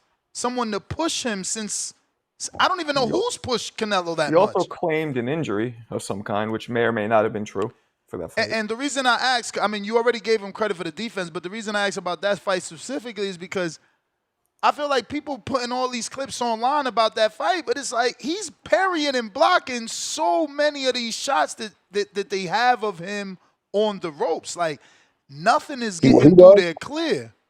I mean, clean. Ness, I just said that Canelo is better defensively than people realize. And after studying them too, if you twisted my arm behind my back and said who has the better defense as far as stand in front of a guy and make a guy miss a punch, I would feel more comfortable saying that Canelo has better natural defense than Bud does. Bud's got better feet, better legs. He can move better, and his stamina is better. So people may confuse that with defense. No, I'm talking about just straight making the guy miss a shot. Canelo defense is nice. You're not going to get a disagreement from me with that. He has great defense, especially for a guy who's an offensive fighter. You know what I mean? A lot of guys got good defense when they don't let their hands go and they move all around the ring. But it's something different to have good defense when you knocking guys out and you step into them. So I give Canelo full credit. He got really good defense. I only know 2 dudes, but I'm not a historian. That's why I asked you on Canelo and Duran. And Duran don't even count because from 35 to 47, he had like 7 fights. So who else, again, asking you, has been a successful moving up 2 divisions and winning? And especially on this level, because obviously Duran beat Leonard, but again, he had 7 fights. Canelo has 10 undefeated fights at 168 or 11. What do you mean? Well, but he didn't jump 2 weight divisions. Ness. He went from 54 to 60 to 68. He took his time moving up. What do you? Canelo. Nah, Canelo beat Jacobs at 60 and unified and moved up and beat Kovalev at 75. He's the only one I know that done that. No one's ever done it without a tune-up like Crawford's attempt. What about Roy Jones? Roy Jones, you talking about heavyweight? Yeah, he went from light. Roy Jones went from again, like I said, that don't count. I don't count that. Like I said, on this level, what about Ray Leonard? Ruiz ain't. So you saying Ray Leonard and Duran? What about Ray Leonard and Hagler? Absolutely. Ray Leonard, Ray Leonard was off. He took the That's why I'm asking you. Like I said, I only know 2 people, Duran and Canelo. I was asking you. Well, Ray Leonard was off 3.5 years and fought Hagler at 160. Hagler was the #1 middleweight and #1 fighter in the world. That's never been done. When he fought Lalonde too. He took and he fought Lalonde at 68. I got another one for you. Do you count Michael Spinks with no tune-up fights going from light heavyweight to fight the Holmes, all-time great in Holmes? That's one of the best wins of the 80s. Yep. You count that one? No. Absolutely. I mean, I'm asking you because I only had 2. Hey, Ness, you probably taking my voice different. I'm not arguing. I'm just asking you, do you count that one? Because you said something about heavyweight. But Michael Spinks was the light heavyweight champion with no tune-ups, no fights in between. Boom, went straight to the #1 guy in Larry Holmes and beat him. Yeah, that's this level for sure. People in the chat, they're like, what does Ness mean by this level? I mean, Dude, a first ballot Hall of Famer, a great fighter, not a dude that we got to debate is great. We know Canelo's great. We knew Leonard was great. You know, that's what I'm saying at this level. Yeah, yeah, it's guys that did it, Ness. It's guys that did it, but I know what you're saying. It's a rare thing. It's a rare thing. You got to give Shane Mosley credit. Shane Mosley fought Oscar. Shane Mosley don't have titles at 140. Shane Mosley went from 35 to 47 and fought Oscar and beat him. That's a big win. So there's guys who did it. It don't happen as that often. I know what you're saying, but it is guys who can pull that off. Is he cut from that cloth in your opinion? I mean, I know you picking him, but now So, thinking bro, about it, historically speaking, only these legends have done it. Do you see yourself? Do you see Crawford in that sentence? listen, I do. Now, there's different tiers of the all-time greats. When you say top three of all time, you got to look at that forensically. You got to be careful with saying something like that because if you put him top three of all time, then you probably saying he's better than guys like Floyd and Leonard and those Pernell Whitaker. I Yeah. don't want to go there. Ali? Yeah, like I Yeah. don't want to go there just yet. I want to be careful before I go there. What I will say myself without shooting myself in the foot or having some analytics guy come back at me and talking shit. Like I will say that Terrence Bud Crawford is a great fighter, is a Hall of Fame fighter, and if he was to be able to win this fight, he will go to the next tier of all-time greats. But me personally, I was born in the 70s, and the Mount Rushmore of fighters of my lifetime, not of all time, of my lifetime, I'm not going to count Duran and Ali, whose proms was a little bit before I was born. Of my lifetime, in chronological order, is Sugar Ray Leonard is the best fighter of my lifetime. Woo. Um, and this is in years that they fought chronological order. Pernell Whitaker, Woo. Roy Jones, and Floyd Woohoo. Mayweather. Those I are like the this Mount guy. Rushmore of fighters of my lifetime. What I will say is that Crawford will be able to say that he's probably one of the top 3 or 4 fighters of the 21st century, starting in 2000. What I will be able to say is he'll be able to say he's one of the top 4 or 5 southpaws of all times, along with Pacquiao, Whitaker, and Hagler. Um, and he'll be able to say he's the only guy in the history of boxing to win titles at lightweight and super middleweight. So I think he will be in a rare company. But I love Bud Crawford, but I never looked at him and thought he was better than Ray Leonard or Roy Jones. I'm not gonna lie. I never looked Yeah. at him and said that. You know what I mean? I said he was great, but I never looked at him and said, yo, that guy better than Roy Jones. He better than Ray Leonard. He's never given me that gut, just instinctual feeling. Because he But doesn't have the will bells he and be, whistles that those guys will he had, be right? over, will he have a legitimate claim to be better than the next level of great fighters like the Shane Mosleys, the Oscars, the Felix Trinidad's? Will he be in that ballpark? Marquez, Barreras. I think that that's fair to say. Andre Ward's, I think he will be a fair place to be in that category as a great fighter, in my opinion. I But mean, I you haven't gotta put him you over. gotta put him above Ward if he beats Canelo. I mean, that's a greater win Agreed. than anything Yeah, Ward's done. listen, Agreed. listen. I'm not arguing. I'm just saying the tiers, the Mount Rushmore of fighters in my lifetime are Leonard, Whitaker, Jones, Mayweather. I'm saying I don't know where Leonard and Roy Jones stand out the most to me as far as putting my eyes on him and saying, damn, is he better than that guy? I haven't got that impression of Bud yet. And then it could change. Everything is fluid. The more you do, the more, you know what I'm saying, the more data we have. But I think he will be taking the next step to like those tiers of all times greats. And this is a big win. I mean, this will be a big win. But listen, he got to do it first. Let's not, this is no lock. This really, Canelo's the favorite in this fight for a reason. This is not a lock. I'm kind of more picking, to be totally honest, what my guts and my instincts just tell me that Bud got another level that we haven't seen yet. and I believe that we've seen the best of Canelo. Tone, you got it? Yeah, two questions. Like we say, Bud does have amazing stamina. They walking up that mountain wherever they was at with him, Shakur, and the rest of the young fighters. So I'm saying, how could we judge that based off Crawford fighting at 168 pounds? How do we know his stamina is going to survive at 164? Because he's going to come in about 164. Oh, yo, listen, we can't. We don't know. We don't Right. know. This is unknown. He's jumping to weight division. We don't know. Listen, Canelo has a better resume than Bud. I would not argue that. We don't know how Bud is going to act under these bright lights. This is a huge fight. Canelo used to this kind of shit. He's always in these kind of fights.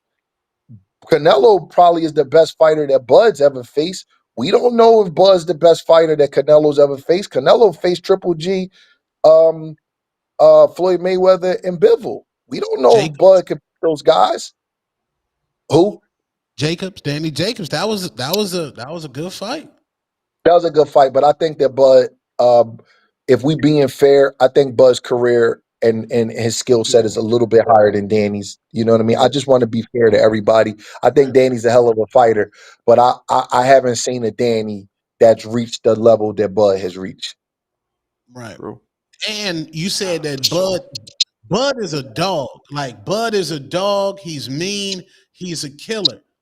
And Bivol in the Bivol fight, Bivol, even though Bivol threw 700, 900 punches, when Canelo went back to the ropes, Bivol was patient and he stood there. He didn't overcommit. Now, will Bud's dogness possibly get him knocked out? Is that Guess what? Guess what? That's one of the best points that anybody in the media ever made to me, because Bivol is a great fighter. He's a competitive fighter, but Bivol ain't a serial killer. Bivol just want to outpunch you and win the fight. There is a difference between the guy who got heart and competitive and the guy who is an actual killer who is trying to put harm on you. Bud's bloodthirsty mentality could get him knocked out. But you know what it could also do? It could also make Canelo a little bit withdrawn, because when you got a man in there, you can feel when he's punching with spite and when he's not stopping. It's not so much the amount of punches he's throwing, it's the intentions that he's throwing them with. So we got to see, because so far in his career, Bud's IQ and his instincts have kept him from running into that big shot when he's going for the kill. So we got to see. We got to see if his instincts and his IQ let him know when to go and when not to go. Because Bivol, for as great as he is a very careful fighter.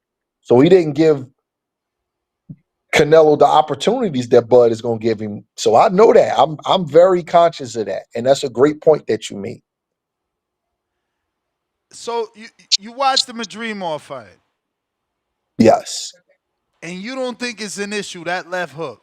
I mean, every time Crawford went his right, his right, he got clipped with the left hook. That's like Canelo's bread and butter.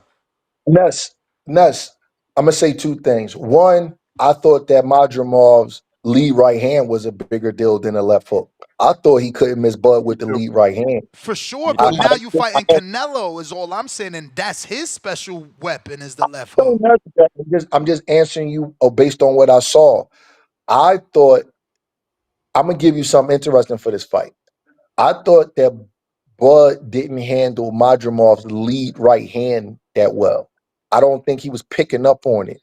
And I watched the last few rounds of that fight. You'll see that Madrimov was landing lead right hands, and Bud's plaits, kind of with the sweat on him, it was like accentuating the blow. Like it made the blow look real, like it was a harder blow than it may have been. But that fight does give me a little bit pause. I kind of look at the fight and I be like, damn, he didn't defend the right hand well that fight. But I'm gonna tell you something deep about that fight. I don't know if Bud is gonna make the correction or not. And y'all haven't said it, so I'm gonna say it. I was waiting for one of y'all to say it, because that was a competitive fight. Although I don't think Bud got a gift. People want to act like he didn't really win. He won the fight. I just thought he had some tough moments. But Bud's adjustment in fights, guys, is usually what? He starts out orthodox, he turns southpaw, and the guy don't see that like little sweeping little right hook that he throws because he throws it kind of like a half jab, half hook, and guys are not. They don't compute that. The next thing you know, he gets a rhythm, he goes on a run, and he stops around eighth, ninth, or 10th round. All right. So his main adjustment is usually turning southpaw in the fight, and that fight he stayed southpaw the whole fight. I think that Bud should have turned back orthodox because for whatever reason he goes from orthodox to southpaw, but he don't really go from southpaw to orthodox. If y'all get what I'm saying, and it's a Totally. deep. Sometimes in boxing, man, I don't like to say everything because I like to save it for my opportunities. But I looked at that fight and I looked at that fight and I said, you know what? This would have been the one fight that Bud should have reversed his adjustment. He should have turned back But orthodox coach, because you don't think it's a go ahead. confidence thing? Like my assessment throughout the years has been that when Bud goes into when he goes into southpaw, he's going into killer mode and he's more confident in that stance. You like Okay. I don't really see him finish a fight in orthodox ever. He did when he was younger. He did when he was younger, but as he got to the championship level, I think nobody has adjusted to his adjustment, so he never had to adjust it. But that was the one guy, if you really think about his career, that was the one fighter who got the better of Bud when Bud was in the southpaw stance. Because usually he's orthodox, then he switches, and then he turns it up. But for that one particular fight, he stayed over in the southpaw stand. I don't remember exactly when he went over there, but I know it was early, but he never turned back. And Madrimov was ready for it and kept landing lead right hands. And I said to myself, what if Bud could have adjusted and what adjustment could Bud have made to make this fight easier? And I was like, you know what? After about the third time watching it, I said, you know what? This is the one fight where he probably would have been better off turning orthodox. Just think about it. He didn't defend that right hand well. One of the trainers listening to the show said, asked Coach Bradman if he didn't see that Bud stayed in the southpaw position to take away his opponent's lead hand. That may have been the intention, but the problem was the lead right hand. I can't believe y'all didn't see how often that lead right hand was landing late in For the fight. sure, for That was sure. I saw it. I I saw it. certainly seen it, and that's that what we it say. That wasn't imagine it wasn't Canelo his hitting you with lead that hand. right hand. Yeah, Canelo Yeah, it doesn't wasn't lead his with the right lead like that. hand, no guys. It was the right hand. Madrimov is orthodox. He kept landing his right hand. I didn't see the jab or the big hooks, guys. I saw the lead right hand. Okay. That's what my eyes told me. So maybe I could be No, I think wrong. he I don't have means to be. controlling that lead hand so that he can't jab with it. Because remember, Majimov was doing more of this than Okay, actually okay, jabbing with it. But I okay. don't I mean, know. I'm not reading his mind. whoever the coach is, he could be right. From maybe he wanted to take away Madrimov's lead hand, but while he was trying to take away his lead hand, he gave up a lot of lead right hands. To be honest with you, For that's sure. what I saw. And I just looked at like, damn, can he take a right hand from Canelo?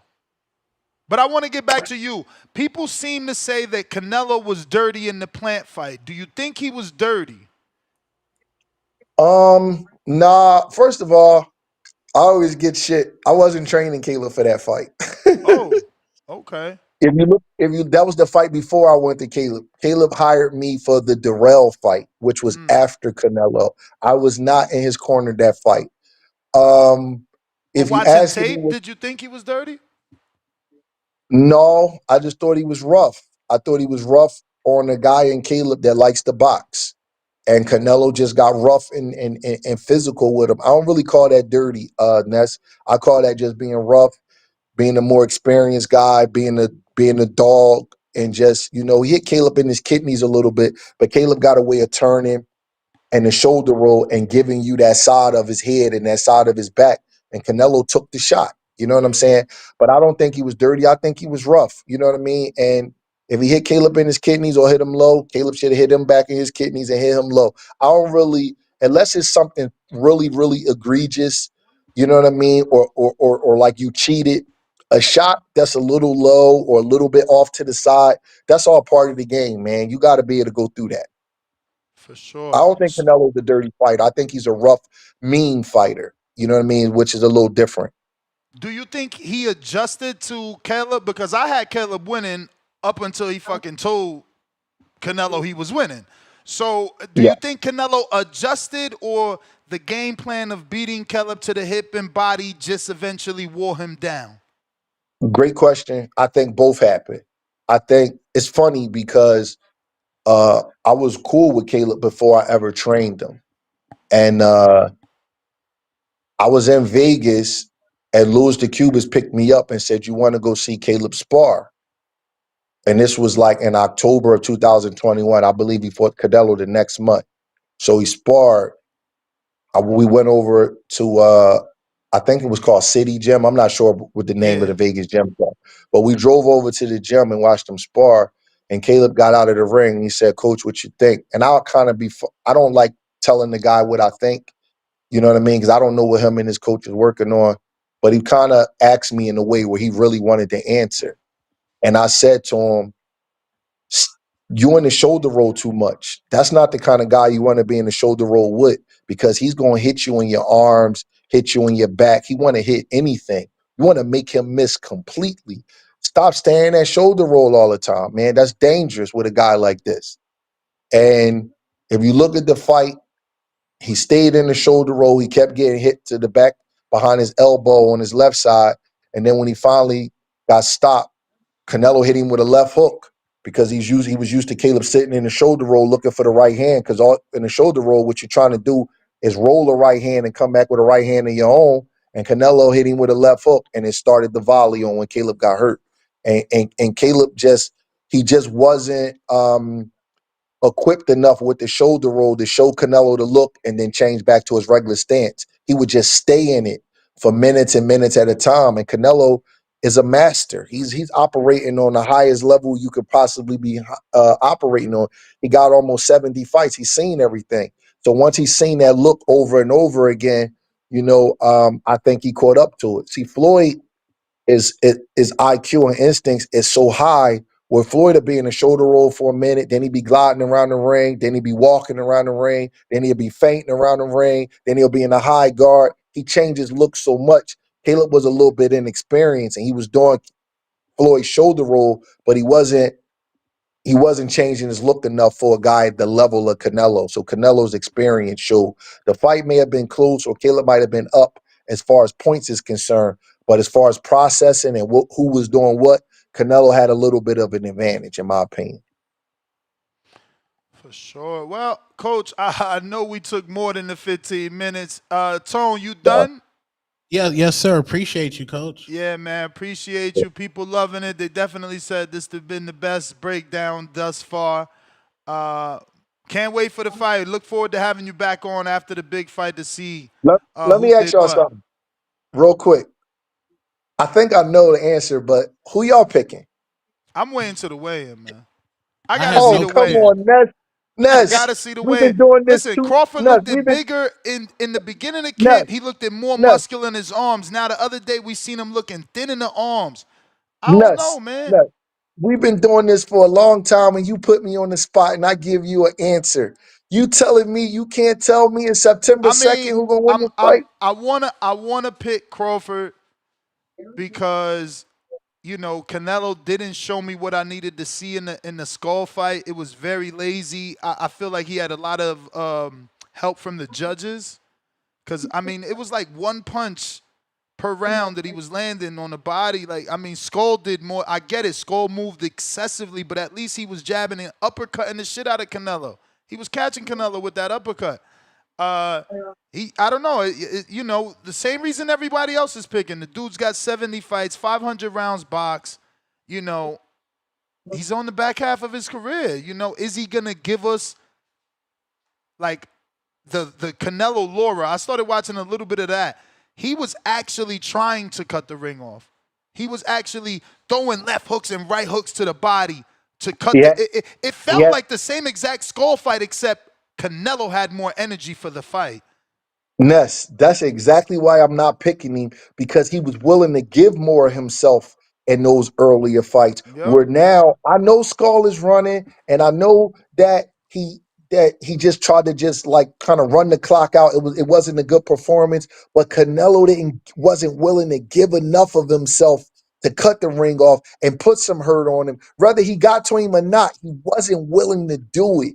That's what scares me about picking Canelo. That's why I'm picking Bud. But your But man, who on who the your other man got? hand, oh, go I ahead. have I have no prediction yet, Coach. We having a betting show on TBV September 11th. Uh, The 12th, the 12th. Coach, you a basketball fan. I've watched you a basketball fan. You know Mike, when Mike put on that Wizard jersey, he got up for T-Mac. He got up for Kobe. I'm just saying, Coach, Wizards Mike So got make up. your pick. Make your pick with your chest out. I'm picking the He's underdog. I'm scared. pick, I'm picking the underdog that's moving up 3 weight divisions, that's True. 38 years old, and that been off a year, and I'm still We picking Bud to win. we Make can't your do pick. that. We can't do that three-way divisions and give him credit for being a 4 division champ. Which one is it? Is he moving up Okay, 2 or he 2 weight moving division. up 3? 2. I give him 2. 154 to 168 is 2. Yeah. I'm gonna be technical. I'm gonna give him 2. That's still a major jump. He only had one fight at 54, and he's Major 38 jump. years old, and he's been off a year. I'm still picking him. Just pick with your chest out. If you're wrong, you And gotta be a man. them biceps don't look the way they looked when he first was starting camp. I'm like, oh shit, he looked. And now this week, it's like, yo, arms thin. Now the legs is bigger. His quads look like he been working on legs for sure, so maybe he can absorb. But Bivol has immaculate defense. I went back and watched that fight. Barely anything got through clean. Like, Canelo could not land. He tried the right hand to the head, to the arm, to the bicep, to the body, but it was the same thing, too. That's another reason why I'm kind of leaning Crawford's like, why are you not giving me a different gear? It's the same fucking plan. Knock, knock, right hand. Knock, knock, right hand to the body. Knock, knock, Hey Ness, uppercut. I'm like, hey Lord Ness, have mercy. hey Ness. You don't give yourself enough credit. Because I just was saying to myself, Canelo then lost a little bit of his imagination and his punch variation. For He real. don't run him the way he used to. Like I just was saying that, like it was the time where he would put 5 and 6 of them together. It would be an uppercut or hook, and he would rip something around and rip something coming through. Now it's the same exact thing, like you said. His punch sequence is not even as varied Nope, as it and it used could to be be. time because he keep doing the same thing. He not using a jab.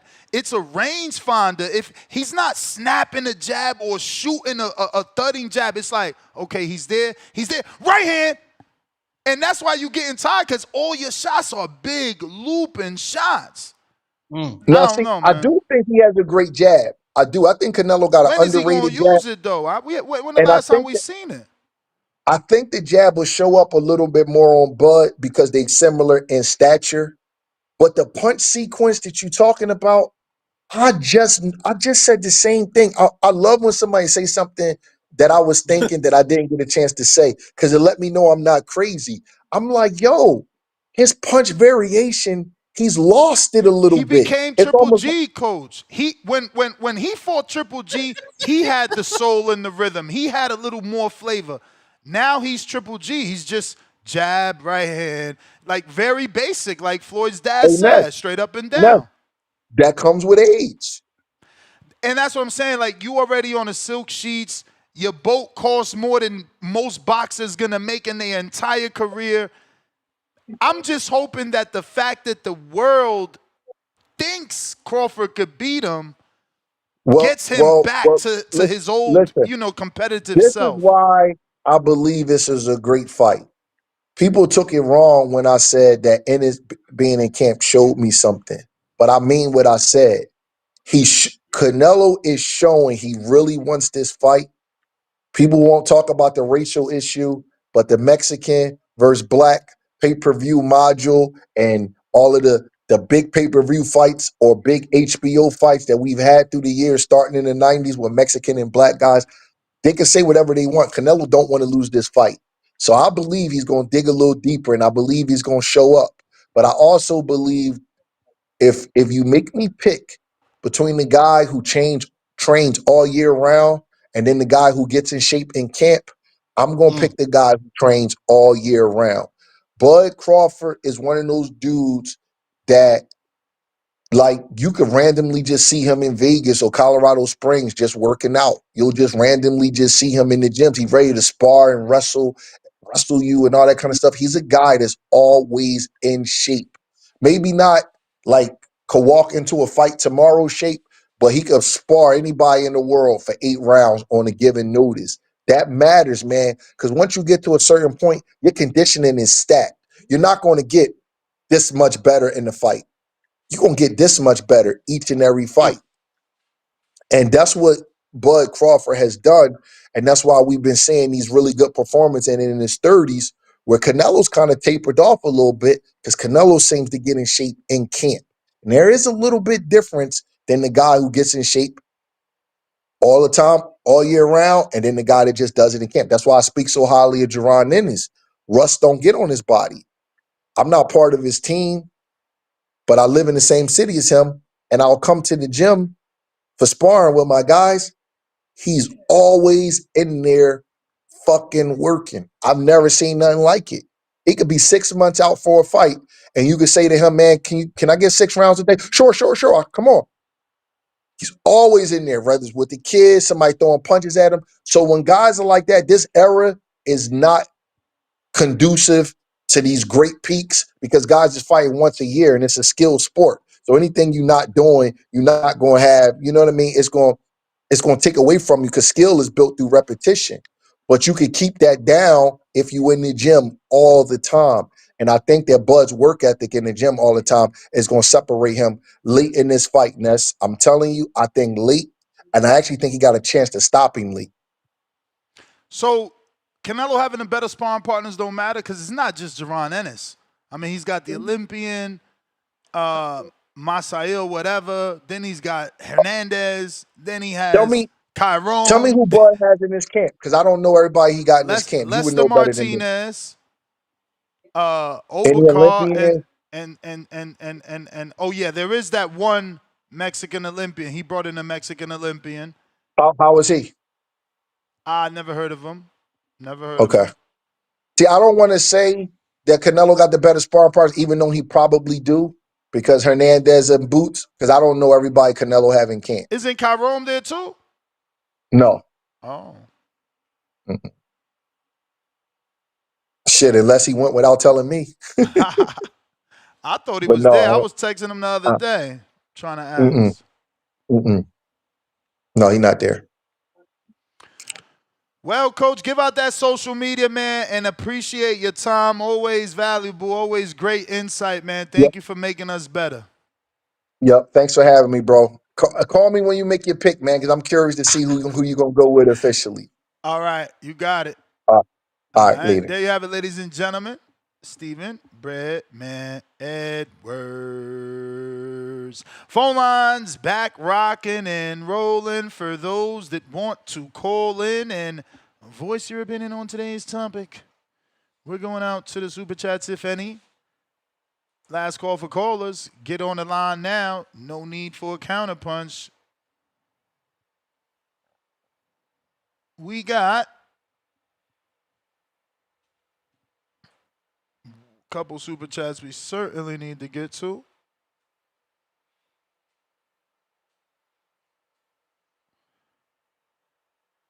Kenyo paid that bell, dropped a bomb for Kenyo. Appreciate everybody. Enjoyed the interview, man. We're going to keep trying to get as many trainers as we can throughout this next 11 days. We got Lord of Mercy. Nas. Oh, we read that. We read that. Politically incorrect. $2. Bud Buddies paying to be in an echo chamber. Nasty. Boxing Patron, $2. Serious question. What did Nello do to Bradley? Boxing Patron, counterpunch. Pork chop, $20 super chat. Drop a bomb for the dub. We really comparing horseback riding to wrestling? Horseback riding is barely cardio and it doesn't require balance. Horseback riding isn't a skill. Anyone can do it. Wrestling, by far, is more important skill. Politically incorrect, $5. Paying to be in an echo chamber while also riding Bud like a sea biscuit is nasty word. Sea biscuit is crazy, bro. Hey, yo. Killer come, $5.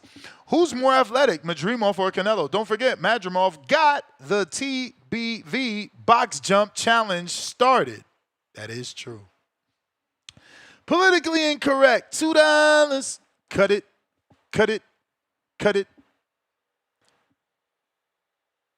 Big OC the boss, 50 spot.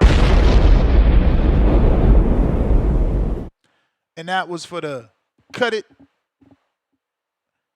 Drop 2 bombs. I'm pretty sure we played them, but just in case. $5 more from OC says, I'm cool with bro. He just talking a whole lot of nothing. IVS, $2. Shout out to the LBGTD community. What is that? I don't know what that is. We got Two-Tone, the Super Estrella. The Super Estrella. Yeah. Cracking. We got Oscar with the pack 'em up. We read. OC with the pack 'em up. We read.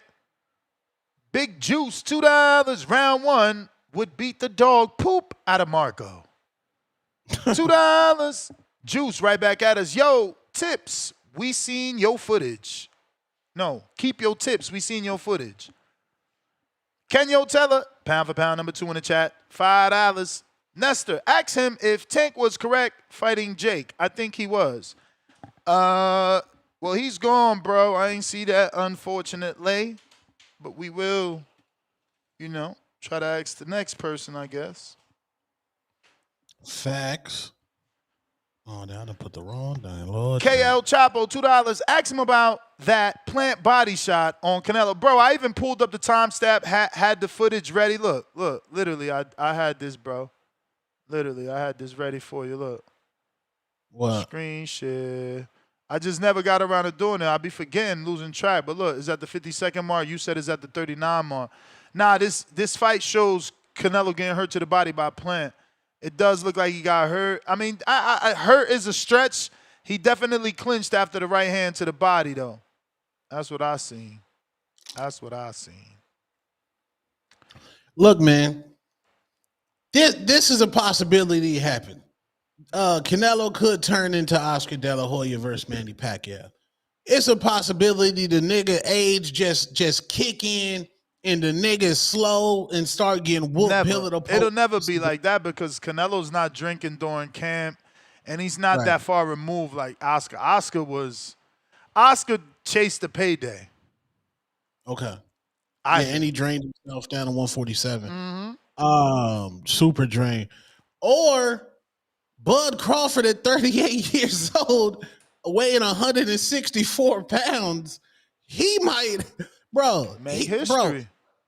He could make history, or he had one magical night. I don't know if you're allowed to have that great of a night. You still with this he used his magical night shit? he used up all of his magical night against Spence, bro. That was the greatest night a boxer can have. That was just the beginning. That's why his story is crazy. But you don't have the beginning. And Bud Crawford fans, please stop with the dumb shit of you niggas talking about he been the underdog all his life. The nigga been a multi-millionaire for years. The man wasn't no underdog against Avanesian. He wasn't no fucking underdog against Sean Porter. The nigga, we call him Guaranteed Bud.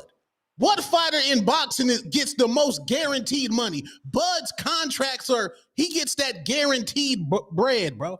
Stop it with, he been struggling all his life. Shut the fuck up. The nigga was on a private jet to Vegas. A PJ, nigga. What are y'all talking about? Stop. He been a underdog all his. No, the nigga been getting the bag for multiple years. Guaranteed Bud. Didn't he want a guarantee against Spence? Wasn't that one in the negotiations? He want that guarantee. Guaranteed Bud. He been getting money. Millions. The nigga got the bag. The nigga got 12 kids, nigga. He got the bag. How you gonna add like 6 or 7, man? It's crazy. Hey, yo, Chris, $10. Breadman, aka Budman, bias fanboy, acting like Canelo body work and head work ain't vicious. This ain't indulge or a battle worn. I guess he meant to put Ndongo. Or battle worn Porter champ. Mike likes TV, $2. Madrimov went the distance with Bud. And Chris Noble back with 2 facts. Charlo actually is a bigger man than Canelo. Politically incorrect, $5. Madrimov didn't lead because he's the champ, and it was on Bud to take the belt from the champ. People dog anyone else, but give Bud bail because he was the favorite. $20 super chat. Drop a bomb for the dub. James, let me be clear. That is not the normal James. New James alert. Let me get your full name, champ. Uno segundos. That is James Chavez. Salute, James. Sorry. Ness, are y'all all booked for the fight venue? No, we still got some slots left, man. DM me and reserve yours. Reserve yours. Politically incorrect back with another 5. Can any of Bud Ops beat Canelo versus any of Canelo Ops beat Bud? I'll wait. Shit. That's a good question for Tone. Tone, does Triple G beat Bud? Absolutely. Oh. Pillar to post, post to pillar. Does Bivol beat Bud? Absolutely. Edgar Floyd beats Bud? Well, Floyd Mayweather hands down beats Terence Bud Crawford. Edgar Berlanga beats Daniel Bud Jacobs, Crawford. since you brought him up, you think he beats Bud? Man, I don't know about that. Jacobs had a tough fight with Rosado, and he lost to Mosley, didn't he? I don't know. Demo, $2. Bread emoji, man, is guest of the year. His interviews, fire emoji. Time. Jonathan Sims, $5. Coach, do you believe in studying the judges, ref assigned to your fighters? Bout, looking at tendencies or scoring patterns for preparation? Way too much. KL Chapo, $2. Bud going down. 304 style, face down as Nasty. Tip Bell is King Counter. Let's go. Man, I'm working on a trailer for Tip, man. Border War is lit, man. Salute Tip giving me that good content, man. Oh, shit. He got footage finally? Because I'm finding motherfuckers come Saturday, man. Motherfuckers Tip ain't on submit Snapchat footage. We finding, man. No, hold on. My bad. man. Pause. I'm not on Snapchat, gang. He on TikTok working. What up, Tip? Yeah, man. What it do? What it do, man? Niggas, How's camp, niggas bro? out here, How's niggas out here camp? talking crazy. Bro, we just had a 3-day weekend, man. Oh, so you took time off on the weekend? No, bro. Like, gym was closed, man. But look.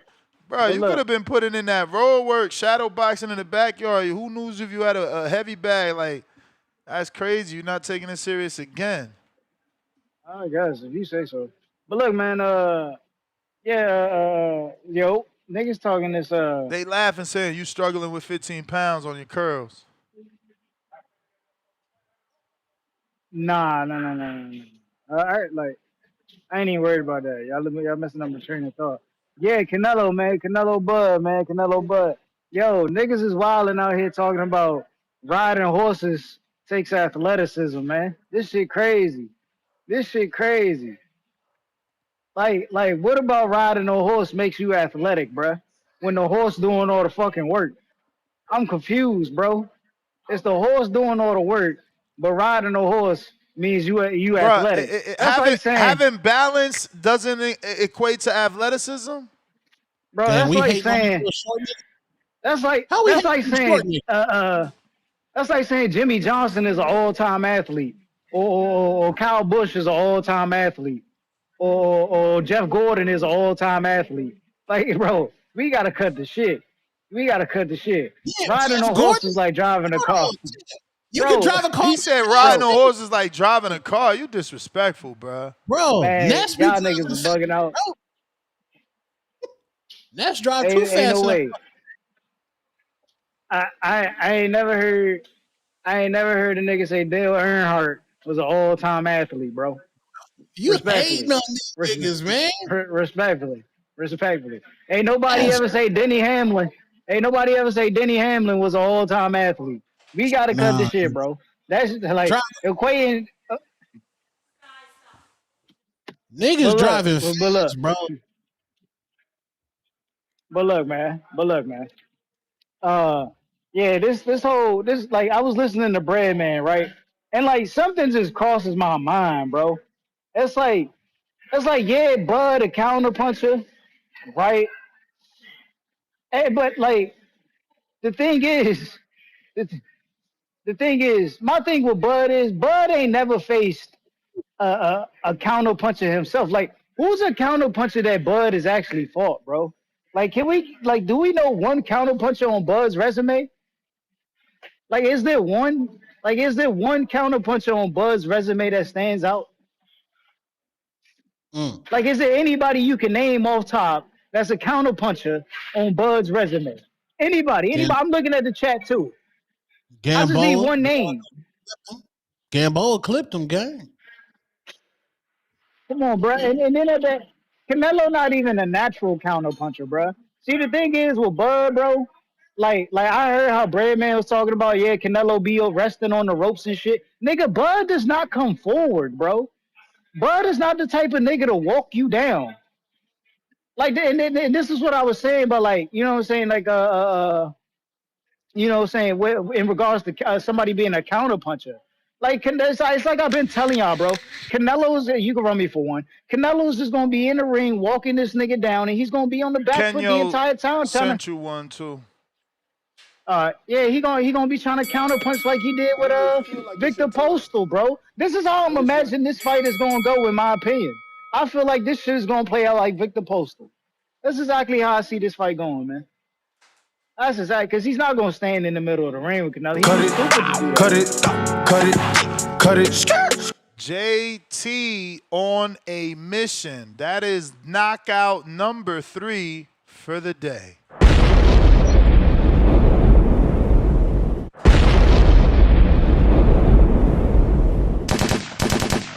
They did my man Tip dirty, man.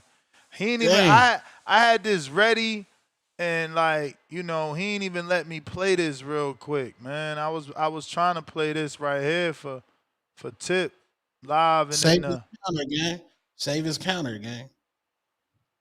damn CYP Tip. Oh, so they killing. Damn, motherfucking OC sent another one to keep him in jail. What the hell? Wait, CYP in jail? I mean, his 50 just said something else. I don't know. Comparison to athleticism debate. Canelo's horseback riding, including trick riding and potential hunter-jumper practice, showcases athletic traits, balance, strength, coordination that an average person can't match without extensive training. This supports Lampley's theory of enhanced stability in boxing. Web 14, adding to Canelo's versatility alongside golf and 6 weight classes. Come on, man. Coco's free from bias, man. Got dudes calling in here just downplaying everything, bro. What up? TBV, Ness, Two-Tone, how we doing? Chilling. Yeah. Yes. So this is a good question because I guess these are two of the most athletic athletes that we have in the sport. But I think they're athletic for different reasons. I think Canelo is more so off principle when you see somebody have so many rounds in the sport and maintain their dominance throughout so many rounds. It's hard to call them not athletic. But outside of what he's done in the ring, I don't really know what makes him so much more supreme compared to other athletes in the sport. And in fact, I think he tends to beat the more athletic guys when he's in the ring with them. I mean, I would say William Scola is more athletic. All that running he did, that didn't get him the win. So I don't think this is really going to determine who's going to win.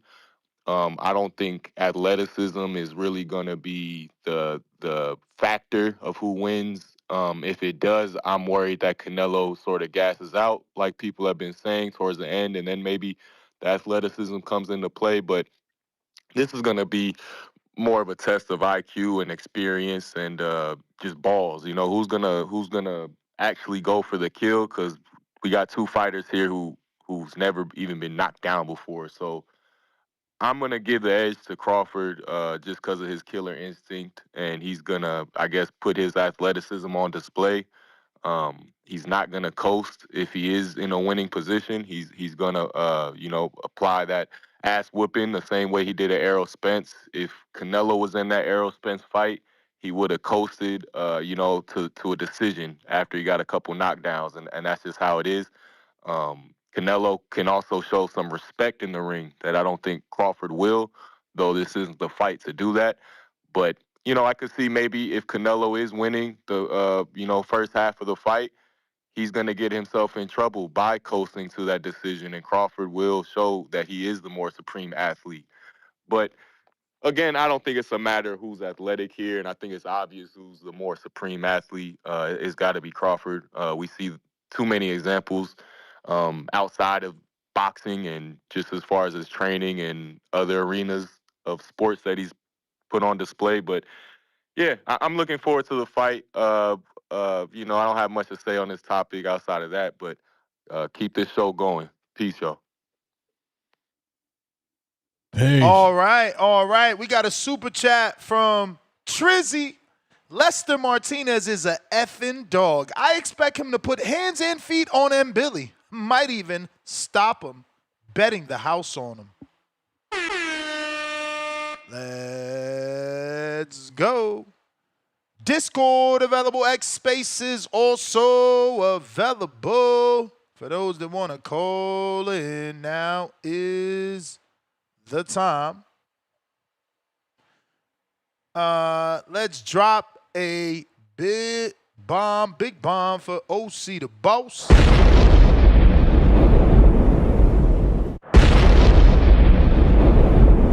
OC, I'm gonna hold that one in the cut because you came after. Who was the last person? Wait, I thought two people cut tip. Could have sworn I seen two people cut tip. Did I read that wrong?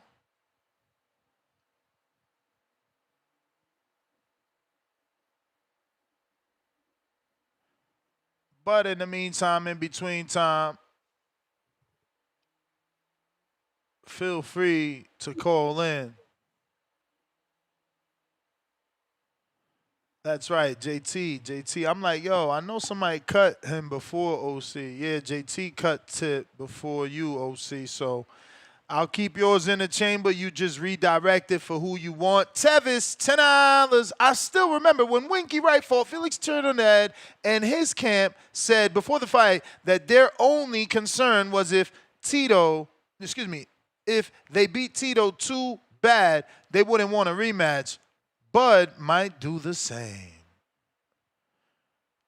Yeah, that would be epic. Can you tell a counterpunch? What up? What up?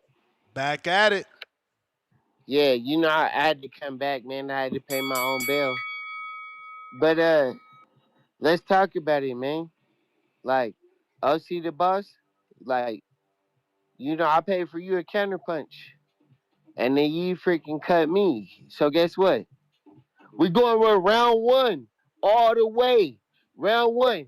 Put this nigga on his pockets. Have that nigga sitting down on the floor like we can go through 1,000 boxing. Cut it. JT out here brutal. He cut him too. Lord of mercy, 2 more bombs. That gotta be a record.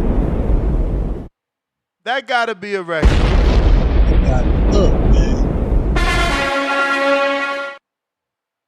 That gotta be a record. That's four counter punches in a row from one person. That gotta be, well, actually, nah, your brother actually did 6. But shout out JT lurking, man. Y'all better watch who y'all beef with, man. Shit crazy. Niggas got cooked. DeMarcus, what up?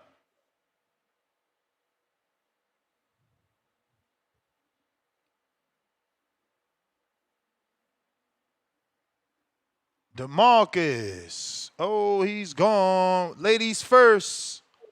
Bad girl, TKO. Ladies first. Ladies first.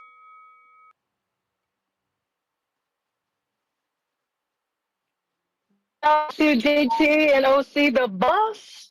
Shout out. Nas, about the horseback riding. Breaking up.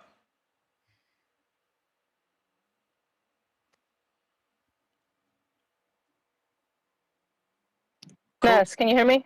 Now. Okay. Aren't you guys like confusing it, or some of the people confusing it with equestrian riding?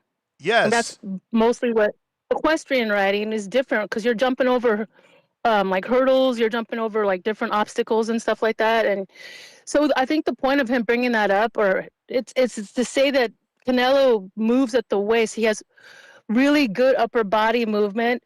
And I mean, I was saying this before, also with the golf, all upper body movement. And then to say like he's not a really good athlete, he's actually a really good athlete. He plays baseball. He was in like some type of exhibition baseball. He plays soccer. He swims. And I don't think people like give him like, or even know that he does all these things, but he does, and he sticks to equestrian riding. He does that. And he also with the golfing like every single day. So those are like sports that he does on a regular all the time, along with boxing. So if you say that, like, what does he do like as an athlete? Like, I don't know. To me, I feel like that's a lot of sports for one person to do in a day, and to continuously do it like nonstop. Like, I'm not saying that Bud doesn't do sports like on a continuum every single day like Canelo does, but I'm just like pointing that out, that that's one of the things that he does, which helps for his But upper which body. one you think is better? Like, is Crawford's football and wrestling background better than Canelo's golfing and equestrian riding? Which requires more athleticism? Which proves the more athletic athlete?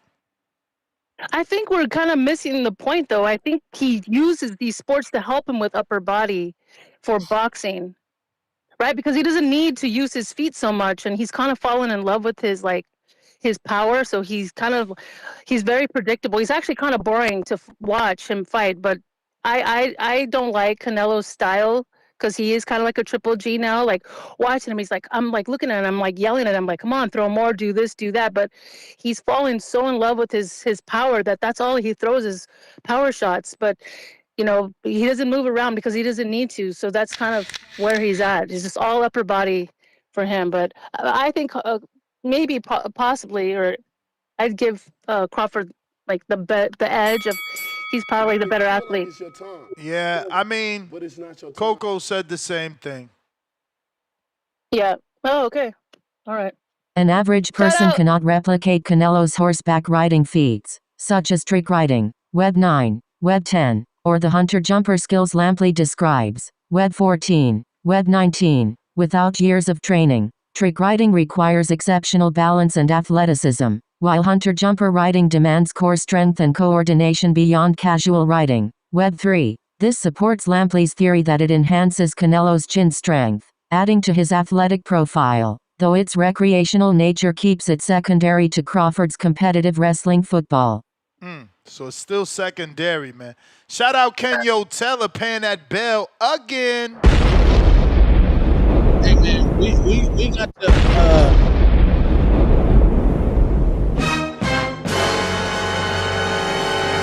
Say what, Tom? just because a nigga run a couple slide patterns don't mean a nigga playing football. You niggas got to fucking stop.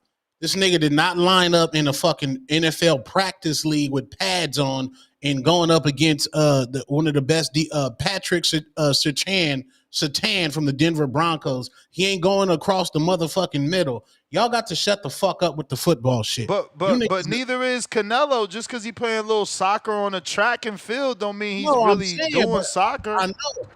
Yeah, I know, but we got to stop acting like Bud going out to play football on Thanksgiving while Vega beats up his cousin is the same thing.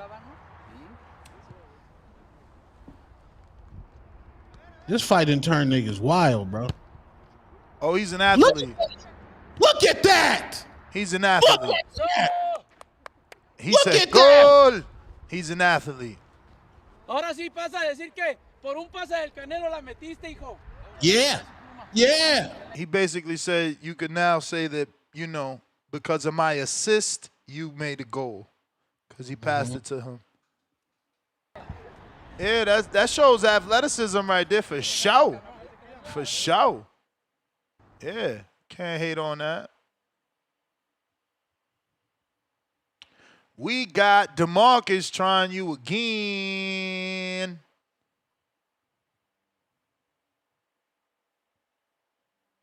Hey, what's up, y'all? Yo. I'd definitely say Crawford's probably more athletic because I was really surprised at his wrestling skills. Like, I saw him like go for a pin and everything, and I think I used to wrestle, so I know what kind of athleticism that takes. And he just surprised me knowing a few holds, but I don't know. I didn't know Canelo plays soccer though. I mean, they don't look like it's a professional level. It just look like he know how to play. Yeah. I mean, No, but his not to wrestling say that skills and his Crawford was a grappling skills are professional pretty either. impressive. So I don't think that's going to get him the win, though. So but I definitely think being the wrestler or having a wrestler background, do you give more credit to that over the horse riding and the golfing? Like, which one shows more athletic prowess? Yeah, I would say the wrestling because you really have to be explosive with wrestling. Like you can't let someone push you back because you don't want to end up on your back in wrestling. That's basically death is getting on your back. So you don't getting pushed around isn't the thing to let happen. So I just think being explosive, pushing somebody back is more athletic than being on a horseback, I think. All right. So niggas riding an animal? Yeah, I don't think it's as athletic to hop on a horse than it is to wrestle. Yeah? Like, How many times you rode a horse, buddy? I'm from the South, so I went to a trail ride. So I rode a horse like twice, but I just don't think it's. Do you think you put that horse over 30 miles an hour? Probably not. Exactly. That shit, I don't know. I was scared. I'm 6'5". I jumped on that shit. When he started walking fast on his own, I'm like, oh, hold up. So I don't know, man. And I lived through Christopher Reeves. I seen Superman break his neck. So for me, that shit is real. I was gonna say I don't mess with horses because of that. Exactly. I don't fuck around with them damn things. They don't play. They give you that buck. It's time to go. Yeah, but I think that's more about talent. Hey, where does power come from in boxing? Some say the legs, some say the shoulders though. Now I hear it's the back too. The legs and the back. And damn it, Canelo got both. Motherfucker look like an action figure. He got the quads and the back. Like he been doing pull-ups all his life. Horseback riding, it strengthens your legs, your hips, your core. Oh yeah. balance, timing. And that's why You the have great Hall of Famer Jim Lampley, you wasn't on when I played it, but the great Hall of Famer Jim Lampley said that's why Canelo doesn't get knocked out, because he does 3 hours of equestrian riding, then goes to the gym. Yeah, like you got to be an athlete to ride a horse, bro. We got to stop. No, but the bigger athlete is Bud Crawford. Let's be clear. Y'all not going to hear that I said that, but I said it again. The bigger athlete is Terence Bud Crawford. Bigger Respect. or better? Better I think athlete. you're The saying better bigger in size, right? athlete, like I don't think Canelo can guard Bud Crawford in a game of basketball. I think Bud will cook him in basketball. I don't think Canelo can guard Canelo at the cornerback position. Yeah, that's what I said. Like, if we give him balls, if we going to give a football to Bud, I know he gonna be able to play it, catch it, all Right. that. I don't know that Canelo could do that. Like, I could see Canelo being good at soccer, maybe baseball. You know, that's a Latin sport, maybe baseball. But Right. I ain't picking Canelo to play basketball with me at 5'8", you know, Yeah, flat-footed. he's kind of. Yeah, he is flat-footed. Ness, who the nigga with But the Champ, let me get to some other callers. You the man, DeMarcus. Where you from? who the Louisiana, Baton Rouge. Salute, man. Appreciate you Salute. tuning in. Baton Rouge, stand up. who the heavyweight with the tick? Heavyweight. The dude Kaba y'all beat Magomedov. Magomedov. Magomedov and Gabriel went ahead and cooked that nigga, right? I seen that nigga wrestling a bear. He was. He was. Got He the was. box. They sold the shit out. I'm telling you, marketing. Somebody had the greatest call. Like, when this fight first was talked about, people was, you know, saying I'm setting Bud up. Then when it got announced, people saying weight classes for a reason. The marketing hit this fight, and now it's 50-50.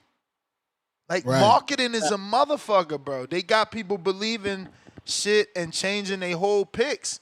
And Bud has a lot to do with that, bro, you know? And People then just Coach believe in Bermudez- Bud, bro. He believe in him. That dude ain't never let you down either. He say what he say and then he do it. He say he gonna make Canelo fan. He ain't say Canelo fan. Let me not be one of those guys. But he did say detractors gonna cry. Doubters he was said- really his word. Doubters. Them guys, he said them guys won't cry. Coach Bermudez said, remember when the build up for Tyson versus Roy Jones, and we were seeing all these clips of Tyson look like an animal in the gym. Yeah. The marketing was crazy. Yeah. Then when they got in the ring, I'm like, oh, this an old ass nigga. Have we been tricked by this But Bud? that's the thing. I mean, I get that you're just trying to use the metaphor of being tricked, but that's a bad example because everybody that's a Bud fan or slightly a Bud fan, they go and pull in and tap into Bud Killer Instinct, Bud Dog, Bud super competitive. Look, he ain't want to lose in ping pong. He'll body slam you in the front yard. You know, he want to race. He want to win. Like they attribute his that special is that he wants to be a winner. He's not just a winner. He has to win. We gonna see. We gonna see. Quest the best.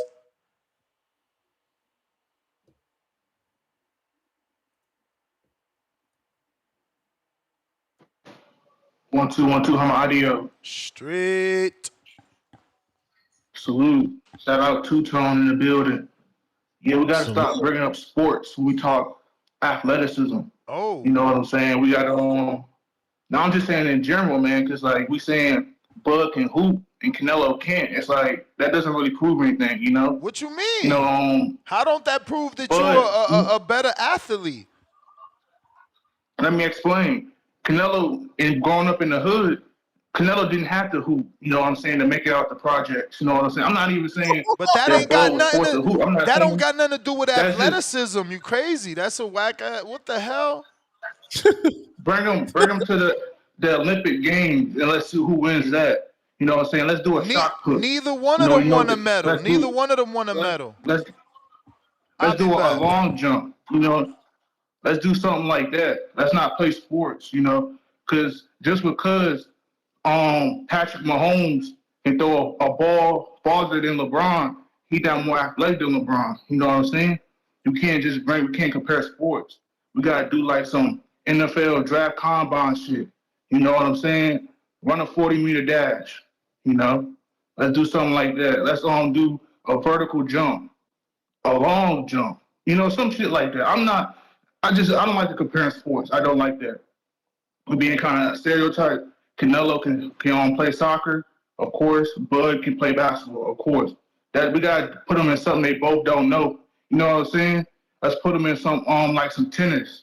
I bet they both don't know how to play tennis. I feel like that's fairly equal. I'm kind of yapping right now. I'm not gonna lie, but I got Bud. I think Bud is more athletic. Of course, you know we just got it in our genes. You know what I'm saying? And I'm not even trying to be on that type of time with the racist stuff, but it's just in our genes being black. You know what I'm saying? We just built different. You know, and Canelo is athletic. You know, he can't be on the top of the game for that long and not be athletic. But it's just Bud's a different animal. I seen more clips of Bud. I seen this dude, you know, body slam niggas, smack niggas. You know what I'm saying? We done seen Bud do hella shit. I don't know what I seen Canelo do. I seen him kick a soccer ball, horseback riding. You know that like what is that? You know, so that's my take, man. You know, that's really what I got. You know, they both athletic, but Bud is just more athletic. You know, and that doesn't mean he's going to win. You know, that doesn't mean he's going to win though. And I want to say this, Ness. Why don't it though? Why yesterday. don't it though? Like, if you more athletic, you can avoid more shots, man. That's the part of athleticism. A dude that's robotic isn't considered athletic. If you're robotic, you can't avoid shots the way a person that is athletic would. Again, I don't even agree with all that shit because you know the one I see slipping shots is Canelo. I'm gonna give you an example. All right, CYP. He's more athletic than King, Oh my God, y'all going back to that. Bro, y'all talking about amateurs though, but y'all talking about amateurs. Y'all talking about amateurs and CYP didn't have any sort of training, bro. And I'm telling you, man. Both of these dudes got boxing training. Both of these dudes got boxing training is all I'm saying. But I got you, man. You the man. Let me get to some other people. Quest the best in the building. Salute. I got CYP, $2 Apple Pay. Shout out to CYP. Shout out to JT choosing methods outside of YouTube, saving me that 30%. Shout out to YouTube. They think they better than James Prince. But back to the original $2 super chat.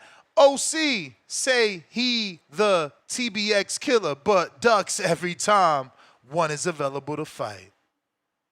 Damn.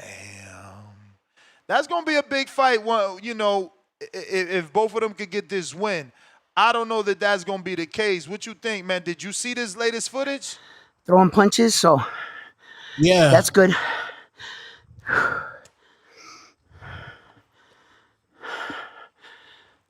51, huh? This taking a break after the first round. He already throwing the hands up. But he looked good. You see, that's the thing, man. Muscles don't win fights, bro. We got to get in there and really let loose. All right, here we go. Here we go. Where he got the mic that we can hear him so perfect at?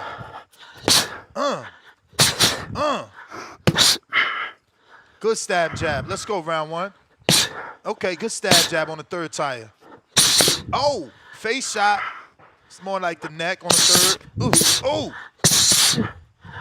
Is OC going to get caught with that left hook, Sean? What you think? Nah, bro. Round one getting cooked? I think it's gonna be a sloppy fight. Sloppy? Yeah. I think round one's adrenaline is gonna be evaporated in the first round because you're in Atlanta, you gotta do a ring walk. You see Nestor Gibbs with the fucking headset on. I gotta account for all of that. Then OC, it's gonna be a sloppy fight, might be a hug fest. I just think it's gonna be a 51-year-old fight. I think it's just gonna be a sloppy fight. I have OC winning. I don't know, man. I feel like round one is technically looking better than OC, but you obviously got to work on stamina. This must be some new gym shit. Okay. At the gym. Okay. We're in the gym now. Hey. In the gym now. Hey. This money. Getting this money, baby. All right, let's go. Getting his money. At the gym. Getting his money. When was this, bruv? When this That drop? was right before you was clowning him. When this drop, man?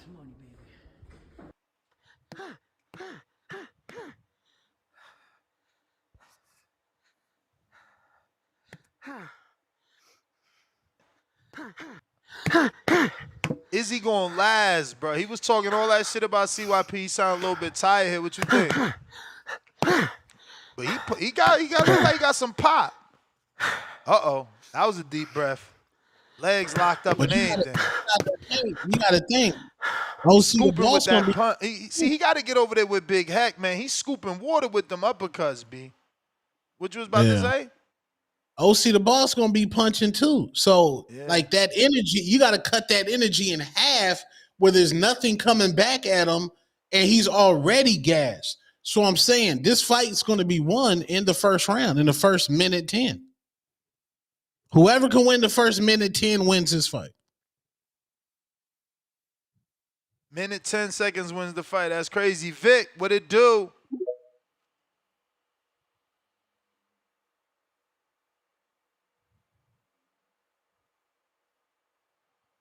Vic. Gotta unmute. What it do? What it do? What up, Two-Tone? What up, Sally? What up? Man, I think people are underestimating the core workout that horseback riding provides, man. I grew up going to Mexico as a kid and, just riding horses. And I wouldn't say I ride them professionally by any means, but, I mean, I'd be getting off of them horses sore, man. I'd be racing in the town and in the rancho, just some rancho kid shit, man. Just racing horses and messing around, horseback riding. And it's a hell of a workout, man. People are underestimating the fact that it's a different type of workout, no doubt, but it's definitely real, man. You're gonna work out your core. Just having to once you're on that horse and it's going more than 10, 15, 20 miles per hour, man, it's gonna be a workout, man, no doubt, man. And people don't I feel like people just don't understand it. If you've never ridden a horse, man, you just wouldn't have any idea. So, That's what I'm saying. but regarding the fact that they're both athletes, man. Let's keep it real. Let's keep it 100. Let's keep it a stack. They both in the position that they're in because they both athletes. I will say, Bud, more than likely he'll probably be the better athlete at basketball, football. He's got the wrestling background, so I know he's a hell of a fighter, hell of a boxer. But I mean, I still got Canelo, man. I still got Canelo by decision, and like I told y'all, man, I think Canelo gonna hurt him to the body.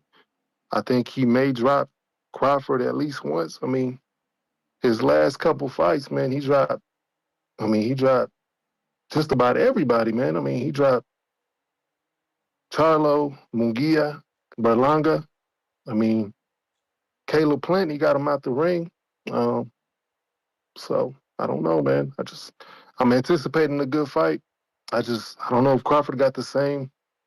He don't got the same pedigree on his resume, man. He don't. I mean, he's a hell of a fighter, but I mean, I think Canelo just got the pedigree, man. He in the position that he in to come in and do his thing, and I don't know, man. It should be a hell of a fight, but I still got Canelo by decision, no doubt.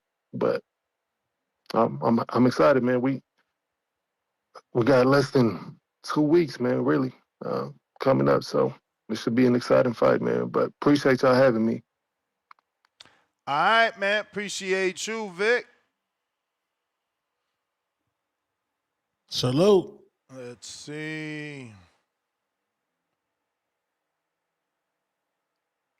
We got Pistol Parkway Mozzie. Bro, what's going on? Everybody clip? Laughing out loud emoji. Play on tour real quick. Oh, yeah. Tone ain't hear this yet. Tone, you ain't hear this yet? Hold up. Honestly, you got to tell me because you the music guy. I feel like, does it need to get mixed and mastered or is the distortion meant to be there? Okay. Welcome back to another edition of Border Wars 17 Atlanta. Listen up, live chat, power chat. Team on said it's a mismatch. That motherfucker got game, yo. He got game like a crackhead from the 80s and 90s. Word is This a born. mismatch that ain't even no comparing. Step through the ropes and I got everybody staring. Hold my cardies, I might have to do some damage. Got these in the Midwest and then flew straight to Atlanta. Shout out Wisconsin. I just hit up OC, he's in the spots where I can find him. I hope you on your piece, cause I got power like Itama. And the next gon' drop a bomb, but he ain't flex a DJ drama. Flex a DJ drama. Clear the ring. I see my op is about to be some flower bringing. Under the lights, you know I gotta do my thing. Then put his lights out when I hear that bell thing. I put his lights out, you can hear his girl scream. His face bruising, left gave him a nosebleed. It might be in the gloves, I swear they control me. It's like I'm playing fight night, how I slip and I roll weed. He was walking with cold feet, all I half stepping. That was set for 3, but he ain't make it to the second. That was set for the we ain't gotta bring the weapon. Punish him, Paul Williams, then style on him like I'm Hector. They ring that bell and then I turn into a warrior. Straight shots to that body, he like laundry, how I fold him up. Baby, this TBV, come get up on this tour with us. Yeah, this border wars, but you don't want no war with us. This is how you push it together, man. Mozzie put me with the move makers and shakers in Atlanta, and he got shit done in a fucking weekend. That's how you know you plug, when you could get dates on a Sunday, bruh. I think he leaking. This jab feel like a stab. Who gon' pick up where I leave him? I flick that like some Astro. That hardiness I needed. Turn that volume up. I keep it high like Benavides. You know they turn that volume up when they hear Mozzie in they speakers. You wear Jordans in that ring. We gon' beat you for your sneakers. I'm so smooth with the counter. I'm a stylist. How I'm weaving. This that water walker. You know I move like Aquafina. They ring that bell and then I turn into a warrior. Straight shots to that body, he like laundry, how I fold him up. Baby, this TBV, come get up on this tour with us. Yeah, this border wars, but you don't want no war with us. Man, listen, ain't no motherfucker getting off on me like that. You crazy.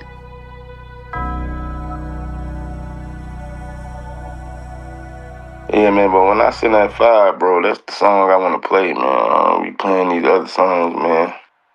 Oh, yeah, that's the song. When I send that fire for that Mozzie, that's that song, though. What you think? I thought that was I thought one, he performed very well on that song. Like he performed his ass off on that song. Content was fire, boxing content on there. Production, the beat was fire. Flow was nice on that joint. Definitely has replay value. Only thing that I would tighten up would be on that first verse where he has the ad libs. I would put those in the radio ad libs and turn those down a little bit. Tighten up the mix on that joint. But that joint is fire. Mozzie's the best rapper in TBV, in my opinion. I would like to hear him a song with my little brother, Baby Jace. Yeah, Mozzie's talented guy. Very talented. That shit was fire. Shit's fire, bro. Yeah, he got that good shit. Quest, I see you back. Let me see what I miss. Keenan, member for 10 months on the prospect level. Bud throw a football emoji 60 yards. Hit a 90-mile-an-hour baseball emoji. Canelo. KL Chapo, $2. Tone, welcome to the Canelo. Excuse me, welcome to Team Canelo. Let's effing go. Keenan back with another 5. Tone tripping. Roll the tape of Bud playing quarterback, throwing a football 60 yards from the scramble at 38. Yawn emoji. Too many vids of athletic prowess from Bud. Weightlifting emoji. Coyote Blanco, $2. Good thing this isn't recess. We're watching them box. Gavin Goins, $5. Kentucky Derby voice. Man, run that Mozzie. Again? Okay. Hey, man. Oh, hey, man. Alex ain't gonna like that. I'll tell you right now. Welcome back to another edition of Border Wars 17 Atlanta. Listen up, live chat, power chat. On said it's a mismatch. That motherfucker got game, yo. He got game like a crackhead from the 80s and 90s. Word is This a born. mismatch that ain't even no comparing. Step through the ropes and I got everybody staring. Hold my cardies, I might have to do some damage. Got these in the Midwest and then flew straight to Atlanta. Shout out Wisconsin. I just hit up OCs in the spots where I can find them. I hope you on your piece, cause I got power like Itama. And the next gon' drop a bomb, but he ain't flex a DJ drama. Flex a DJ drama. Clear the ring. I see my op is about to be some flower bringing. Under the lights, you know I gotta do my thing. You know I gotta then put his lights out when I hear that bell thing. I put his lights out, you can hear his girl scream. His face bruising, left gave him a nosebleed. It might be in the gloves, I swear they control me. It's like I'm playing fight night, how I slip and I roll weed. He was walking with cold feet, all I half stepping. That was set for 3, but he ain't make it to the second. That was set for the we ain't gotta bring the reffin'. Punish Paul Williams, then style on him like I'm Hector. They ring that bell and then I turn into a warrior. Straight shots to that body, he like laundry, how I fold him up. Baby, this TBV, come get up on this tour with us. Yeah, this border wars, but you don't want no war with us. This is how you push it together, man. Mozzie put me with the move makers and shakers in Atlanta, and he got shit done in a fucking weekend. That's how you know you plug, when you could get dates on a Sunday, bruh. I think he leaking. This jab feel like a stab. Who gon' pick up where I leave him? I flick that like some Astro. That hardiness I needed. Turn that volume up. I keep it high like Benavides. You know they turn that volume up when they hear Mozzie in they speakers. You wear Jordans in that ring. We gon' beat you for your sneakers. I'm so smooth with the counter. I'm a stylist. How I'm weaving. This that water walker. You know I move like Aquafina. They ring that bell and then I turn into a warrior. Straight shots to that body, he like laundry, how I fold him up. Baby, this TBV, come get up on this tour with us. Yeah, this border wars, but you don't want no war with us. Man, listen, ain't no motherfucker getting off on me like that.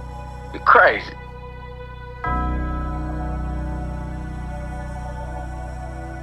Yeah, man, but when I send that fire, bro, that's the song I want to play, man. We playing these other songs, man. Oh yeah, that's the song. When I send that fire for that Mozzie, that's that song, though. Yeah, that shit hard, gang. Alright, we got Mozzie, $5. Noted tone, salute emoji. It's crazy. That's the same thing I told my engineer. Phone filter on the ad-libs, lower the volume. Tevis, $5. Bug gonna be baking Cinnabons on September 13th. Damn. JP. We got Montez Jackson, $5. Zell. Motorsports take a great deal of endurance. Look at F1 and IndyCar. Then imagine G-force, their body experience difficult to manage. Yo. Yo, you hear me, Ness? In the bathroom. Yes, sir. Toilet bowl, JP. It's all good, bro. Just taking a shit. Don't worry. Yeah, I'm good. Yeah, I like this topic, bro, because we get to talk a little sports science and shit. So, like, one part of sports science these days is saying that it's not good for athletes to practice one sport because the movements over long periods of time almost deform your body. Like if you Call him. I got a call.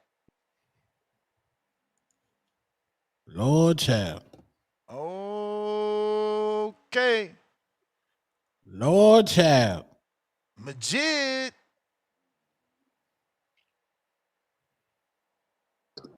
Ness, what up? What up? Everybody need to like the video, subscribe to the channel, join YouTube members and Patreon for something. Man, this topic about the most athletic people, the nigga that we see doing multiple sports and everything, most likely that's gonna be the most athletic. I'm like, we see Canelo playing golf. Like that's I don't know. So I think that this one a crazy topic because we could see it, but if I wanted to start some shit, I say, well, y'all know the black man, our DNA is just far more superior than everybody, but I ain't gonna do that. Then I thought about if I could make a joke, what sport would Canelo be better than Bud in? Based on where he from, I would say wall climbing. I feel like that's something fitting. But shout out to the Water Walkers. Shout out to Team Black Ice. Yeah, September coming. We in there. That's all I got. Damn. So he trying to Nigga went be 4 races. he trying to be the black version of Baby Joker. Yeah. Hey man, you guys. Lord child. Counterpunch, Kentrell, Trizzy. Where you at? Where you at? Then they get mad. This is crazy. I mean, we can't have one episode without crossing into the racial element. Mike Likes TV, $2. Goes hard and awesome bass. Fire emoji, glove emoji. What's your thoughts? Oh, first of all, we have to normalize not listening to Tim Bradley in regards to Terence Bud Crawford. Nah, he's so good. No, we can't. No. In regards to Bud, because Bud whooped this nigga and put the fear of Jesus in him. I don't listen to shit. But that's why Tim it's great because you got to understand. No. He also got whooped twice. Some would argue 3 times by Pacquiao. So he's comparing elite to elite. No, he's not. He's a fan. That's called a fanatic. He's a fan of. But how Terrence could you be Bud. a fan? You shared the ring with the man. You know firsthand what he got. All right, and he's a fan, bro. And then you get to compare that to the great Manny. No, he's a fan. Man. He's bro. When it comes to Bud, he's a fan, and respectfully, he's trying to get his YouTube channel popping. I know his alter ego, Crazy Tim Bradley. You know what I do? You know I'm Tim Bradley, and he got his head in the camera so niggas can clown his head. I know what you're doing, Tim. I'm a content creator, my nigga. I know what you're doing, bro. Now you saying he doing this for numbers? You ain't even saying that's the real. He ain't giving us the genuine Tim. No, he's a fan of Terrence Bud. When you're a fan, there's no unbiased when it comes to Bud. And respectfully, the only niggas I hate it when they said that about me with Wilder. It's like, how am I fan? I'm in the camp. I'm watching him knock dude down after spawn punter after spawn punter. Tim's in the camp. He's turning up. Crawford's turning up. And he was a rookie. Crawford was. Tim was already unified. He just speaking his truth. That's all. He's a fan. The nigga's in the camera with his head so niggas can climb. Calling a world champion who brought in a young Bud in the camp a fan is crazy, bro. Bro, he's a fan. I'm a supporter because I'm not dying on nobody. He talked about y'all, man. He's like, yo, I see y'all said, Tim, you a C-class fighter. Hey, Tim is in the Hall of Fame. He said, I might not be sitting at the table with Ali, but I could walk over there and say, what up, Ali? We in this motherfucker. And yet, yes, I am. In regards to me, a fan, I'm a fan of Alicia Baumgartner. 100%. 100%. Who brought that up? Rulers back. I'm a fan of Alicia Baumgartner. I am a fan.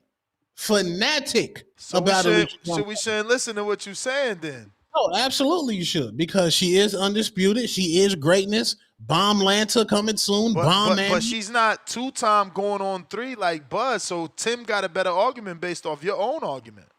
Nah, bro. Tim you ain't even been in there. While you want to be in there with Alicia, you ain't been in there with Alicia as intimately as Bud and Crawford. They've been in there, you know what I'm saying, throwing 1-2s inside that square circle, man. You ain't been that close. No. Like fight party don't even count. That was the first time y'all met. There's nothing intimate. I respect Alicia No, Baumgartner but as an intimate don't gotta be sexual. There he go. I just said Bud and Tim Bradley was, they got close intimately because, Bud on the inside giving them that work, man. That work. And you get to meet, you bond with somebody. right trauma bond. Trauma bond. This guy is terrible, man. JP. Oh shit. JP. DJ Hey, and come back in Gambler. a minute. Come back in 1 minute. DJ and Gambler goes on hard on mute. Fire, bro, cook, but no one hungry. Who you talking about? Damn, Jonathan Sims, play that Mozzie. Okay. We gonna get the Quest. You ain't got no counterpunch, Quest. Who sent you a counter? Who sent you a counter? Lord child. I don't see it, Quest. I don't see it at all. But last call for callers. If you're trying to call in, now is the time. Welcome back to another edition of Border Wars 17 Atlanta. Listen up, live chat, power chat. On said it's a mismatch. That motherfucker got game, yo. He got game like a crackhead from the 80s and 90s. Word is This a born. mismatch that ain't even no comparing. Step through the ropes and I got everybody staring. Hold my cardies, I might have to do some damage. Got these in the Midwest and then flew straight to Atlanta. Shout out Wisconsin. I just hit up OC, he's in the spots where I can find him. I hope you on your piece, cause I got power like Itama. And the next gon' drop a bomb, but he ain't flex a DJ drama. Flex a DJ drama. Clear the ring. I see my op is about to be some flower bringing. Under the lights, you know I gotta do my thing. Then put his lights out when I hear that bell thing. I bet his lights out, you can hear his girl scream. His face bruising, left gave him a nosebleed. It might be in the gloves, I swear they control me. It's like I'm playing fight night, how I slip and I roll weed. He was walking with cold feet, all I half stepping. That was set for 3, but he ain't make it to the second. That was set for the we ain't gotta bring the reffin'. Punish him, Paul Williams, then style on him like I'm Hector. They ring that bell and then I turn into a. So he said I played the wrong one. He was talking about. Yeah, cause this ain't the show. You could say that on X Spaces, on YouTube, Discord. So when the ref looking at you, and then he say, "Are you ready?" And then he look at me, and he say, "Are you ready?" Yo, that's when it's real. You seen how a nigga spit, see how a nigga hit. Shots fired, Desert E with the extended clip. Kept asking for it, so that's what he finna get. Yeah, got a plan in my punchline, now he wanna quit. Stainless on the apron, the greatest to ever do this shit. Next up, sports. Right now, you on stupid shit. Your arms too short to box with guard, and Stainless is a boxing guard. Let's make the altar call. Your prayers answered. They pray and asking, I pray that man tip. You taking chances, vibrating enhancers, blazing accurate, taping, tapping, his face with jabs. He can't understand it. These A-side tactics, yeah, you next up with Stainless classic.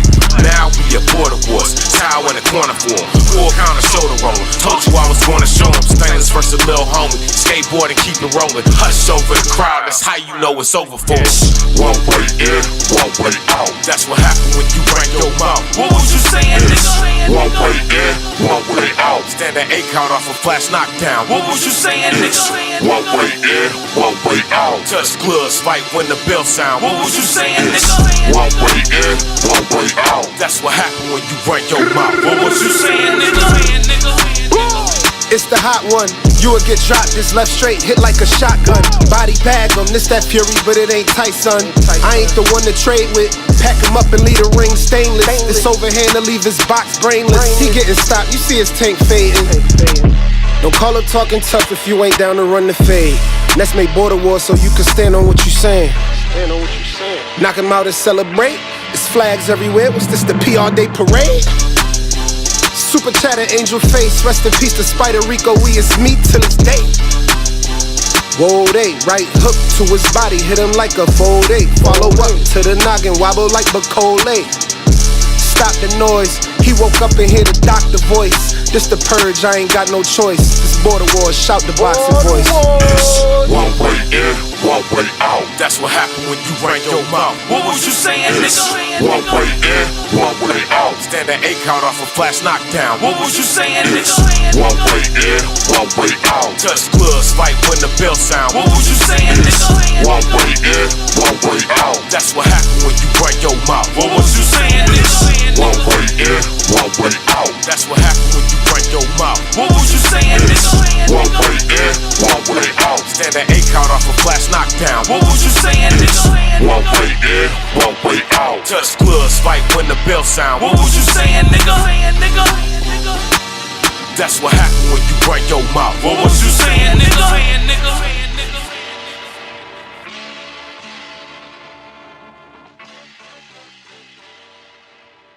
Shout out Jonathan Sin. Send that other $6.50. Said Mozzie and Stainless track OG because I had got it wrong. And that's why we played it. We got H-Town. Yo, they knocked H-Town out 2 days in a row. And they knocked out the show. What? H-Town got bodied 2 days in a row.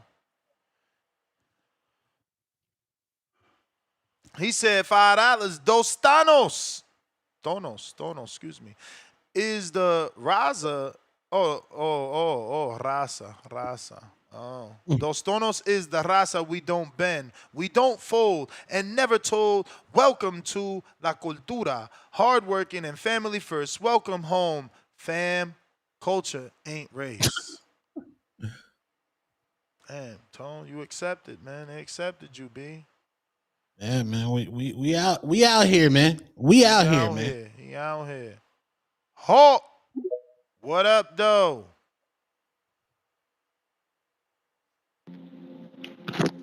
Yo. Yo. What up, Ness? What up? Hey, ain't too much. Today's a good day to be smoking. But anyway, hey, look, it's a wild shit, man. That Earl Spence, man, 3 years ago, man, he was the man. He was going up, ready to fight Crawford. Then he was gonna fight Crawford, then fight Canelo. Crawford beats him, and they did that. What's that? That Eddie Murphy. They traded places. Now Crawford's the star, ready to fight Canelo. Hey, you know what, Ness? Thinking about that sparring when they show that sparring when they said Canelo got touched up by Boots, getting the younger fighter to get him ready for the big fight. Check this out. Again, Earl Spence comes back into the story. Earl Spence sparred Floyd Mayweather when he was getting ready for Robert Guerrero and blacked his eye. He did so good, Floyd started bragging on him, trying to get him to fight Keith. Remember that? I remember that.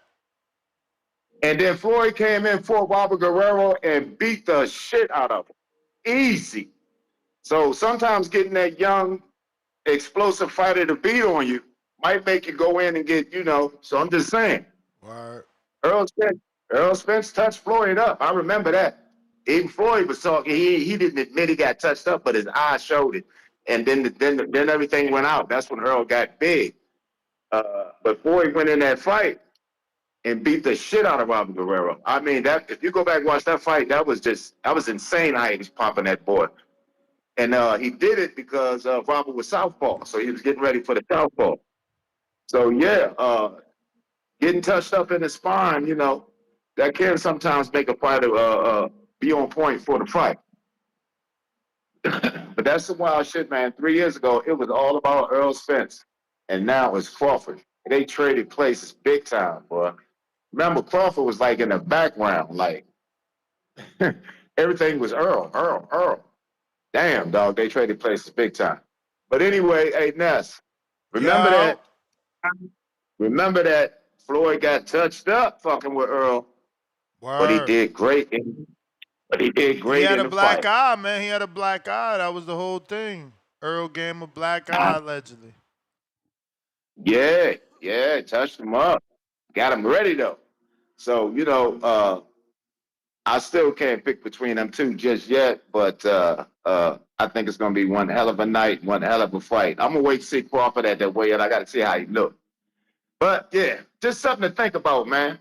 They talking about how Canelo looked a little touched up. Yeah, same thing happened to Floyd, but Floyd came out in that fight looking like a superstar. Yeah, TBA and salute, shout out, Two-Tone the superstar and my man CYP. Oh, Yeah. All right, Two-Tone. Peace, King. Appreciate you. Tech. Tech show.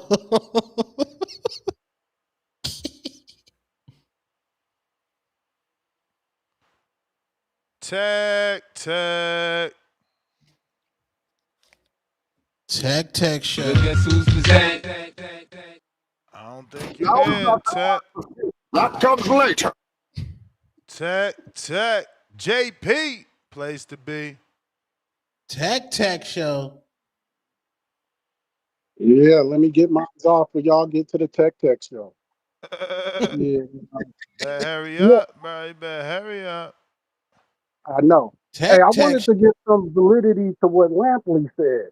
Now, I know horseback riding is foreign to a lot of them, but obviously it's probably kin to bull riding, right? Especially the level that Canelo's doing it. When you're bull riding or even riding a big-ass strong horse, you're bracing your core, your lower legs, and that's what Lampley started talking about, the lower body. In order to stay on that thing while it's jumping over shit and running, your core is working the whole time. And today's sports science says, like, we used to just make a kid practice football nonstop. That's all a kid would do is be a football player. But now sports science is saying it's better that your athlete does all the sports so they can develop all those muscles. Each sport develops something differently. So I think it is good that Canelo and Bud do practice other sports, and I think they get a more well-rounded athlete. Athlete and athletic, two different things. Athletic is a guy who just can run fast and jump high. Athlete, a person who develops the skill set and applies it to a particular sport. So there's a difference there. And I think that guys like Canelo and Bud are athletes more than athletic. Like, you wouldn't say Floyd Mayweather is a great athlete. I bet he doesn't jump that high. I bet he doesn't run that fast. But I mean, he's not that athletic. But like Kobe Bryant wasn't the most athletic basketball player. There were several players that jumped higher, ran faster. He just worked hard at his craft more than everyone else. As for this Bud fight, man, here's where I'm stuck at the moment. Bud's going to be coming in this fight 15, 20 pounds heavier. He's going to be fighting in the most competitive fight you would assume of his life. I don't know how that 15 pounds, yeah, we're talking about walk around weight and all this shit. That's way different than being in a highly competitive bout with the weight now. I ain't talking about walking around or how you look in the fucking shirt. Now you got to fight with it, and that's a totally different thing. A lot of us, Ness, you've gained weight, you've lost weight over the years. When you put that 20 pounds on you, you a different guy. Just everything you do is different. So I want to see how Bud is in the ring with that weight on him. And, that's going to, for me as of now, is a determining factor. Still leaning Bud. That's my call. All right. There's weight classes for a reason. Tick. Weight classes for a reason. That's old, What bro. up, What was man? that, 2019? There's weight classes. You got that from the Moto video. I got that from Hot 97. There's weight classes for a reason. Hey, Ness. Hey, Tech.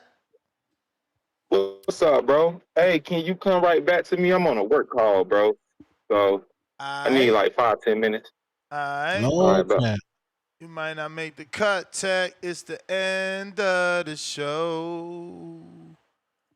Who's out there? They knocked my man Tip out. I mean, it's over, bro. Last call for callers. Last call for them callers. Make sure you get at me at The Boxing Voice on Instagram, not my personal. If you're looking for a quick response, man, you smell me. We right back at it this afternoon, 4 o'clock Pacific Standard Time. We're going to be talking about a really good topic I see out there too, man. What's out there? You don't like that Isak fight? I know you talked about it already. Isak Roach? Hell yeah. Oh, I thought he fighting Speed. Yeah, nah, Tone, only you love that shit. Ain't he fighting I Show Speed yesterday? I thought he fighting Speed. Lord, is that confirmed? So we having a Tank Bowl. That's the Tank Bowl. There's weight classes for a reason. Oh shit. Oh shit. Let me send this to my man Edwin, aka Round Uno. Round Uno. I'm gonna put this in my Border Wars chat. Dang, man. Little hack. Little hack for my Border Wars people, man. Don't get that gas out in that first round. We having a fucking Tank Bowl. Roach on I Show Speed. That's crazy. Tank really got Roach on I Show Speed. That's crazy. Hey, man. Why you mad Roach blew up? I was thinking about that the other day, bro. I love that Tank is turning. He's doing his Mayweather part. He made Robert Guerrero. That's Isak. You know? He's doing his part, bro. He made a Rolly. Like, these dudes are now names that we got to talk about that require attention to get viewership. Bro, I posted a short of Frank the other day. That shit was at like 30K. I'm like, holy shit. Dude ain't even fought since Tank. Yeah, 500 days. And that's what I'm saying. Salute Lamont Sanat, man. He doing his thing, man. He's fully. You so funny. What'd he say to you when you said that? Because I seen he posted something about you, right? Oh yeah, he said I'm a janky ass nigga because I be talking shit. Crazy. Did you DM Core, bro? You and Core gotta squash that, bro. I'm a DM Core. He be blocking, man. He got the whole. That's on him. Listen, the whole TBV came out for me without me even talking about it. I loved it. I know he was mad. So many people was like, nah, you tripping, man. You better give TBV another shot. He must have got tired of all them at mentions, bro. Listen, I ain't got no beef, bro. You know, everybody gotta have the right to have an opinion. That's all. In my opinion, 25% was a good deal. I mean, to this day, we still ain't get that. To this day, and look, think about it. He just mad. I'm more right again. How much is Canelo getting? 150. How much is Crawford getting? 100 or 50? I don't know. 100. 50 is what we. I mean, 50. Okay. Right. Yeah. 50. Ain't that 75%? Or am I doing bad math? Because I ain't no mathematician, but he getting a quarter of what Bud getting, ain't it? Well, now that's more than a quarter. That's a third. But still, Bud on a higher level, right? Like he on a higher level. But again, was that just what was it possible that was the Haney's working on a deeper, darker criminal link? Was that sent in good faith? Of course. Bill's a businessman. Listen, here's how it go, right? You send an offer, someone accepts, you could shop that around. Now you could go back to Top Rank and say, Devin and Shakur willing to do a fight. They both agree. How much can you give an upfront guarantee? Let's put it on pay-per-view. Same conversation with DAZN. Same conversation with Showtime. You know, now obviously Shakur is obligated, but does it matter to Shakur if Bill's able to get $20 million from DAZN, and he got to pay 20% of his side of the purse to leave Top Rank to fight on DAZN, you know, what's 25% of $20 million? That would have been his cut, right? Plus pay-per-view, back end, and whatever else him and his team can negotiate, which I'm sure they would have been able to do something. James Prince is very intelligent, been in this game for mad long. So maybe they even would have got some concessions. Who knows? I think now, if based on him saying that he was upset, I think it was because that short. I didn't know you was violating him like that on that short. What? Violate? Why you got to use that word? What did I say for you to use that word? Bro, I say less than that, and they say I violate people. But what did I say for use the word violate? You was like, nobody waking up to see a Shakur fight. Well, I don't. And let's be real. I was specific. Ain't nobody. I said, ain't nobody calling they boys. Hey, like, hey, yo, let's watch that Josh Pat. Like, I was not. I never told a lie. Bro, that's not true. Oh, you and your boys getting around the table to watch Josh Padley? That's what you saying? Bro, anytime Shakur fighting, no, Tone, no, not the fight was announced first time. Ain't none of us rewatching the fight. That was my debate that day. That. And we also don't call to be like, hey Tone, yo, let's go rewatch that Josh Padley fight. Like, come on, you out here capping. Like, hey Tone, you want to do a film study on the De Los Santos fight? Come on, man. Make me the bad guy all y'all want. Y'all capping, man. Y'all capping. Bro. I personally, again, you in the general census, you could be correct. But me personally, I rewatched it because the man was landing shots clean, bro. The shit looked like a film theater. Like when you slow it down, you just see the like. If you ever watch basketball, like watch Michael Jordan in slow motion, watch Kobe in slow motion. It looks effortlessly, bro. Like the way Shakur fights, that shit look crazy in slow motion to me, and boots on a certain level. But I don't know. That. Bro, we rewatching Devin Loma. Y'all stop, bro. And y'all rewatch Devin Ryan. That shit was back and forth, bro. Fire, That's what I'm saying. Like, bro, you out here talking about we about to rewatch Josh Padley because it was art. I'm not with that. That's not art, bro. Like, you can't make art with an average fighter. Like, this is art. Canelo Crawford. Okay. Pacquiao Mayweather. You know what I'm saying? The best. Floyd, Crawford and Bud. Like, bro, Padley not you gonna look excellent versus Padley because he not Tank. He not Tio. He not Devin. He not anybody on that level, bro. Just not. You know what I'm saying? I guess I got high standards, man. I don't be falling for the okie doke like y'all. I want to see you do it on a high level. This shit might be. I mean, we have a large sample size of super fights being done. He said situational, bruh. I ain't say. I said rewatch value. That's all I'm saying. And you saying Kerr Zepeda, I give you that. You talking about one fight though, and an entire career with 3 divisions, man. So I'm not being harsh. I'm being real. We need these dudes to step up. Give me more Shakur versus Tios. Y'all making it too easy on these dudes. Dudes like Tone over glorifying Josh Padley, making it too easy.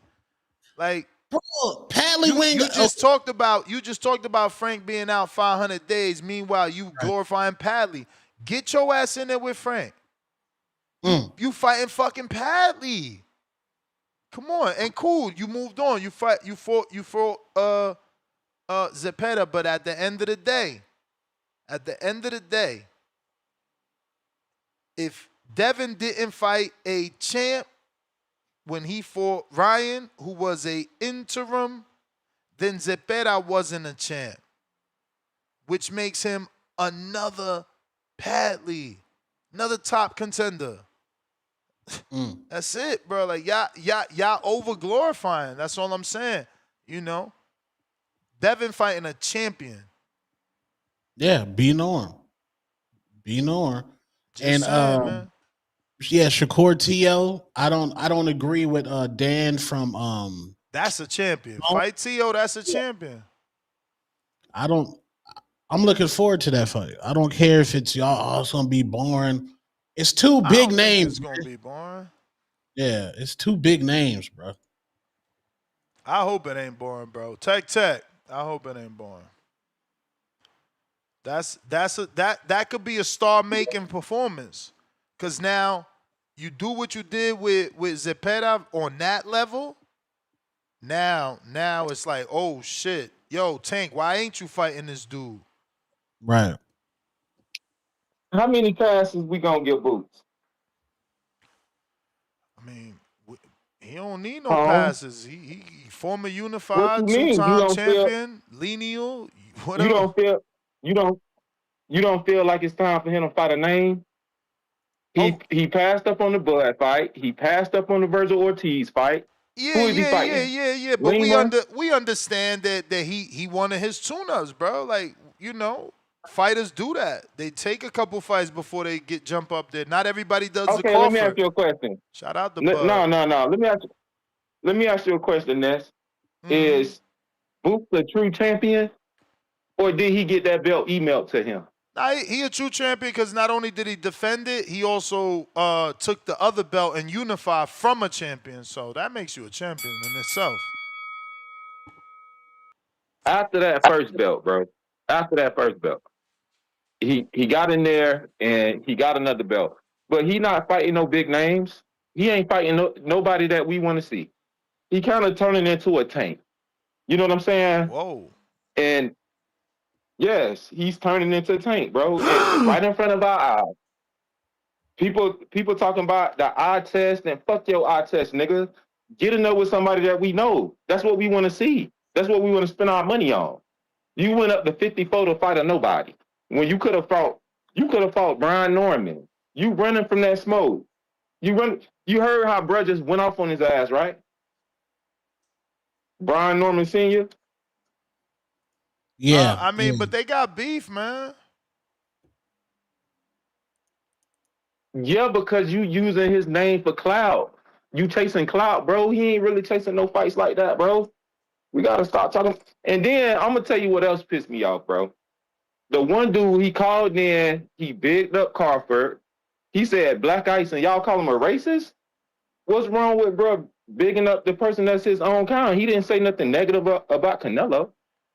That's innuendos, man. My man said black ice and the only sport they good at is climbing a wall, bro. Like, come on, you calling in to defend that?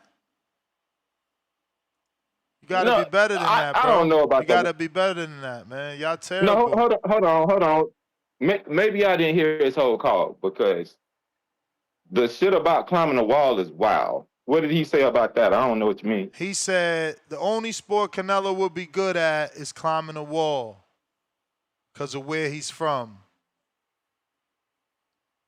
Is rock climbing. I don't get it. I don't get it. You know, so, the wall at the that was some dumb shit. The wall at the border, my brother. The wall at the border is, again, innuendos, bro. Like, you know, it's again, it's not needed.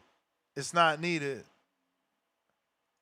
Yeah, no, that's true. I didn't get it, like the wall climbing joke. But okay, cool. But yeah, that's all I wanted to call in and say. I thought you was just tripping, bro, because you be tripping. You feel me? Half of the people that call in don't say nothing negative about Mexicans. I ain't tripping when I'm listening. Well, I'm gonna be the first to say it. I don't got no problems with no Mexicans, bro. They actually pretty cool. When you live next door to them, they friendly. You know what I'm saying? They party like they do the same shit we do, for real.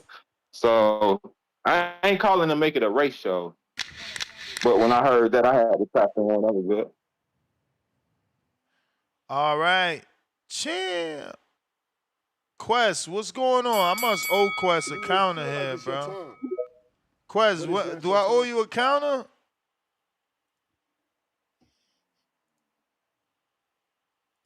Big boss. Mandalorian. Hey Tone, you a janky nigga too, man. That shit be killing me when he say that shit. Hey Ness, you see I commented on that reel. See, Tone was telling you, Ness. I told you Shakur was gonna be upset, but the reason why is Ness because you was singling just him out. You know, I actually had a conversation with somebody about this yesterday, and I was like, why do like just certain fighters, like even if it's just Devin, just Shakur, just Tank or something, like it's just so many times in boxing, it'd be certain fighters specifically. And I always say I'm not like I don't be, rolling But nobody under the bus. So I'm I'd be not like, why singling is so him many out though. I'm not singling him out Tone, man, like based off content in itself, like they not interested. Is you No, gonna but get you the said same you said traction? Tone made a good argument though, Ness. You said nobody's watching, and you said just Padley and Shakur, and we like, okay, we get that, but some people are, and you was like, I give you the Zapata fight. You said in that what you call that video, you was like, why is Turkey interested in him? He not putting on specific fights, but then you got people like, well, Devin just fought Jose Ramirez, and that was boring. I'm like, shit, that's true. Nobody rewatching that. You like Ryan and Yeah, Rolly, even but that he was but boring. he That's true. Nobody watching that. but he fought Ryan. He fought Ryan in his first Turkey fight, not Josh Padley. No, he didn't. He fought Ryan. That was a Golden Boy card. I'm talking about when people Oh say that about shit, you're Devin. right. Like You're right. Devin You're fought Jose right. Ramirez. Like I'm saying, like that's why I'm like I'm not into like the rolling people under the bus thing. But I'm saying even when people say like they pick on just Shakur and Keyshawn not fighting, but it's like it's plenty of people who like say they friends and they won't fight the sport of boxing. That's why I personally be like, shit, I don't give a shit because even Mike Tyson, Riddick Bowe, Shannon Briggs, hell, none of them ain't want to fight each other. So I'm like, I'm just kind of like how you is when it came to, Tank and Jake Paul, man. If people ain't gonna fight, I ain't gonna lose sleep over it. Fuck it, let's go to the fights that's gonna happen. So, but that's why I commented and I told you, I said, see, Ness, I knew people was gonna be bothered by it, but Tone probably right though. See, you and Shakur probably would need to have a talk, but you said y'all two alike, so y'all can't get along to talk it out. Cause I said I knew when he seen that somebody's gonna send that he was gonna be bothered, but I said it's cause it's like it's looking at this is like Ness singling just him out. Like it's like nobody watching just Shakur fights and all that. And I'm like, I mean, damn. cause But he then at was the the same time, see, conversation, I like bro. you A said though, Ness, short you is like a you got high minute. regards for him though. A There's nothing short. wrong with that. See, you I'm said just you got high saying though. regards. So A short true. is a minute. A short is 1 minute, and we literally, like that was the conversation at that moment. Ain't nobody singling that man out. No, cause remember I called in right after that, and I was like, "Nah, Ness, cause you talking about the views and stuff." And I said I went and looked at Daniel Dubois and his views, and I was like, "Shit, them UK people love they fighters." And I was like, "He barely got It more may views than feel like it's Shakur, and your that's time, over a year ago." but it's So, not your time. keep me rolling on this. Keep me rolling on. I'm a senior counter on this here. All I right. heard kind of. I was listening to the show a little bit earlier. That kind of did throw me off. I ain't even gonna lie, Ness. I don't feel like Bud could play darts and throw a football better than Canelo, and Canelo do equestrian. I'm with you. Ain't none of that shit gonna have nothing to do with the fight, man. I'm like, that's why they fight the fight. So I really don't know. I get it. Like, I get what Tone's saying with Tim Bradley being like Bud homeboy, but I mean, I don't know. Everybody see it from different perspectives. I actually had just watched what's Callum Smith and them brother? I think Paul Smith or whatever. He did a breakdown. His was one of the best. His and Coach Solis. Them probably the two best breakdowns I've seen. Like Paul Smith said, of course, because usually the whatever the bigger skill guy beat the smaller skill guy or something. But then he said if anybody could do it, it's Bud, because Bud just smart enough not to just get knocked out, and he know, all this stuff. So I'm like, man, it's good. I don't know. Both of them are actually, kind of athletic if you ask me. Like Bud, we see what he do with feet, and then like you say, Canelo, his defense is underrated and underappreciated. So Super. I don't know. I don't feel all that darts and shit people was talking about have nothing to do with it. I seen people even on Twitter talking about that. I don't know. So. But I'm still hyped for the fight, of course. We almost there. I don't know why you keep waiting, like somebody said yesterday, Nash. You waiting on this weigh-in. We know you picking Bud, man. Just come on home. Just pick Bud. I need to Even see. with I need Tone. to see, man. His arms got all Tone, deflated. He came out like Hulk first 4 weeks of camp. And now they leaning him out. And I don't man. know, can them arms take them right hands of Canelo, man? That's actually true. That's kind of what I'm concerned about too, because that shit, that do add up. But I don't know, say I think he'll be smart enough not to take it, man. So not to just take them punches for no reason. So, you seen Gotta that I see sent that you from weigh-in, man. Jabba Tunes? That UCAS shit, they ain't gonna punish Mungia. That ain't Yeah, right, man. yeah. That's what on, man. That's all I got though. I'm gonna send you that counter real quick. Hey. There's weight classes for a reason. I got Demo with the dollar Apple Pay that says the chat must be moving too fast. Just have Mozzie drop his Instagram in the chat so we can get the music from him. Mozzie, I don't think he got social media, bro. Tone, is this new or is this old? That's Boots. Yeah, that was a couple days ago. But do you believe that? Look at the poster in the back. Berlanga Canelo. Well, I mean, I was at David Benavidez's gym in Seattle. He had Lemieux shit still up. So I know but that. David, I mean, you wilding right now. David ain't Canelo. So, you know what I'm saying? He's had so many bigger fights that he got hella banners to post. You feel me? I don't know. I don't know. Bro, they don't change bro. They rarely change that, bro. They just leave it up there. But that's his home gym. That's his gym. I was at David's own gym and he had David Lemieux shit still up. But again, you keep comparing David to Canelo and you know he ain't like on that level. Wallpaper? Wait, hold on. So you saying no wallpaper? He got enough money that's the actual fight press conference backdrop. That's vinyl. That's like cloth. So we violate like David. Yeah, a step and repeat. Yeah. So you saying David can't leave up I'm saying he ain't got a lot of headline ones. What do you, bro? It's his gym. Go to Ramos' gym. No. I'm saying he got to get it. Remember, he ain't paying for that. He getting it from the promotion, and he doesn't have a lot of promotional headlines to get that. You smell me what I'm saying? No, you wildin'. I mean, think about it. It's Lemieux, Andre, Plant. Yes. That's it. All of them pay-per-view. We get I don't care if 6 people watch the fight. It was pay-per-view. David got enough. I'm just saying, man. I don't know. That could be early. That could have been like what if he brought him in for the Belonga camp too? Nah, it ain't like he ain't been rocking with that family. That's what I'm saying. Deeper, darker link. Cliff. There's weight for a reason. You shooting Crawford fans bail because they was up on Twitter like, oh, that's for the Damn, hold on. Let me turn off this Bluetooth. Cliff. I'm here. I had to turn off the Bluetooth. I didn't want it to sound crazy. Is you working out? Is you ready for this fight? Yeah, I'm working out already. Okay. I ain't getting the gym, but I'm running. I'm running through the woods. Is everything good? Is we still a go? Is the contract still good? The $11 million contract, you still got that? You ain't fuck it up?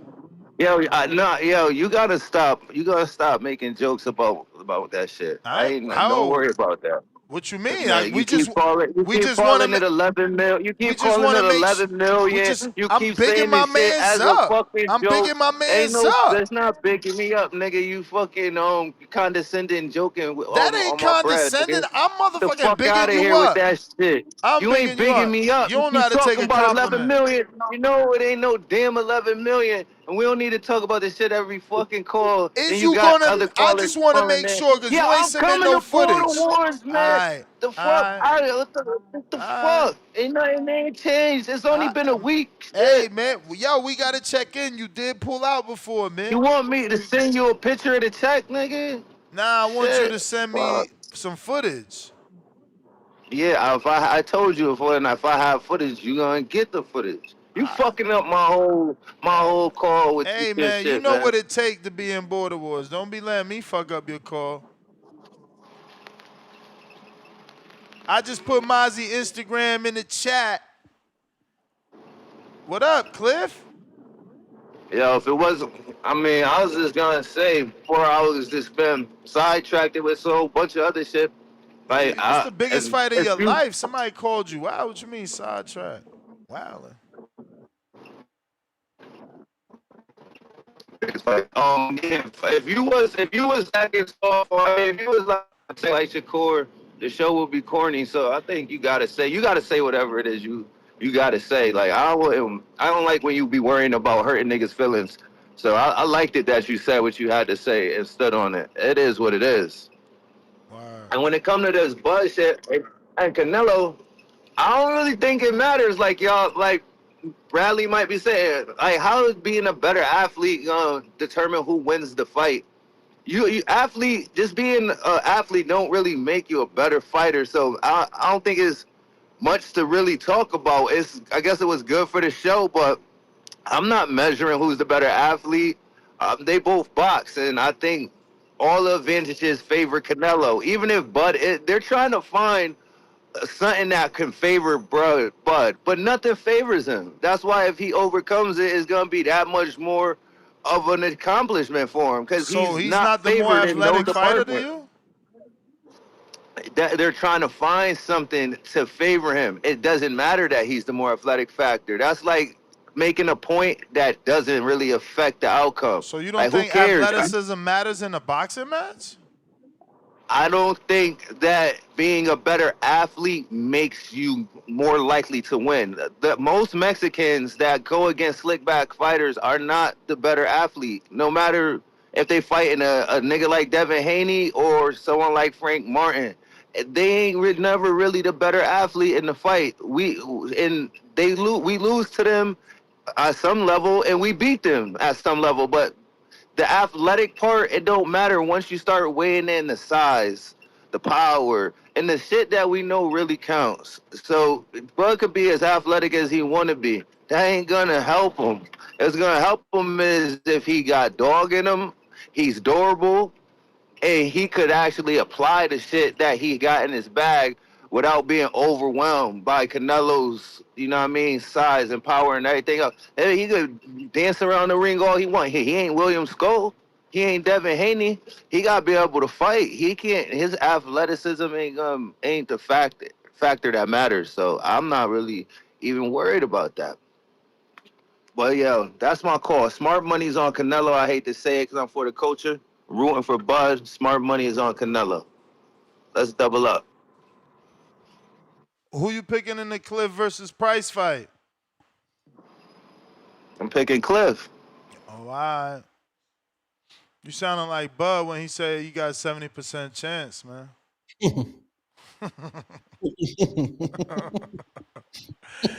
Michelangelo. Michelangelo, he coming to Border Wars, right? Let's go. Hell no. Call him Duck Duck Goose in the building. Michael, I'm a Duck Angelo. Damn. There's weight classes for a reason. Ron Ultra said Price all day to this day. Alrighty then. We got Ronnie in Phoenix, member for 31 months on that champ level. Salute, champ. The champ is here. The champ is here. The champ is here. Let's go, champ. Let's go. Two-Tone, been an honorary Blaxican. All love, TBV. They've been accepted. Jonathan Sims, $606.50. Second Mozzie track he dropped for TBV. H-Town, $2. Hashtag Mexicans wearing boots. Alright. The new Mozzie, I think it's on tour, right? On tour. We can even get a bigger venue. People in Vegas want us back. Wisconsin is a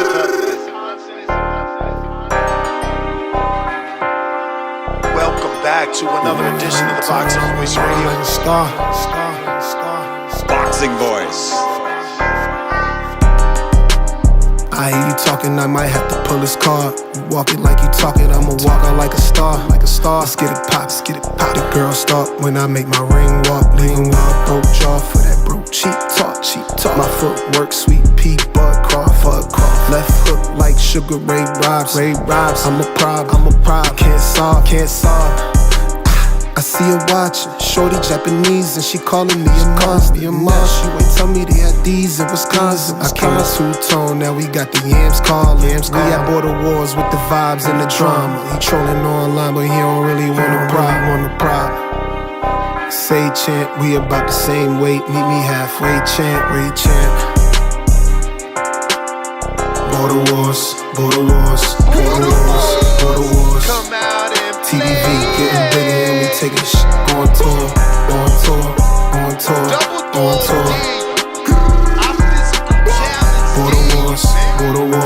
Border wars.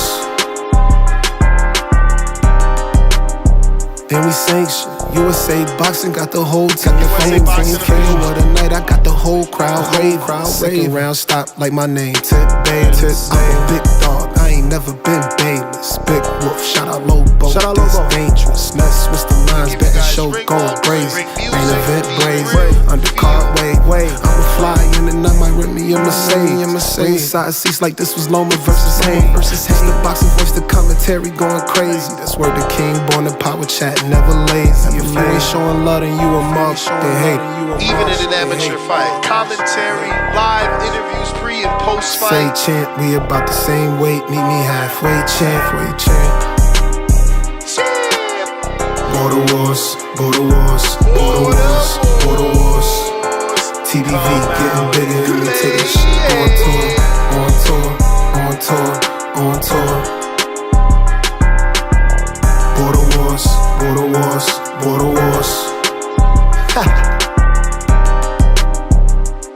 Send that fucking beat. What up, Ness? Let Mozzie step on. Told you I got you. Boxing Voice. Yo, Ness, you hear me? Is my sound good? What up? Oh, my bad. I can't answer you sometimes I'm at work. But shout out Ness, shout out Two-Tone for keeping it real. He's not doing this fucking racial shit with the just because he's black, I'm gonna pick him. He's picking Canelo because he's a better fighter. He's a skillful fighter. He has a better resume. He has a better accolades. He's done more in boxing than Crawford has done. He has fought different champions in different weight classes and different in different types of skill levels. Bud, if you replace Bud and Canelo, and you give Canelo all those fighters that Bud fought, Canelo knocks every one of them out. If you put Crawford in Canelo's position, I don't even think he beats most of those fighters. So I don't want to hear none of these dudes coming here with the racial shit. Who don't he beat? Who don't he beat? Bro, the fucking dude. Canelo, every fighter that Canelo, what did Canelo do to Amir Khan? Let's just use that example. What did Canelo do to Amir Khan? Which Crawford fighter doesn't Crawford beat? God, I'm just saying, you said Crawford doesn't beat some of the fighters on his resume. Which one? But those are not fights that that are gonna happen. They never happen. So okay, but which one? Talk about fantasy. Which one? I mean, were you afraid to say a name? He ain't beating Cotto. Okay, but Saddam Ali did. Oh my God, bro! Come on, dude. Really? We're gonna go there? Okay, so give me another name. Give me another name. Jose Benavidez wouldn't beat Crawford if he had a fucking leg. Give me another name then. Benavidez would have beat Crawford if he had a leg. But he didn't, right? So give me another name. I mean, what names? Because Crawford doesn't really have names. I mean, you're the one said no, but that's the point. You said that Crawford doesn't beat the names on Canelo's resume. Who else does Crawford not beat on Canelo's resume? I said no, but it's based on the fact that if you put Canelo and you give all those fighters that Crawford he knocks out every Crawford opponent. I get it. Every one of them. I get it. But now tell me who Crawford loses to on Canelo's resume. I get that Canelo's going to knock out everybody on Crawford's. I don't even have to go back. we're arguing with these motherfuckers who take everything so personal because this is how these fools are. I Okay, don't want to make it a race thing. so you don't want to finish the conversation that you brought up that made no sense. I'll finish it right now. His last opponent, Madrigal, what the fuck happened? We're talking about Canelo's Lord have mercy. 15 fucking years ago. It's like you're saying things and you don't even know what you're saying. Trout would give him problems. But that's not losing. Who beats him? Because you said he can't beat people on his fucking resume. I already gave you one. Miguel Cotto. And I told you definitely not beating Mayweather. The counter, you know that. My brother, He's definitely not beating Mayweather. The counter to Cotto was motherfucking Saddam Ali beat him. And you bringing up dudes he lost to?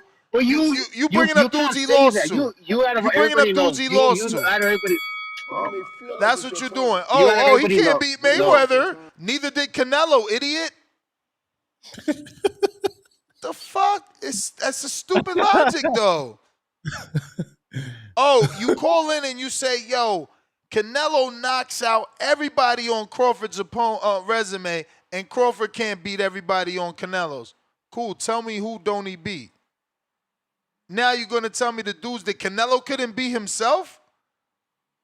So Floyd, Crawford can't beat Floyd. Okay, Canelo didn't either. The fuck? That's weird. Shout out to OC, pound for pound, #1 in the chat. I actually dropped that bomb for that status.